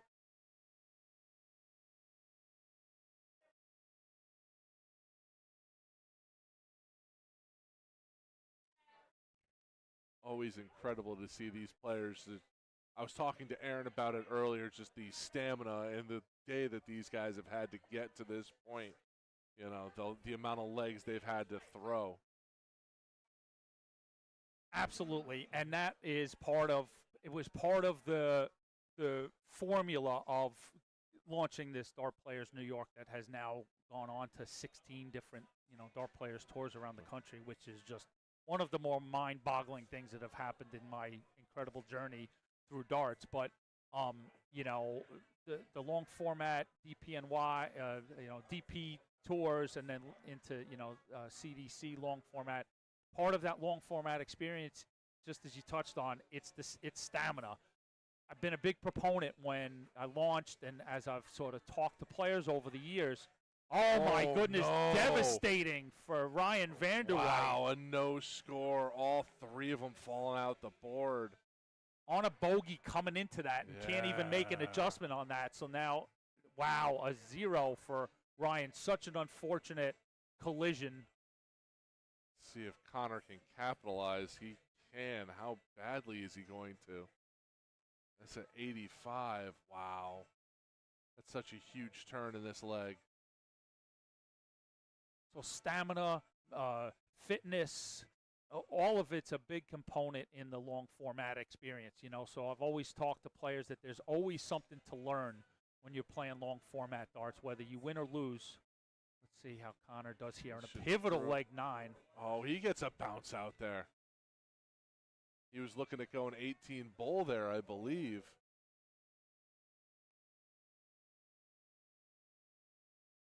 The dart gods giveth and the dart gods taketh away. So Connor and Ryan are both succumb to the whims of the board. And Ryan at 72. Another single gives him a look at tops. I got to tell you, coming up. There it is. Ryan Vanderwey buries Needed double that. top. Yeah, exactly, Tom. Right? 4 on the trot for Connor. You got to stop that. Stop that onslaught at some point, right? Just to hold your own throw, though, Connor has been starting to get, gather steam, roll downhill, however you want to put it. And just to hold your own throw here, and now, this could be a big start. It is. That's a 180 for Ryan Vanderwey. Yeah, Ryan's now putting the pressure squarely on Connor. Another unlucky We've dart. had a few 10 darters, most notably off the top of my head, Brandon Rogers. We've never had a 9, and we won't have a 9. He's not on a 9. I still laugh. The first ever 9 darter that we've saw on the CDC stream. Nobody knew it was a 9 darter in the tech booth. This past year with Ross Snook. Yes, it was an I incredible had the privilege of being behind the microphone for that. I do sometimes sit back. Boy, oh boy. I mean, first half of this match, we didn't really see too much of that, so I don't want to really go crazy on it. But last 2 legs, really, been some terrible bounce outs and fallouts, if you will. Saw earlier Frank Nostro, not so many bounce outs, but he was getting just a bad ride off of his dart. It would just take him into a 5 or take him into a 1 where it looked like it was going to be a triple. We got fresh equipment up there before the semifinals, which, sometimes can be a good thing, bad thing. Sometimes out of the box, a little too firm, right? Yeah. But you know what it is? It's how it performs. If things go great, the player says, "Wow, what a beautiful, nice new board." If you get bounced out, it's like, "What are you doing, changing the board on me?"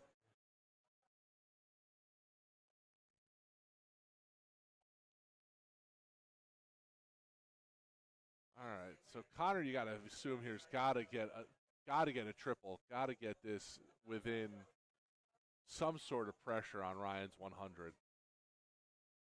And he doesn't do that. Ryan gets 6 darts at 100.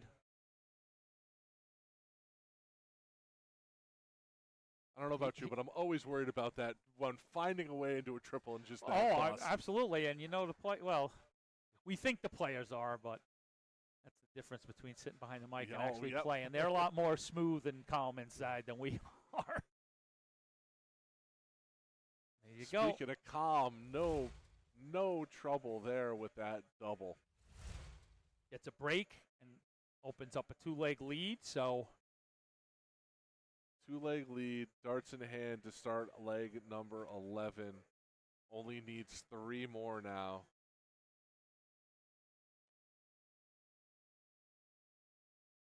.99 opens, gives Martin a little bit of an opening if he can put in 2 triples, and he's going to try and walk away with 1. Nope, over the top wire. So Ryan will look to punish that a little bit. Lackluster start for both.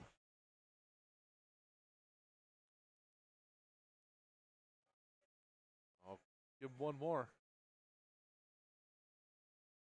Can't tell. Did we slide? Slide a Sesame Street. 1, 2, 3. And here the boys are both back on track a little bit. I think he filled that up. A 140. Oof. I mean, big darts with the throw. Yeah. I don't know. I would have been a little gun shy to go at that a 3rd time after that bounce out the earlier. Recent, right? Yeah. Recent, with the amount of darts that have been on the floor in the last 15 minutes. And there here we go, another one. But he stays right there and I don't puts know 2 in the triple bed. How does he have the concentration to just first one bounces out and then the next 2 right in the triple bed? Quite honest, I mean, I try not to be a fanboy from my next statement, but that's what makes these guys who they are, right? Yeah. Really, like that's what makes them champions and winners. Like, you got 3 players left in this, in this competition with Lenore, Martin, and Vanderwhite. That between the whole group is like 30 tour wins and nearly a half dozen overall tour wins, plus a whole bunch of other things that we put on. You know what I mean? Yeah. So there is some pedigree there when you become a champion. See if Ryan has had no trouble with this double. See if he finds it here. Second dart. Holds throw. 3 legs clear. 2 left. Yep. 3 legs in a row for Vanderwhite. But we saw Connor run off 4 before, so he's not necessarily out of this. And that's another, I'm those of it that have listened to me over the years, I get to be a broken record, but I'm an absolute true believer and convert in the long format game, and that's part of the long format experience is the ebbs and flows. And when you've got a player and players, as we're watching, that have the experience, just like you said, Connor's sitting there saying, I did it already. I was down 4-0. I reeled off 4 in a row, right? So, I'm still in a position where I can absolutely, it's my throw. I hold the throw. I'm sitting at 7-5. It's one break, and I'm back in this match. I don't even know if they're thinking about it right now, if he's just trying to fill up the 20s. Turn by turn, dart by dart. Take it as it comes.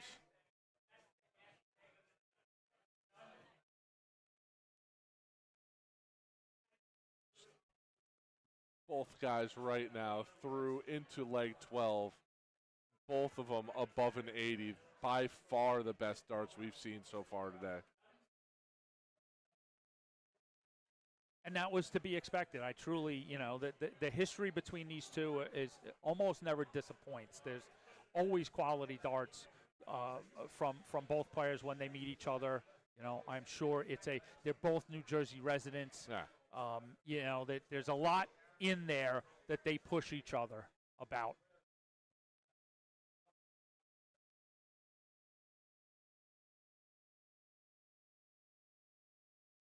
Speaking of New Jersey, I'll take this for a shameless shout out to an all-time great, George Timpone. If George happens to be listening, we want to say hello to George. Relocated down to Florida. And but George is a previous tour champion and one of the all-time greatest players in New Jersey. Look at Connor Martin, double-double. The old double-double. But just like we said, holds his throw. Now Yeah. can he get a break? and the composure that you've talked about, Tom, throughout this match. That's not that double 16 was not his intended target, right? So he hits that and then pulls back for a second and puts it squarely in the double. And this is probably I mentioned this to someone recently, like turning points aren't really established until, from a historical perspective. You look back into a sporting event, and that's when you can determine what the turning point was, but this certainly feels like this is going to be a pivotal point in this match. Not either way it goes, right? Van der White holds, he's 8-5, he's a leg away from advancing, or Connor gets that all-important break that we've talked about. Yeah, you don't want to, Connor, you need to get a break of throw here, because you don't want to sit there and say, I got to hold, then I got to break, then I got to hold, then I got to break again. Exactly, for both. I mean, and Ryan's on the other side saying, I can't. Yeah. I can't let him break me this one. If I want to win this match, I need to hold this one. And on the other side, like you said, Connor saying, if I want to win this match, this is where I've got to get this break.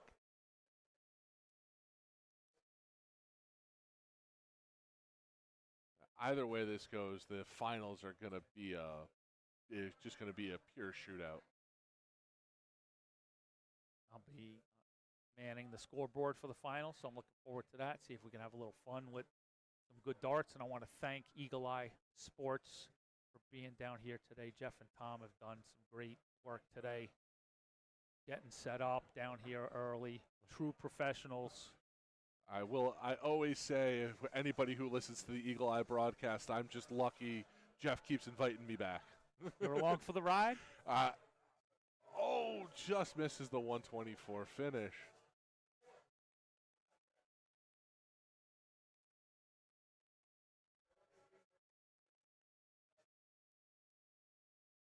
Van der White comes back to clean up that 25.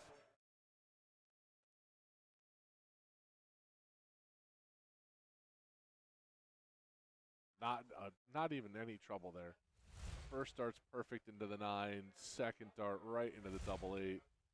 Puts Connor Martin on the edge of elimination. He does the work that he needed to do. So, now Van der White just sort of sits back and says he essentially has a 1 in 4 shot to advance. He, one out of the next 4 legs, and that's a good place to be. Like we talked about earlier, if you're Connor, hey, I won 4 in a row, but now it's less of I won 4 in a row, and now I need to win 4 in a row. Yeah, and it starts to just become a simple math issue. I'm running out of space, even though I can reel those back. I cannot let, and at this point I can't let him have any more legs. There's no more legs to work with. Connor Martin has to, as you just said, reel that 4 in a row off if he wants to move into the final. I will say, if Ryan can proceed to our finals, he will be matched up with Joey, and Ryan has been in control in that matchup this year in the tour. Joey's only real 3 losses have come to Ryan. All 3 of them were to Ryan Van der White this year, so. Well, that's an interesting twist. Yeah.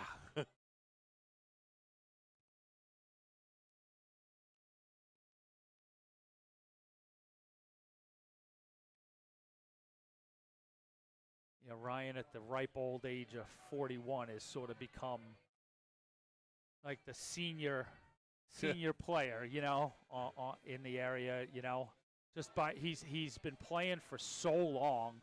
He was at a top level at a real early age, and he's just kept that up. And quite honestly, he's gotten better and better. And for a dart player, 41 is pretty prime time real estate. It really is, But I mean, like I said, He's won 15 of these, throughout the year we put on tour events, and he's won 15 of them in I think the 11 or 12 of the years that he's been playing. Like he averages, it's 1 and change every year. You can go to the bank and you know, that See if Ryan Connor- Vanderwhite. Yep, there you There go. it is. There's the one. Can only do with what's in front of you, and he'll Right. take the first one. Step by step.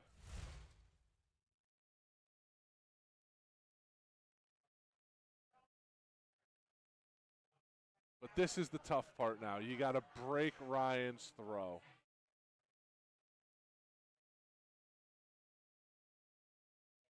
Been able to do it in this, but Good recovery from the first wayward. Yeah, now you know, Connor's got to push the issue. It's got to be darts to pressurize Ryan. Even though we get complimented both of them being very cool, calm, but you know there is everybody's he's got human. to run away from that. You got to. Oh my goodness! God. Even running away from him, he's knocking it out now. Did he hit his own flight? hit Even his- though he tried yep. to head down, he Yep. hit the flight, Yep. right? Yeah. And even worse, the flight deflected him into the 7. Yeah, Just- a complete disaster for insult legs 1 and 2. insult to injury. But there's work to be done for Connor Martin. Like, let everybody talk about those darts on the floor, and he doesn't capitalize. 55 is not going to do it. You know, like that doesn't hurt Ryan enough. But Ryan's not responding. Nice pick with that last one.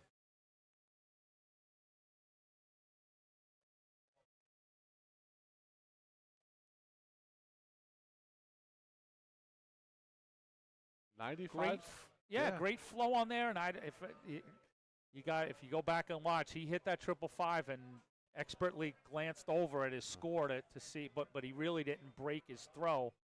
It was one and good recovery there from Ryan. I think you might have to change the board out again. Ryan might, Go back to Yeah, I think go back to the other beat up one. I think he might throw this one out into the street when he's done with it.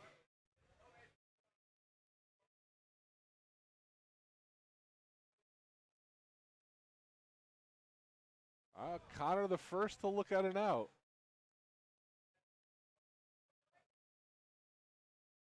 Little clench of the teeth from Ryan. I think he's letting this leg get to him a little bit.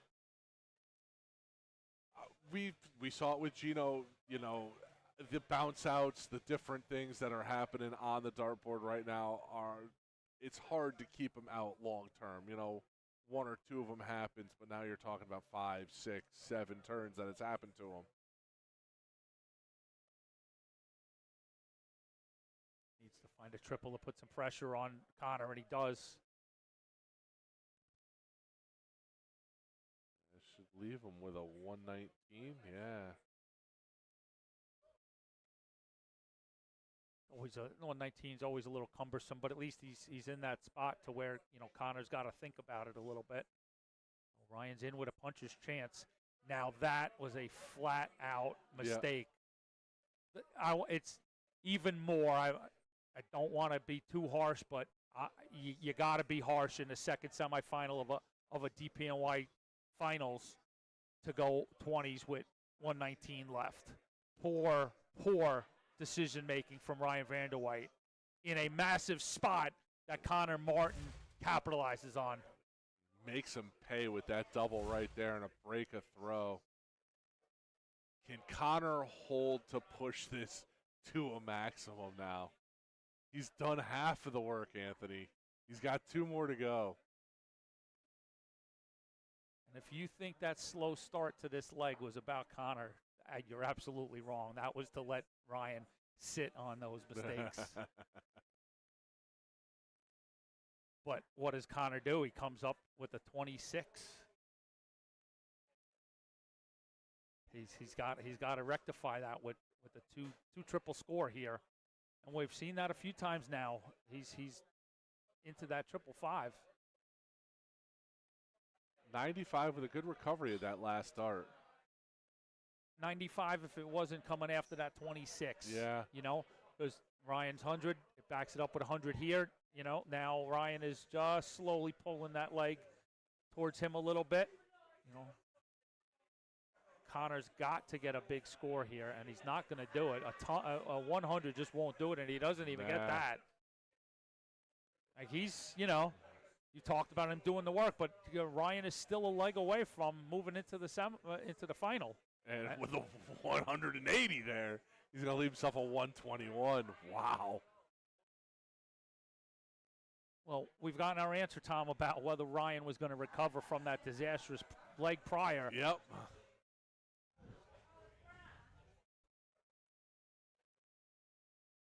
Impressive mental toughness. Still going to give us a little drama, though. So it's a setup shot, and he does just that. But that's what a good dart match needs, is a good amount of dart drama. Yeah, he's got 6 at this 40, and a player of his caliber, you got to assume he's going to hit that. Yeah, and Connor, he shouldn't be frustrated in there because the player still has to hit it, but Ryan Vanderwhite hits it. And he's going to move on to our finals, and it's going to be a matchup with him and Joey Lanaugh. It's close to a match for the ages, I got to say. You've got the number 1 seed, Joey Lanaugh, who's walking by the booth right now, so we'll whisper as he comes by, in search of his first title, taking on the reigning and defending champion in Ryan Vanderwhite, going for his 4th tour title. Good stuff coming up, Tom. Anthony, as always, it's a pleasure. I know this has been a crazy day here at Behan's. Amazing darts. This finals between Ryan and Joey. Putting you on the spot. Who do you got? Oh, I can't. No. Truly, I could give you somebody, but that would be the most unfair thing ever. A, I'm going to score the match. Yep. B, I'm the founder and creator of DPNY. That's not fair. That's not fair. I wouldn't. You never want to put the commentator curse on anybody. I wouldn't do that to either player. I respect them both too much. You know who wins? Yeah. Darts wins. I'll wins. give you that answer. You know who's going to win today? Darts. Darts in New York City. So give us about 10 minutes. You got to give that second semifinal winner, Ryan, a good enough little break to get out, get himself settled. So thank you, Jeff, and thank you, Tom, very much for having me. And you wanted me in today, and of course. And I should have got myself in earlier because you've been a busy man today. Yeah, Anthony. but I had a blast. I really did. I had a blast doing that match. So I greatly appreciate it, and I wish you guys good luck for the final, and hope you all out there really enjoy what we have coming at you. Thanks. We'll be right back.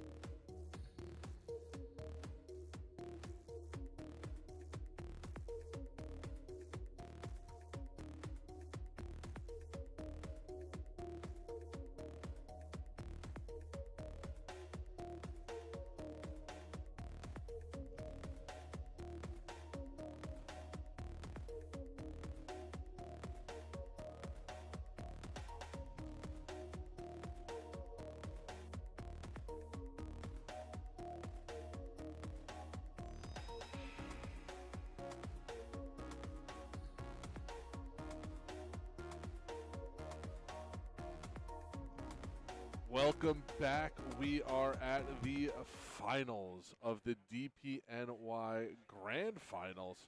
We're going to have Joey Lanaw versus Ryan Vanderwhite. This is going to be the finals. We are here live on Eagle Eye Sports. I'm Tom Ottaviano, and I'll be taking you the entire way. We are going to have this first best of 21. So it'll be first to 11 versus Ryan Vanderwhite, the number 3 seed, Joey Lanaw, the number 1 seed. If you heard me talking with Anthony before, Joey's only losses this year on tour have been to Ryan Vanderwhite. So this is going to indeed be a battle.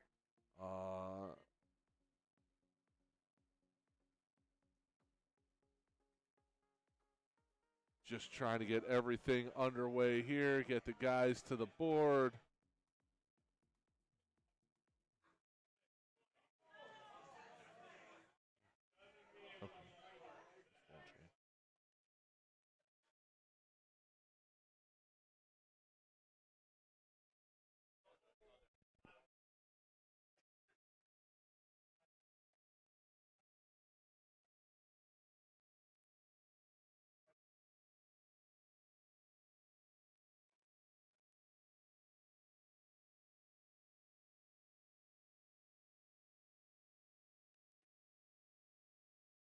As we said earlier, Joey Lanaw taking on Ryan Vanderwhite.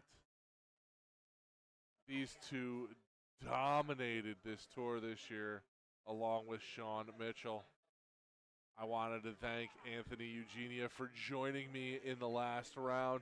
You'll see him going to score now. He's sitting there in the back at the table, doing a little bit of social media work, trying to post the photos here and get everybody's attention.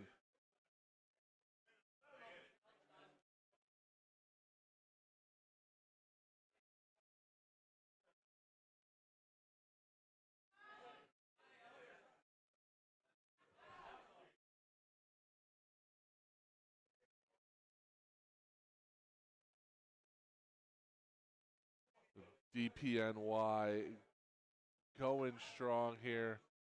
The final, Vanderwhite, Lanaw. You've heard that one before on tour. Joey Lanaw has taken on Ryan Vanderwhite several times this year. Ryan Vanderwhite has taken Joey Lanaw to task.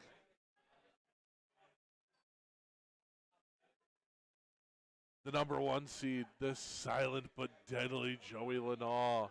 Like we mentioned before, only 21 years old. Hailing from Queens, New York. The number 3 seed, RV Dubs, Ryan Vanderwhite, 41. So this year in DP event number 3, Joey Lanaw lost to Ryan Vanderwhite 7-3. In event number 6, Ryan Vanderwhite beats Joey Lanaw 7-5. Joey's wins were over Paul 4-Hour, Gino Florian, and Connor Martin.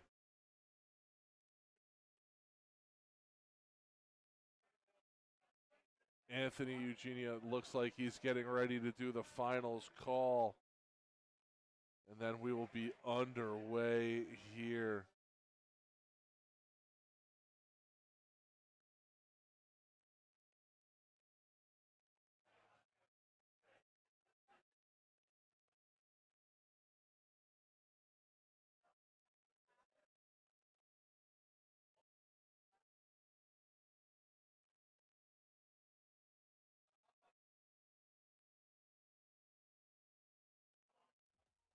Once again, I wanted to thank you for joining us here today on Eagle Eye Sports.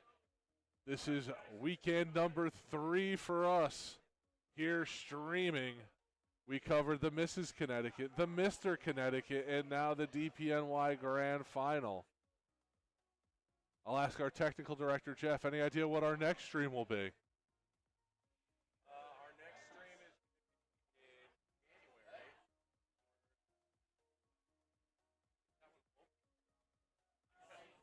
Danny Vegas Expedition in North Haven. We will be there live streaming, but we won't be putting it out live. Our next stream will be I believe so as well. I believe the next time you'll be able to see both Jeff as well as myself will be the Syracuse Open in February, and that'll be streaming live on USA Darts. Yeah.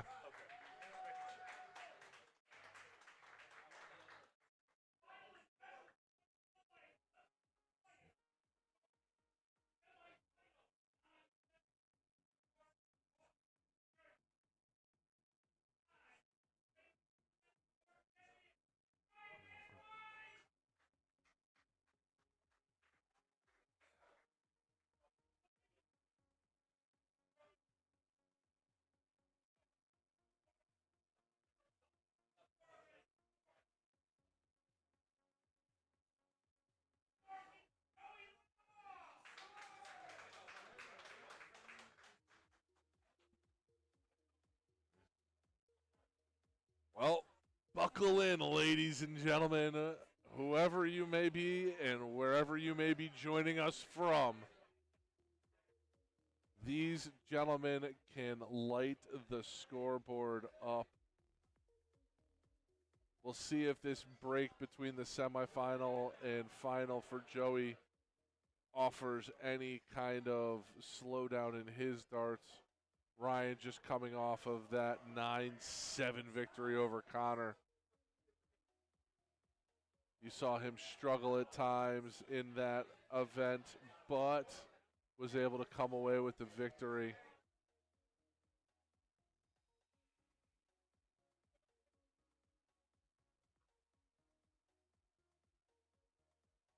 The only prediction I have for this one is I think it may go to the maximum. I think we may see all 21 legs. Ryan Vanderwhite is going to throw first. There's a scheduled break in this after 9 legs. Ryan Vanderwhite starting us off here.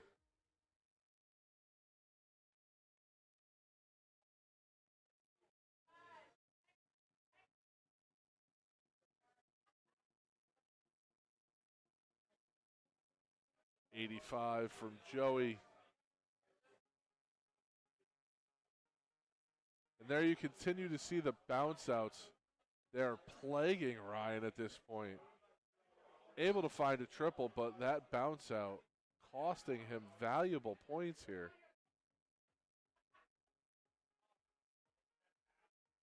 I can't tell if it's because Ryan...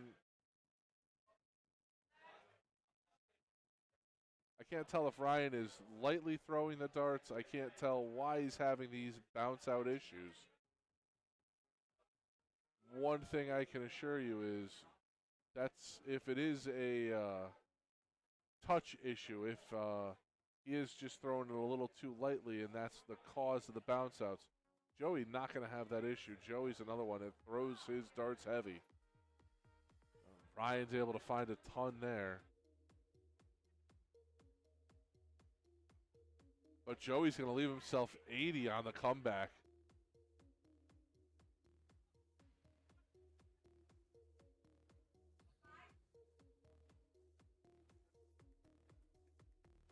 .84 for Vanderwhite. Double 10 for Joey after obliterating that the triple 10. Wow, what a dart from Joey. Takes out the 80, breaks Vanderwhite in the first leg.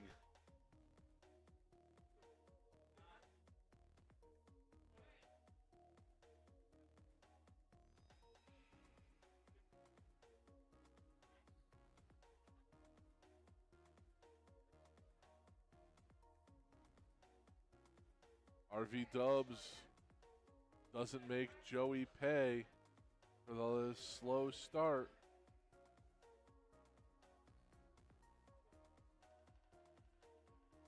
I think this match is going to be about what man can find and stay in the triples.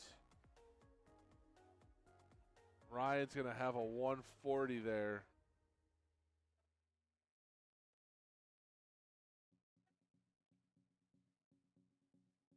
Not a great answer for Joey at a 79. There's another trip. That was a triple 20. That was definitely a triple 20 that bounced out for Ryan.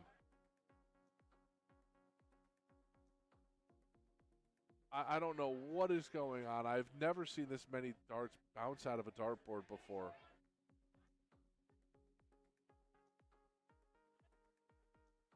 And this time, Joey making him pay.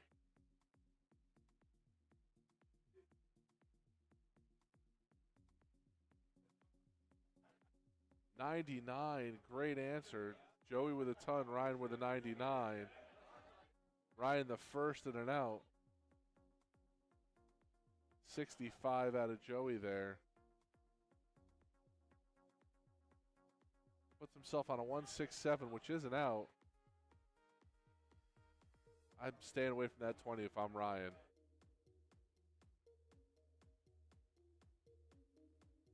At some point, I think this frustration is going to start to get to Ryan.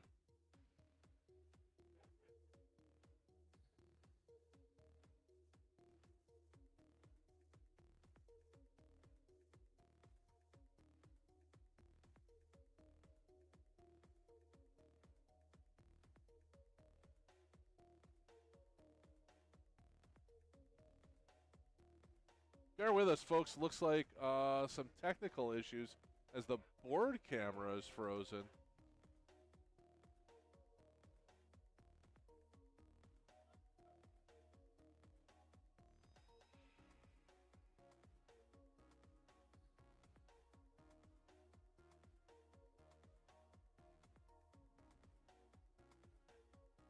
Okay, and we're back there. Not quite sure what happened there.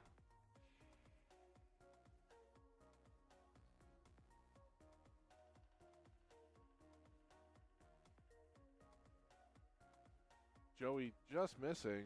Both these gentlemen trading missed opportunities here. Vanderwhite with a chance to break now.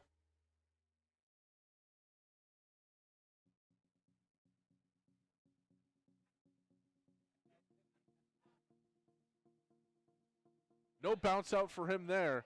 That's going to be a double, and Ryan's going to get a break there.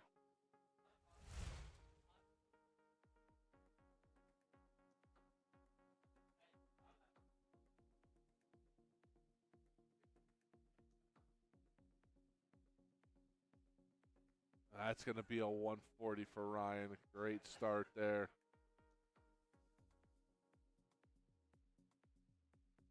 Is that a 125 answer? No, just an 85.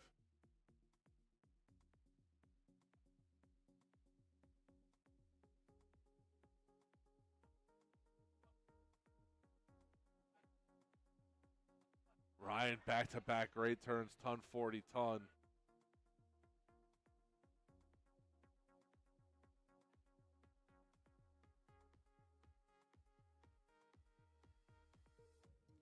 Another one. I think we're going to start needing a dart fallout counter for Ryan Vanderwhite. That should be a 180. It's only a 120.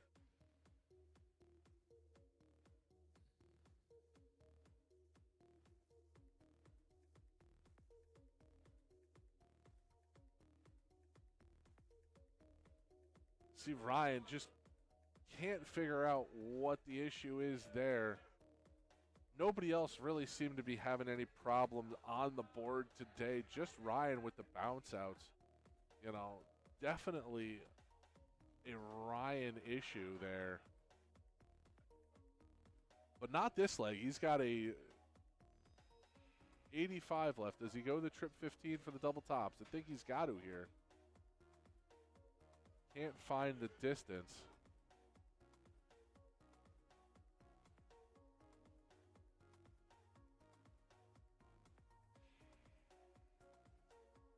76.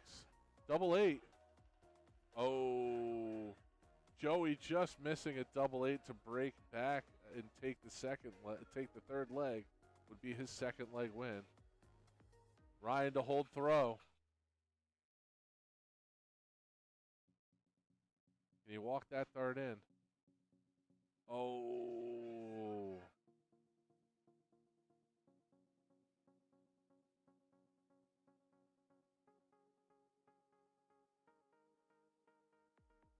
Joey just can't find the double 8. Can Ryan find the double 10?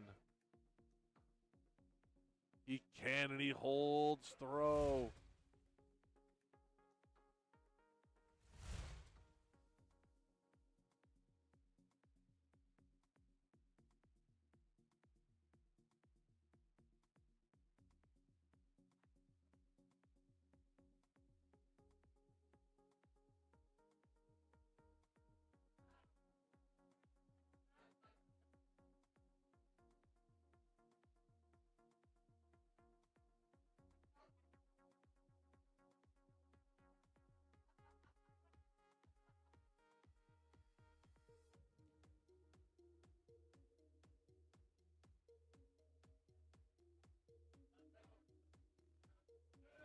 Ryan with a big ton to stay right back into it. Oh, Joey falters with a 29 there. Can Ryan find another big ton-plus turn? I'd stay away. Don't throw it there. Wow. The confidence.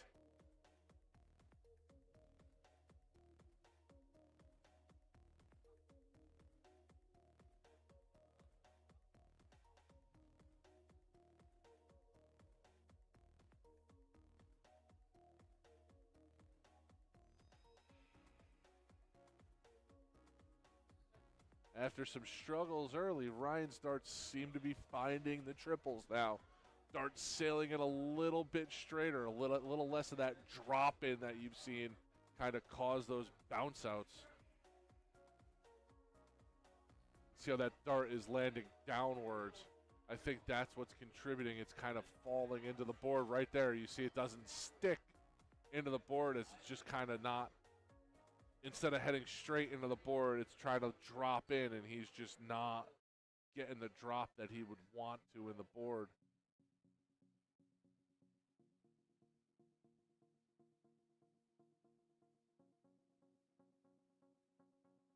But he's got a chance here to 36 for another break. This would be huge. Hold 2 legs clear, Joey. Double 9 now. Just misses. Interesting options here for Mr. Lanaugh. Does he go? He goes to the 17. Okay. 36. Not what he would like there. I think he's sitting at a. Nope. Sitting at a 22. Yeah. Not what he would want there. But double 9 now for Ryan. 1. Double 4. I don't think he wants Joey with an opportunity at this one. Both of them, if you ask them right now, giving the other too many opportunities in and out.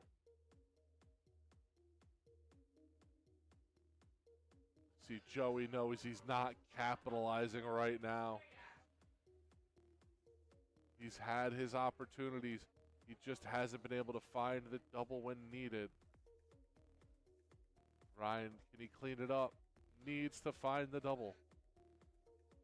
Oh, it is just a little high. Can Joey pin it? Double 2. These men find themselves in the madhouse.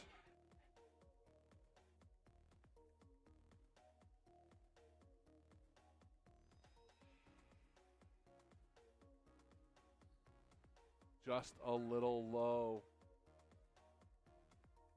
And that's the part about being in the madhouse that can be difficult. If it's not high, but Joey pins it first dart. Holds throw.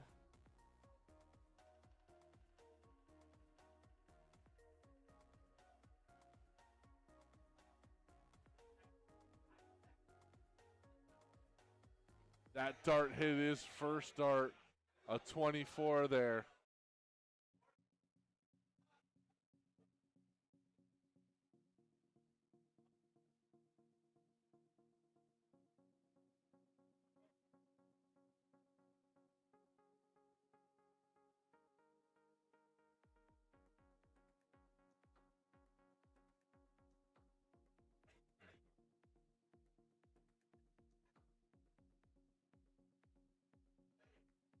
$99 for Lanaugh. Two big turns back to back for Joey. Massive amount of pressure putting on Ryan here.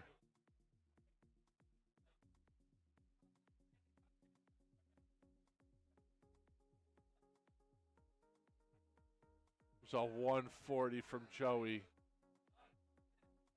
Through 9 darts, sitting at a 167 out. That's the perfect explanation for what I think has happened to Ryan's darts.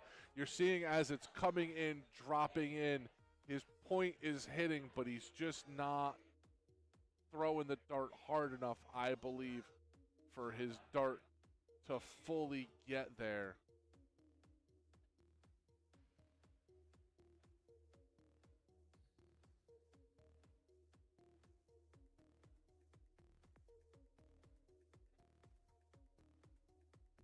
Double 8, double 4. A lot of great darts there.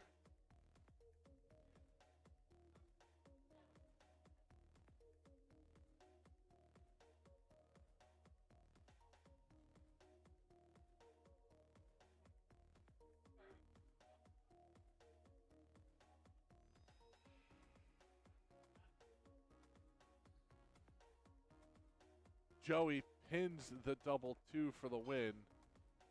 Gets the break of the throw there. And then starts off with the ton.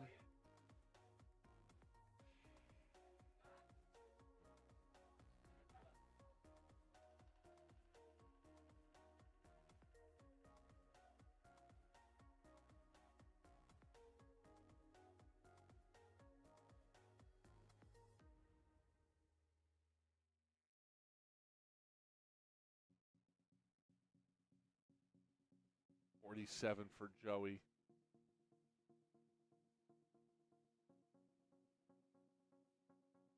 See if Ryan can break to keep this even at 3.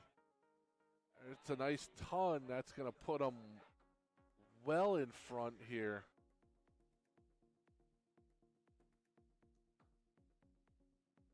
$33 from Joey.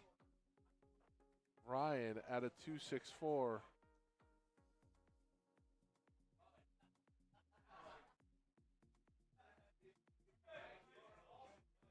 $80 scored? 40. I couldn't find that triple bed.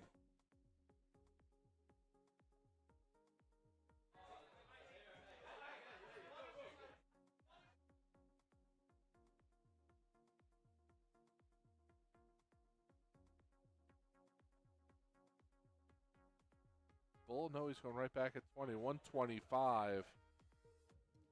Opting to leave himself a 99.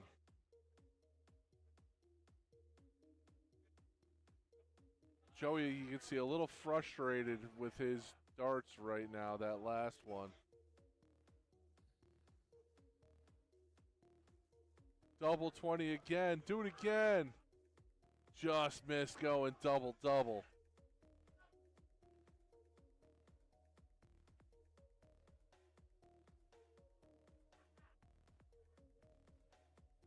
Joey just missing a bull there. Right dart, just bad result. Ryan going to have a chance. Doesn't need any more than one dart. It's 3-3. Ryan with a break of Joey's throw. Ryan to shoot first.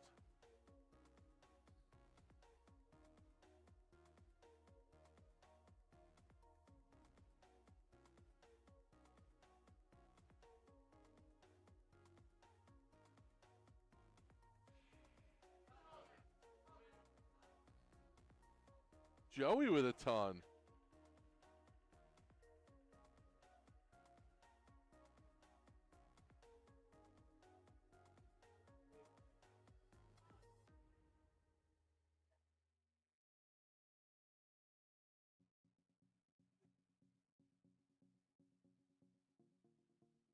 Joey just finding the wrong triple there.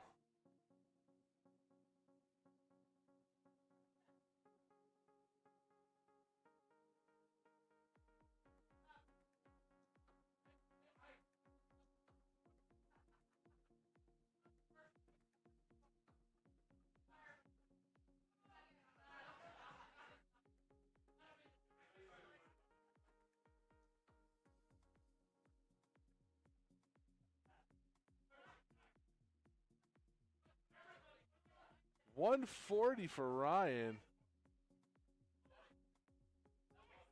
Joey going to need to start finding the triples again.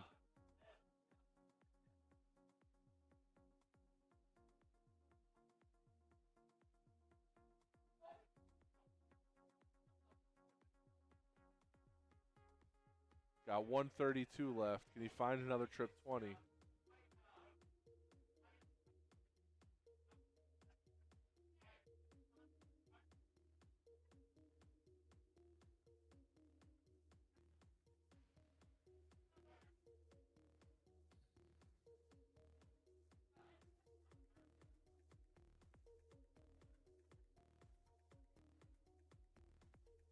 I like the idea of the bullseye there for Ryan.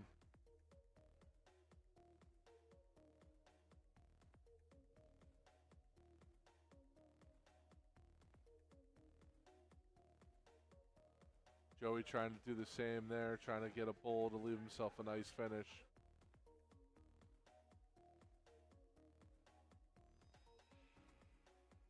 Ryan will come back to the board potentially with a double 20.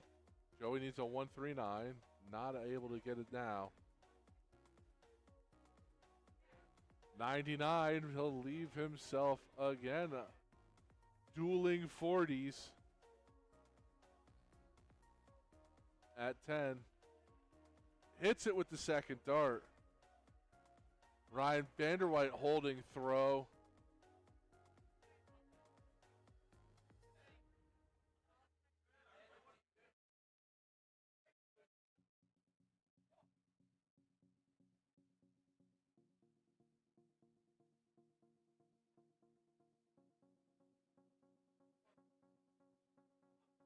Joey can ill afford a break of throw here to let Ryan get too clear. He's got to find a way to turn it on.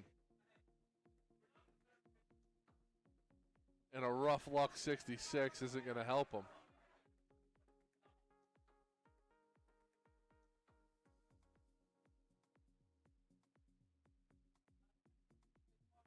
Ew, 95 for Vanderwhite. Not entirely sure what happened with that second one there, but a 132.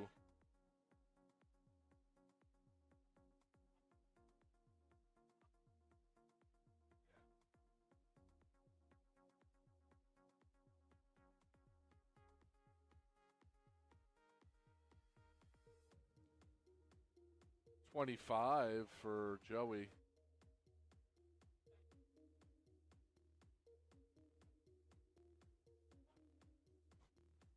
There's a trip 20 from Ryan. Oh, he's got 101. Does he go at trip 17 here? Where does he go? He did go at trip 17.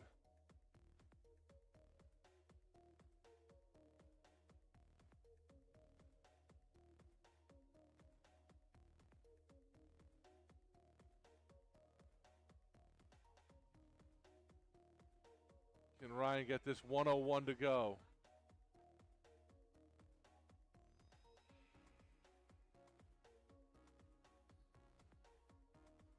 Okay, so that's going to be a 41. He's going to leave himself 60 on the comeback.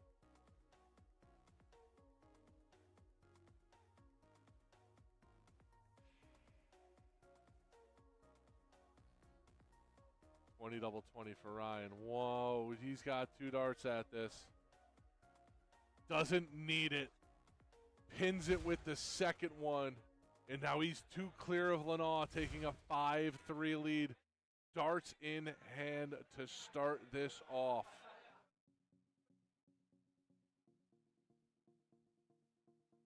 This will be the last leg before our break.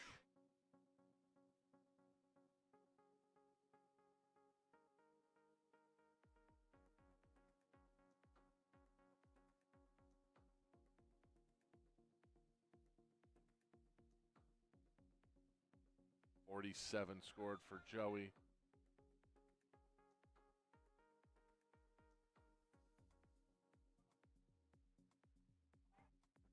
Looks like Joey does need the break coming up here. Not that he needs the bathroom or anything like that. I think he just needs to take a moment to collect himself. I could be wrong. That's a 180.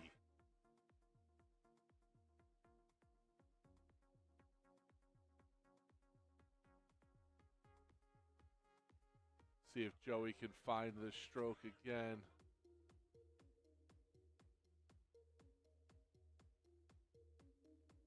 .54, going to leave himself 220.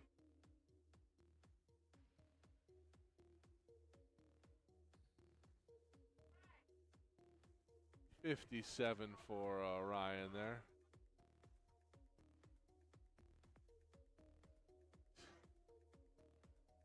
Priceless reaction there from Lanaugh, trying to figure out what just happened with that 18. Not where he was going at all.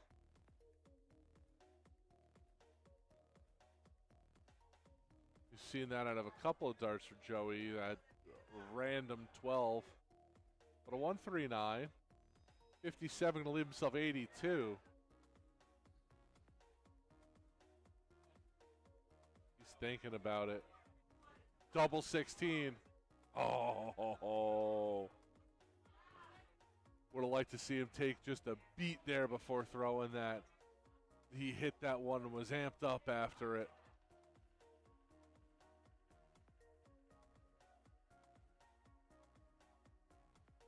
See if Joey can hit it here. He can. Joey with the break-a throw there. Going to go 4-5. And we will take our scheduled break here. We are going to go to a 5-minute break for these players, get the bathroom, and we'll be right back. I'll keep the background. We'll keep the action in the background. I'm going to mute myself, and we will be right back for the conclusion of this best of 21, first to 11 here at the DPNY Grand Finals.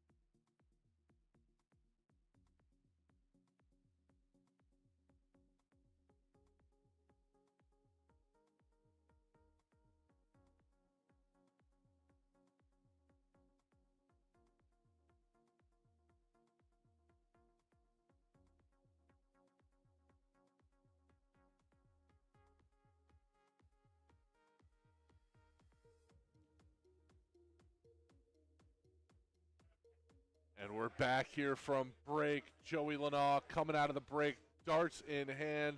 These gentlemen are going to warm up for a little bit, take 9, and then probably go right back at it. Saw Joey Lanaugh able to get a break, a throw. Joey can win here. It'll be a race to 6.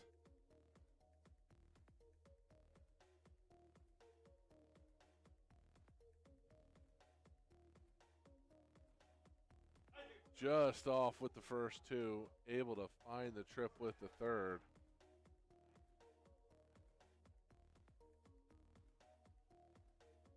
Oh, those are 2 nice triple 19s.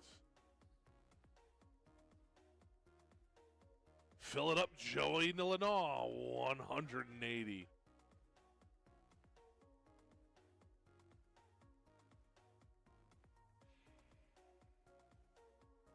It's a nice 79 out of Ryan Vanderwhite there.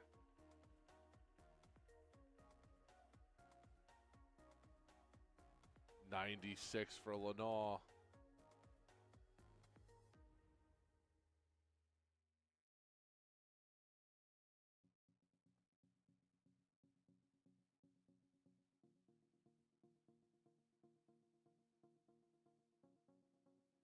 I like the idea for Bull for the second dart. That's a smart dart out of Joey.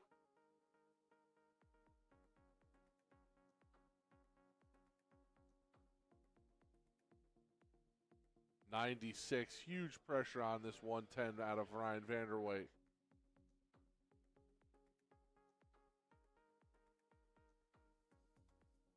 Be 54.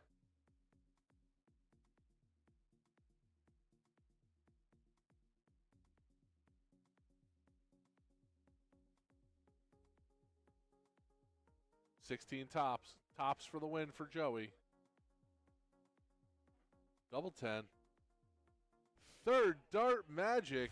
Joey Lanaugh evens it up. After 10 legs, we are all even back to where we started.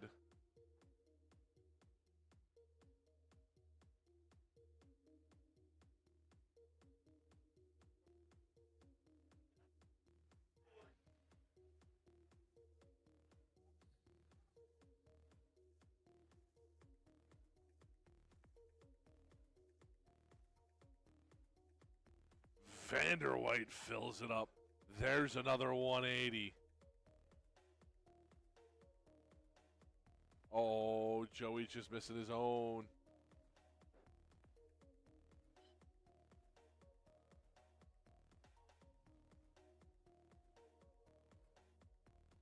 I talked about it with Anthony before. These gentlemen are capable of a gear few can throw at.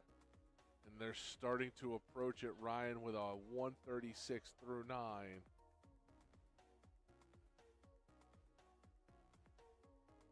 He's got 56 left.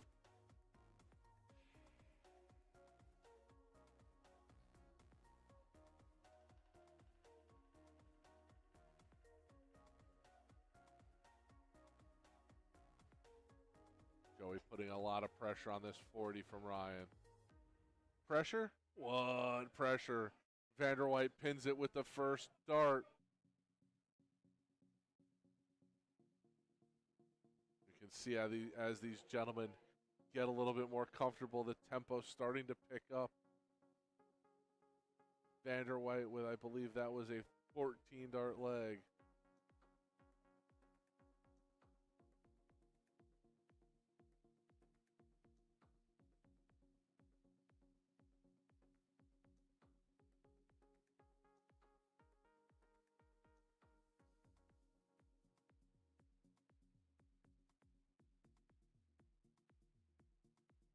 A nice 85.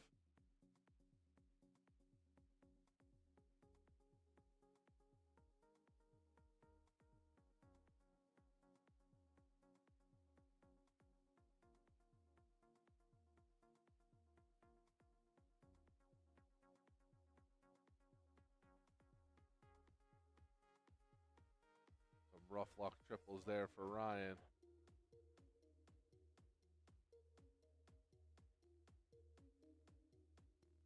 after that blistering pace in the last leg, falling off just a little bit here.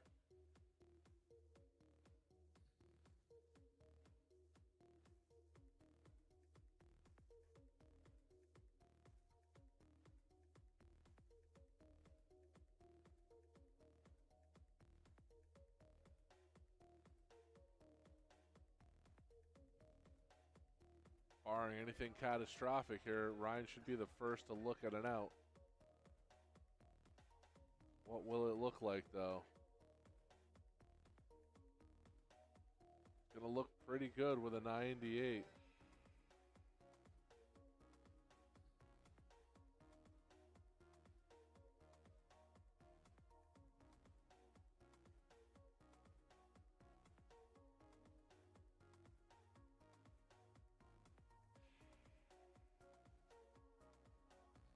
Joey's got a shot here with a 147.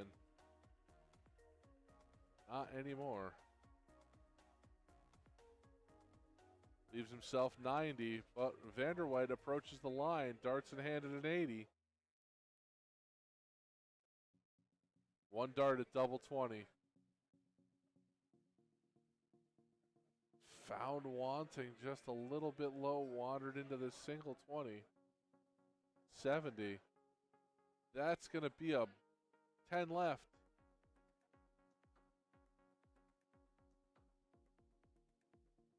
I think Joey was trying to go with double bull with that last dart, set everything up.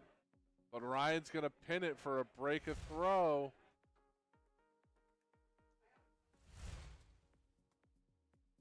Ryan Vanderwhite 4 legs away.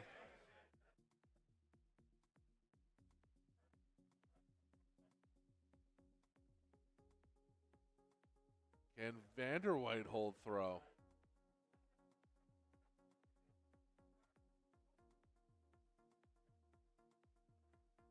Only a 43 out of Lanau.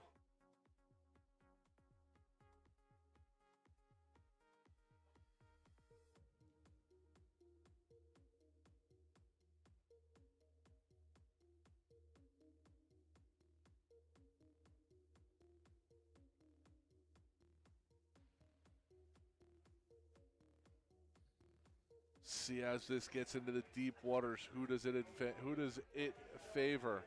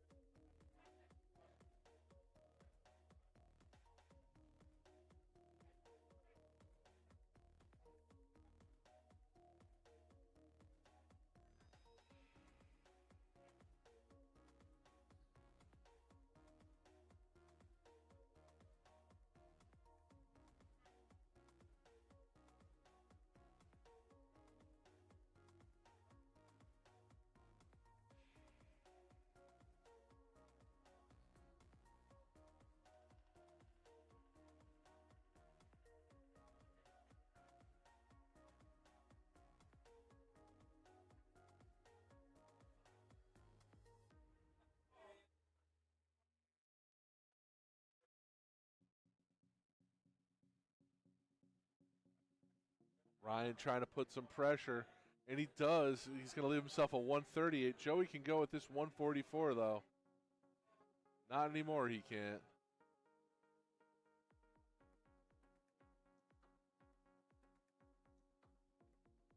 See if Ryan can find this 138 for a spectacular finish.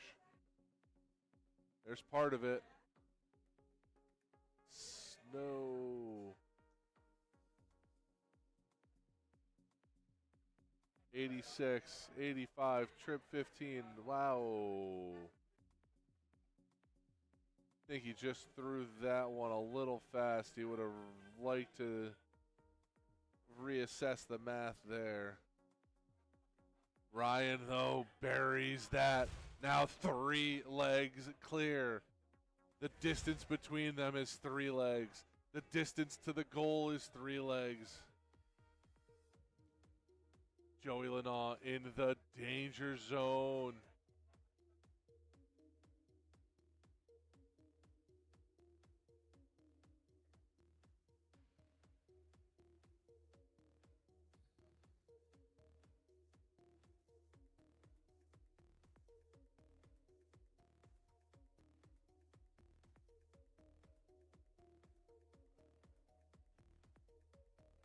See what can happen here. Vanderwhite find a triple here. Oh boy.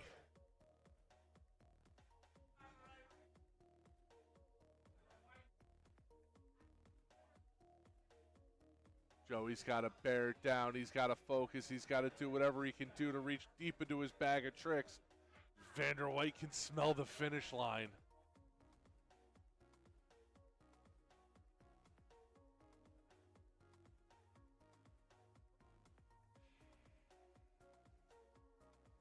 Barring anything catastrophic, Ryan will be the first at a finish. How close can he get it, though? A 1-4-1. He'll get at least 3 darts at it. Joey, an immense amount of pressure, leaves himself an 81. Ryan can't finish the 1-4-1. Trip 17, does he go at it? Bullseye is the route he chooses. Don't hate that either. Oh, just a bad result from Joey there. Not what he was looking for. He's going to leave himself 40, but Vanderwhite's going to have a chance here with a ton finish. Another break a leg. Double-double. There's the first part. Double-double for RV Dubs. That's a 9. Vanderwhite inching towards the finish. 4 legs clear of Lanaugh now. Deflection off of his own dart there.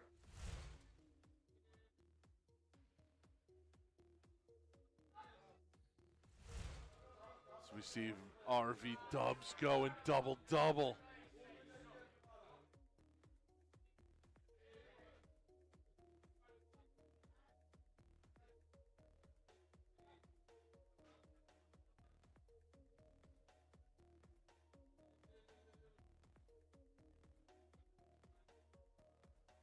Do not count Joey Lanaugh out of this yet.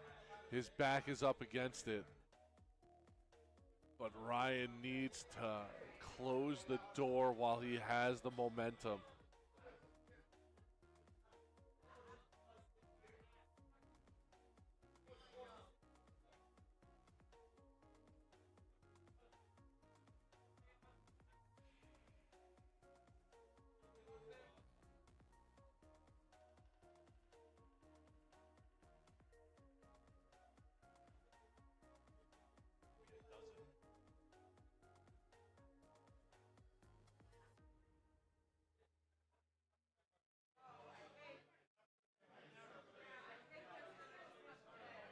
Can Ryan dig deep and find a break in this leg? That's a good start. Can't find a follow through. Joey at a 132, starts on bullseye. 59 there, 69 for Joey.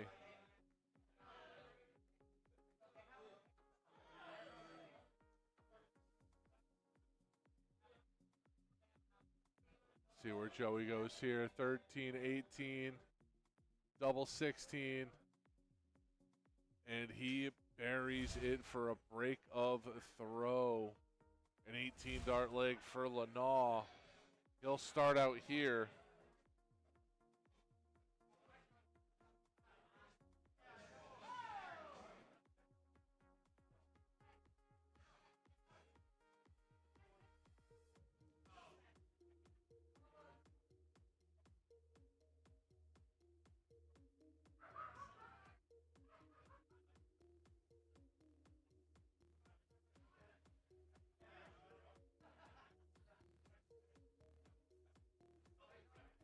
See Joey walking back, talking to himself about his darts right now. There's a reason to talk, and it's because Ryan's putting on an immense amount of pressure. 68 doesn't help.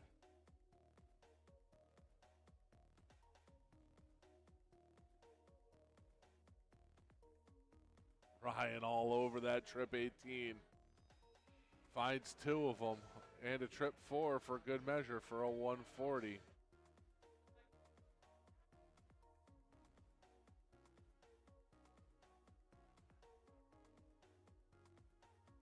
Joey just can't get the dart to go where he needs right now in this leg.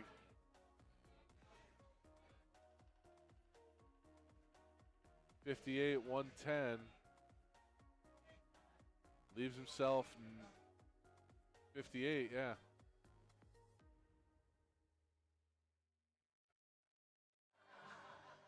Nice ton by Joey.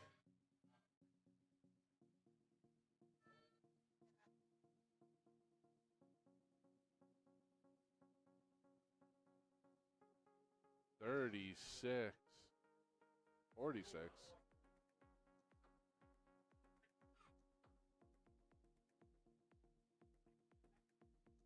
Vanderweight on 64.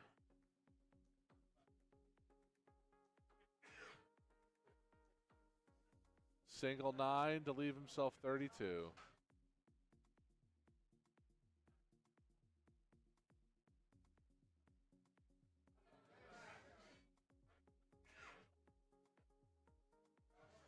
Leaves himself 40. Oh, Joey trying to go double 20, trip 20, trip 20. Seeb just not happy with his darts there. 68 scored. Gonna leave himself 70.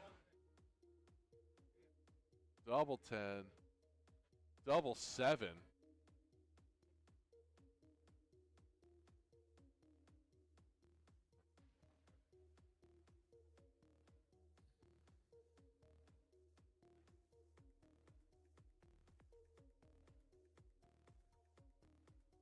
Joey with a chance here. 18. That's 30. He's got 40 left. And he buries it. Joey Lenoir, back to back. Like I said earlier on, not out of it yet. All of a sudden, he's got momentum. Can he get a break of Vanderwhite's throw? And now it's Joey's turn. He put that in the corner of the 20 versus the 1, and it just couldn't stick.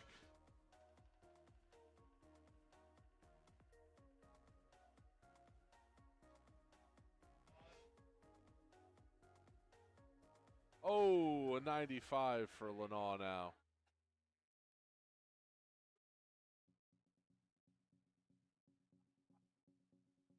Vanderwhite going right at it. 99.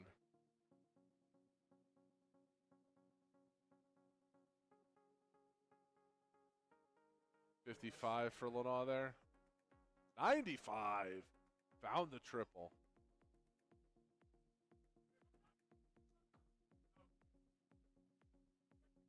$55.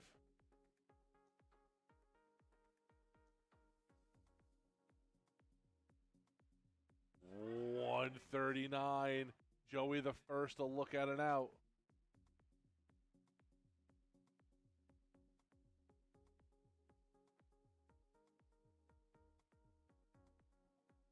Oh boy, 84. Lenoir, can he find it? That's a 5. Trip 18, double 18. Oh!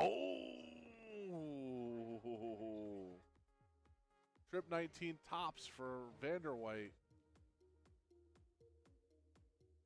78 left. 60 setup shot now. Joey was shot at double 9. Second dart. Joey Lenoir's rattled off 3 in a row. He's got the throw. Can he tie it up? A deep breath from the young man.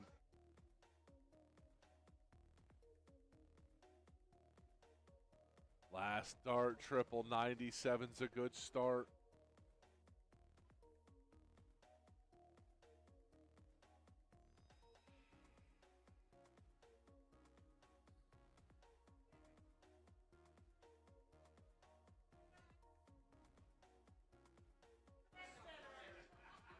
.58 for Lanaugh, no triple that turn. Can Vanderwhite find a couple triples?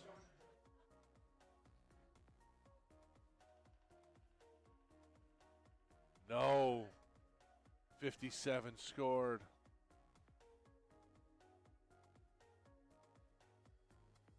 There's a ton from Joey.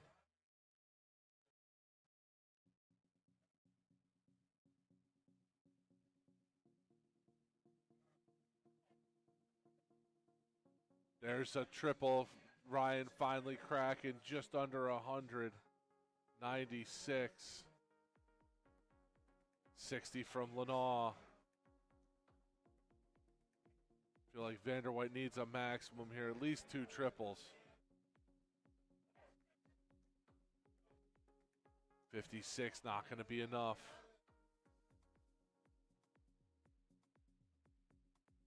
.120, he's got 46 left, 66 left. Leave himself 52 at a 134.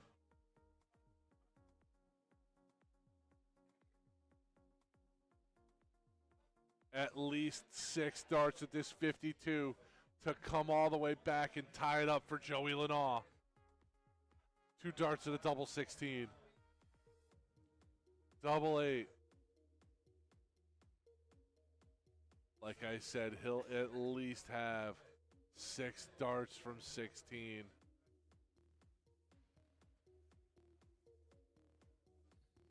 Ryan will have an out though. Joey may only get 3 at this 8. He doesn't need it. All the way back. Joey Lanaugh ties it up 9-9. The momentum clearly in Lanaugh's corner now.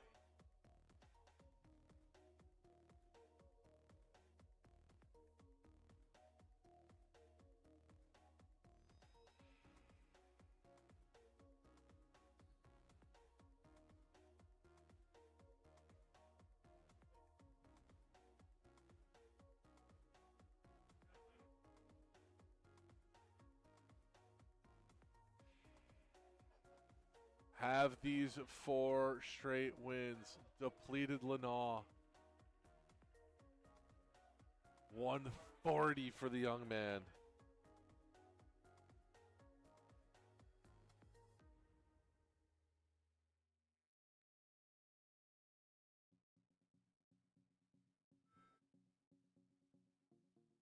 Vanderwhite with a ton.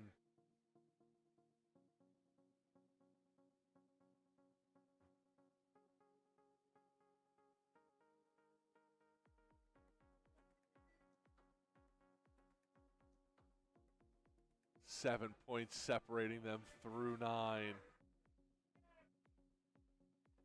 Vanderwhite can't find a triple. Can Joey find a triple this turn? He finds 1. Finds 2 for a 137. We have 152 left on the comeback. The first to see an out.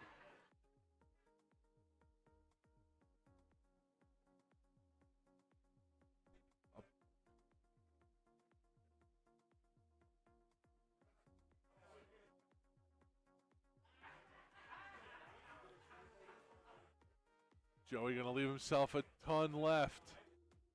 What can Ryan do here?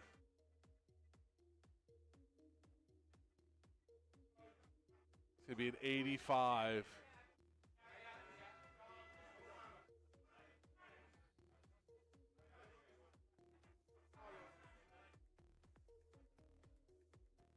Can Ryan Vanderwhite get this 80 to go?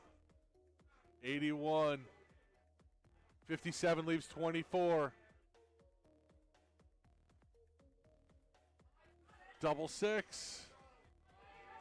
Can't find it. A break a throw here, and Joey Lenaw's one game away. 2 darts and a double 20. 1 dart and a double 10. Oh, no. Opens the door for Vanderwhite. You see the deep breath. Ryan collecting himself. Approaches the line. Leaves himself a good marker. Moves. Buries it with the second dart.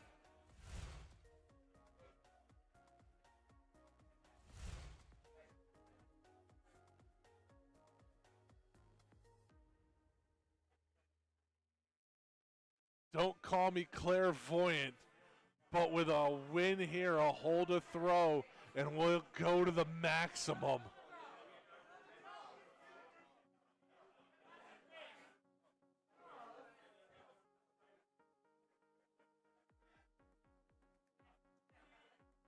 Joey finds the triple with the third dart.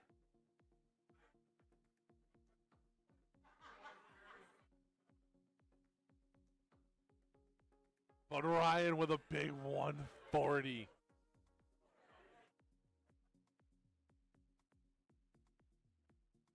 Joey can't find a triple that turn. Ryan trying to pull away. Can he find a triple with the last dart? He does.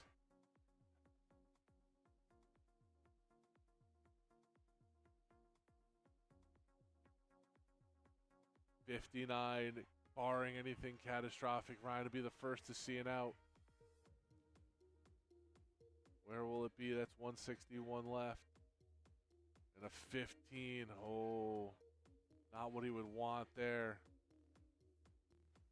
Oh, Joey just missed the trip 19. Follows it up with a 1 for a 40. Ryan Vanderwhite, 146. Can't get out, but he can get himself down. There's 40. He's got 106 left. Trip 18. Goes for the 20 again. Hits the 60.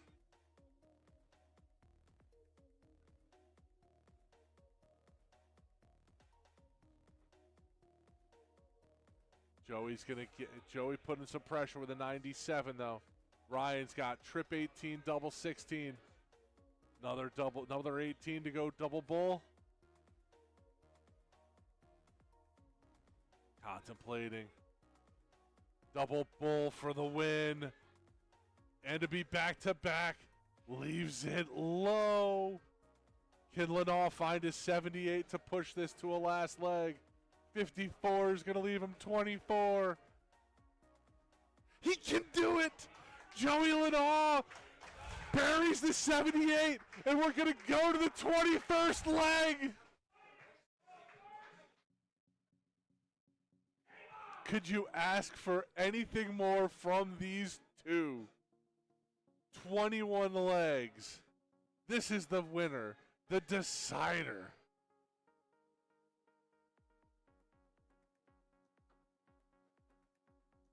Ryan starting out a little rough with a 42. See if Joey can capitalize.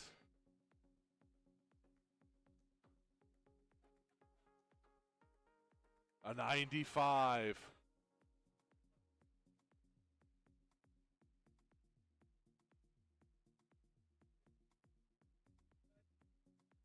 That's a ton. Good darts following good darts. Good darts following good darts. Joey Lenaw with a ton.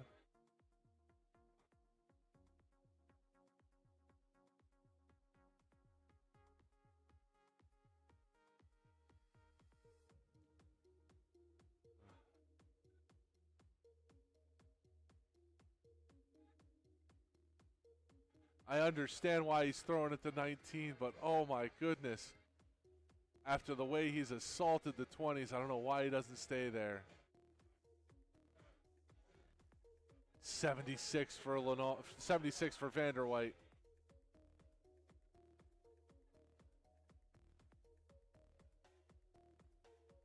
That'll leave Joey the first looking it out with a 160. Where can Vanderwhite get down to? He's not moving. He did, though. He did 97. Leaves himself a ton.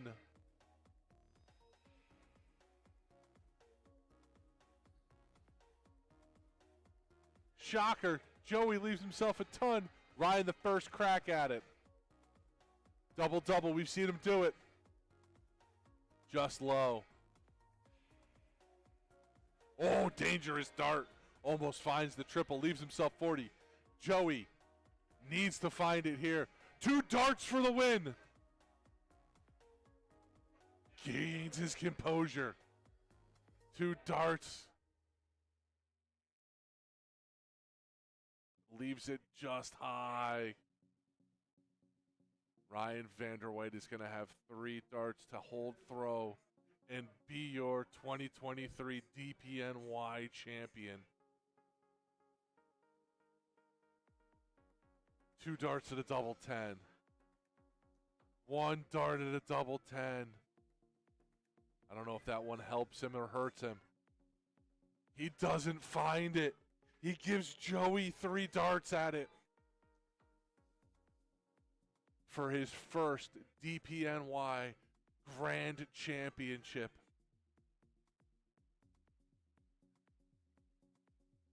Can he find it? 5 darts at the double 20. He can't find it. Gives Vanderweyde another crack at this.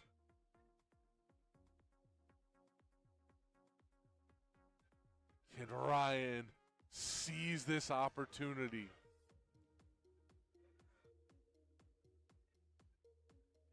He can. First dart. Ryan Vanderweyde wins 11-10. Ryan Vanderweyde, your 2023 DPNY Grand Champion.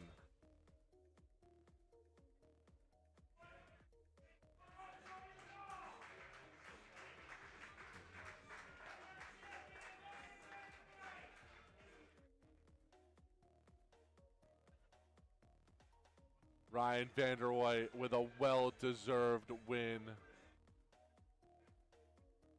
See Anthony coming over.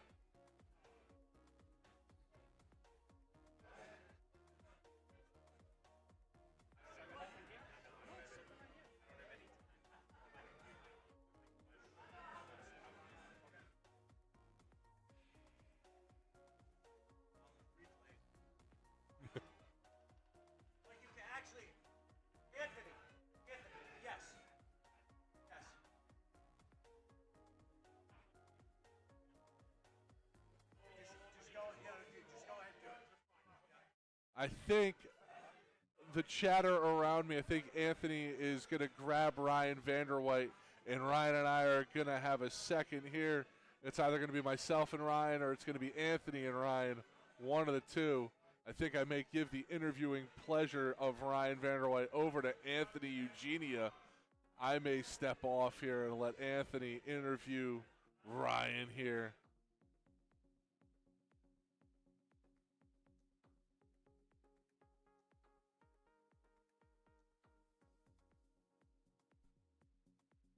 Yes, I am going to hand the headset. Oh. I was going to have you do the interview.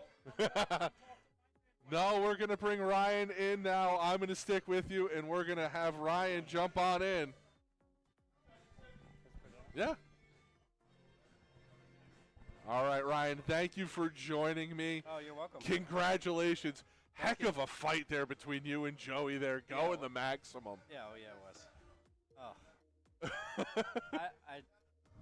I have no words right now. Like, Joey is such a competitor. I know that going in every match I play against him. So I was just prepared. I know Joey's game, and I was ready for it. So, repeat champion. How does it feel now, back to back? Amazing. It feels so good. Like, all the years I put in for this, playing this game, playing all these events, and to be back-to-back champion, feels wonderful. It really does. I'm a little speechless right now. I'm just coming off the Yeah. board, so I'm like, you had I think probably the hardest road to the finals today. Your opening round match against Paul 4 Hour, Yeah. you guys duked it out, Yeah. and then watching you throughout the entire day. How did it feel, just kind of that road you had to hoe today? Yeah, it seemed like you had a tough way. No easy matches for you today. no. I never expect an easy road. You know, when you get into these kind of situations, these kind of tournaments, there's never an easy road, really. So my mentality is just take every leg, one leg at a time. I literally think one leg at a time. That's it. There's no who I'm playing next, who I'm doing this, who I'm doing that. One leg at a time. That's how I take it. I could be down a ton, I could be up a ton. One leg at a time. Saw no real difference from you as Joey rattled off those 4 in a row. No. You just kept going back to the board and No. just kept throwing, and It doesn't. No, It that doesn't just- bother me because I know what I can do, yeah. and I just believe in myself, and I don't care what he does on the board. I know that I can come back and win that. So how do you bottle this? Because your darts have definitely improved over this past year. You know, we watched you on this tour averaging a little bit over an 80. How do you bottle this and take this into next year and on the CDC tour? Just keep practicing. Just keep playing. Keep playing good players. You know. That's it. Yeah. I don't know. Definitely a tremendous showing from you today. Thank you so much. Wanted to thank you for coming on here, giving us a course. couple minutes. Any other final words from you today as our as a repeat 2023 Grand Finals champion? I want to thank everybody that works for DPNY. Anthony Eugenia does a fantastic job with this. Aaron Quinn, Dave Garfinkel. I just want to thank all of them for doing what they We do. don't need to thank David. He's not here. Okay, well, he's doing other things, you know. But, you know, I appreciate what the work that's put in to put on what we come to play in. And I wanted to give a shout out to them. I'm joking, but David does put in so much work. Oh, and yes, he does. I know he's back That's actually my boy. watching us Love you, throughout Dave. night. If He you're was listening. He actually was. I could show you the photo. He was back at the apartment or wherever they were watching it on stream. Nice. So it was good to see them. Nice. But Ryan, thank you very much for joining Oh, us. you're man. welcome, of And course. congratulations. I Thank look you so forward much. to seeing you I'm coming up here on the CDC tour in a little bit. Yeah, next year I'm ready to go, baby. All right, Ryan. Thank I'm you. going to very give him much. hell out there in the CDC. All right, Ryan. Not a problem, man. All right. I mean, does Joey want to come on? I don't know. Looks like Joey's actually going to step outside for a minute. Yeah, so from everybody here, myself and Jeff McMahan here for Eagle Eye, we wanted to thank the DPNY for having us out. An amazing event. An amazing last 3 weeks of streaming for the three of us. And we look forward to bringing you many more events. Stay tuned to our social media pages so you can find out when you'll catch us next here on Eagle Eye Sports. I've been Thomas Ottaviano. Thank you all very much.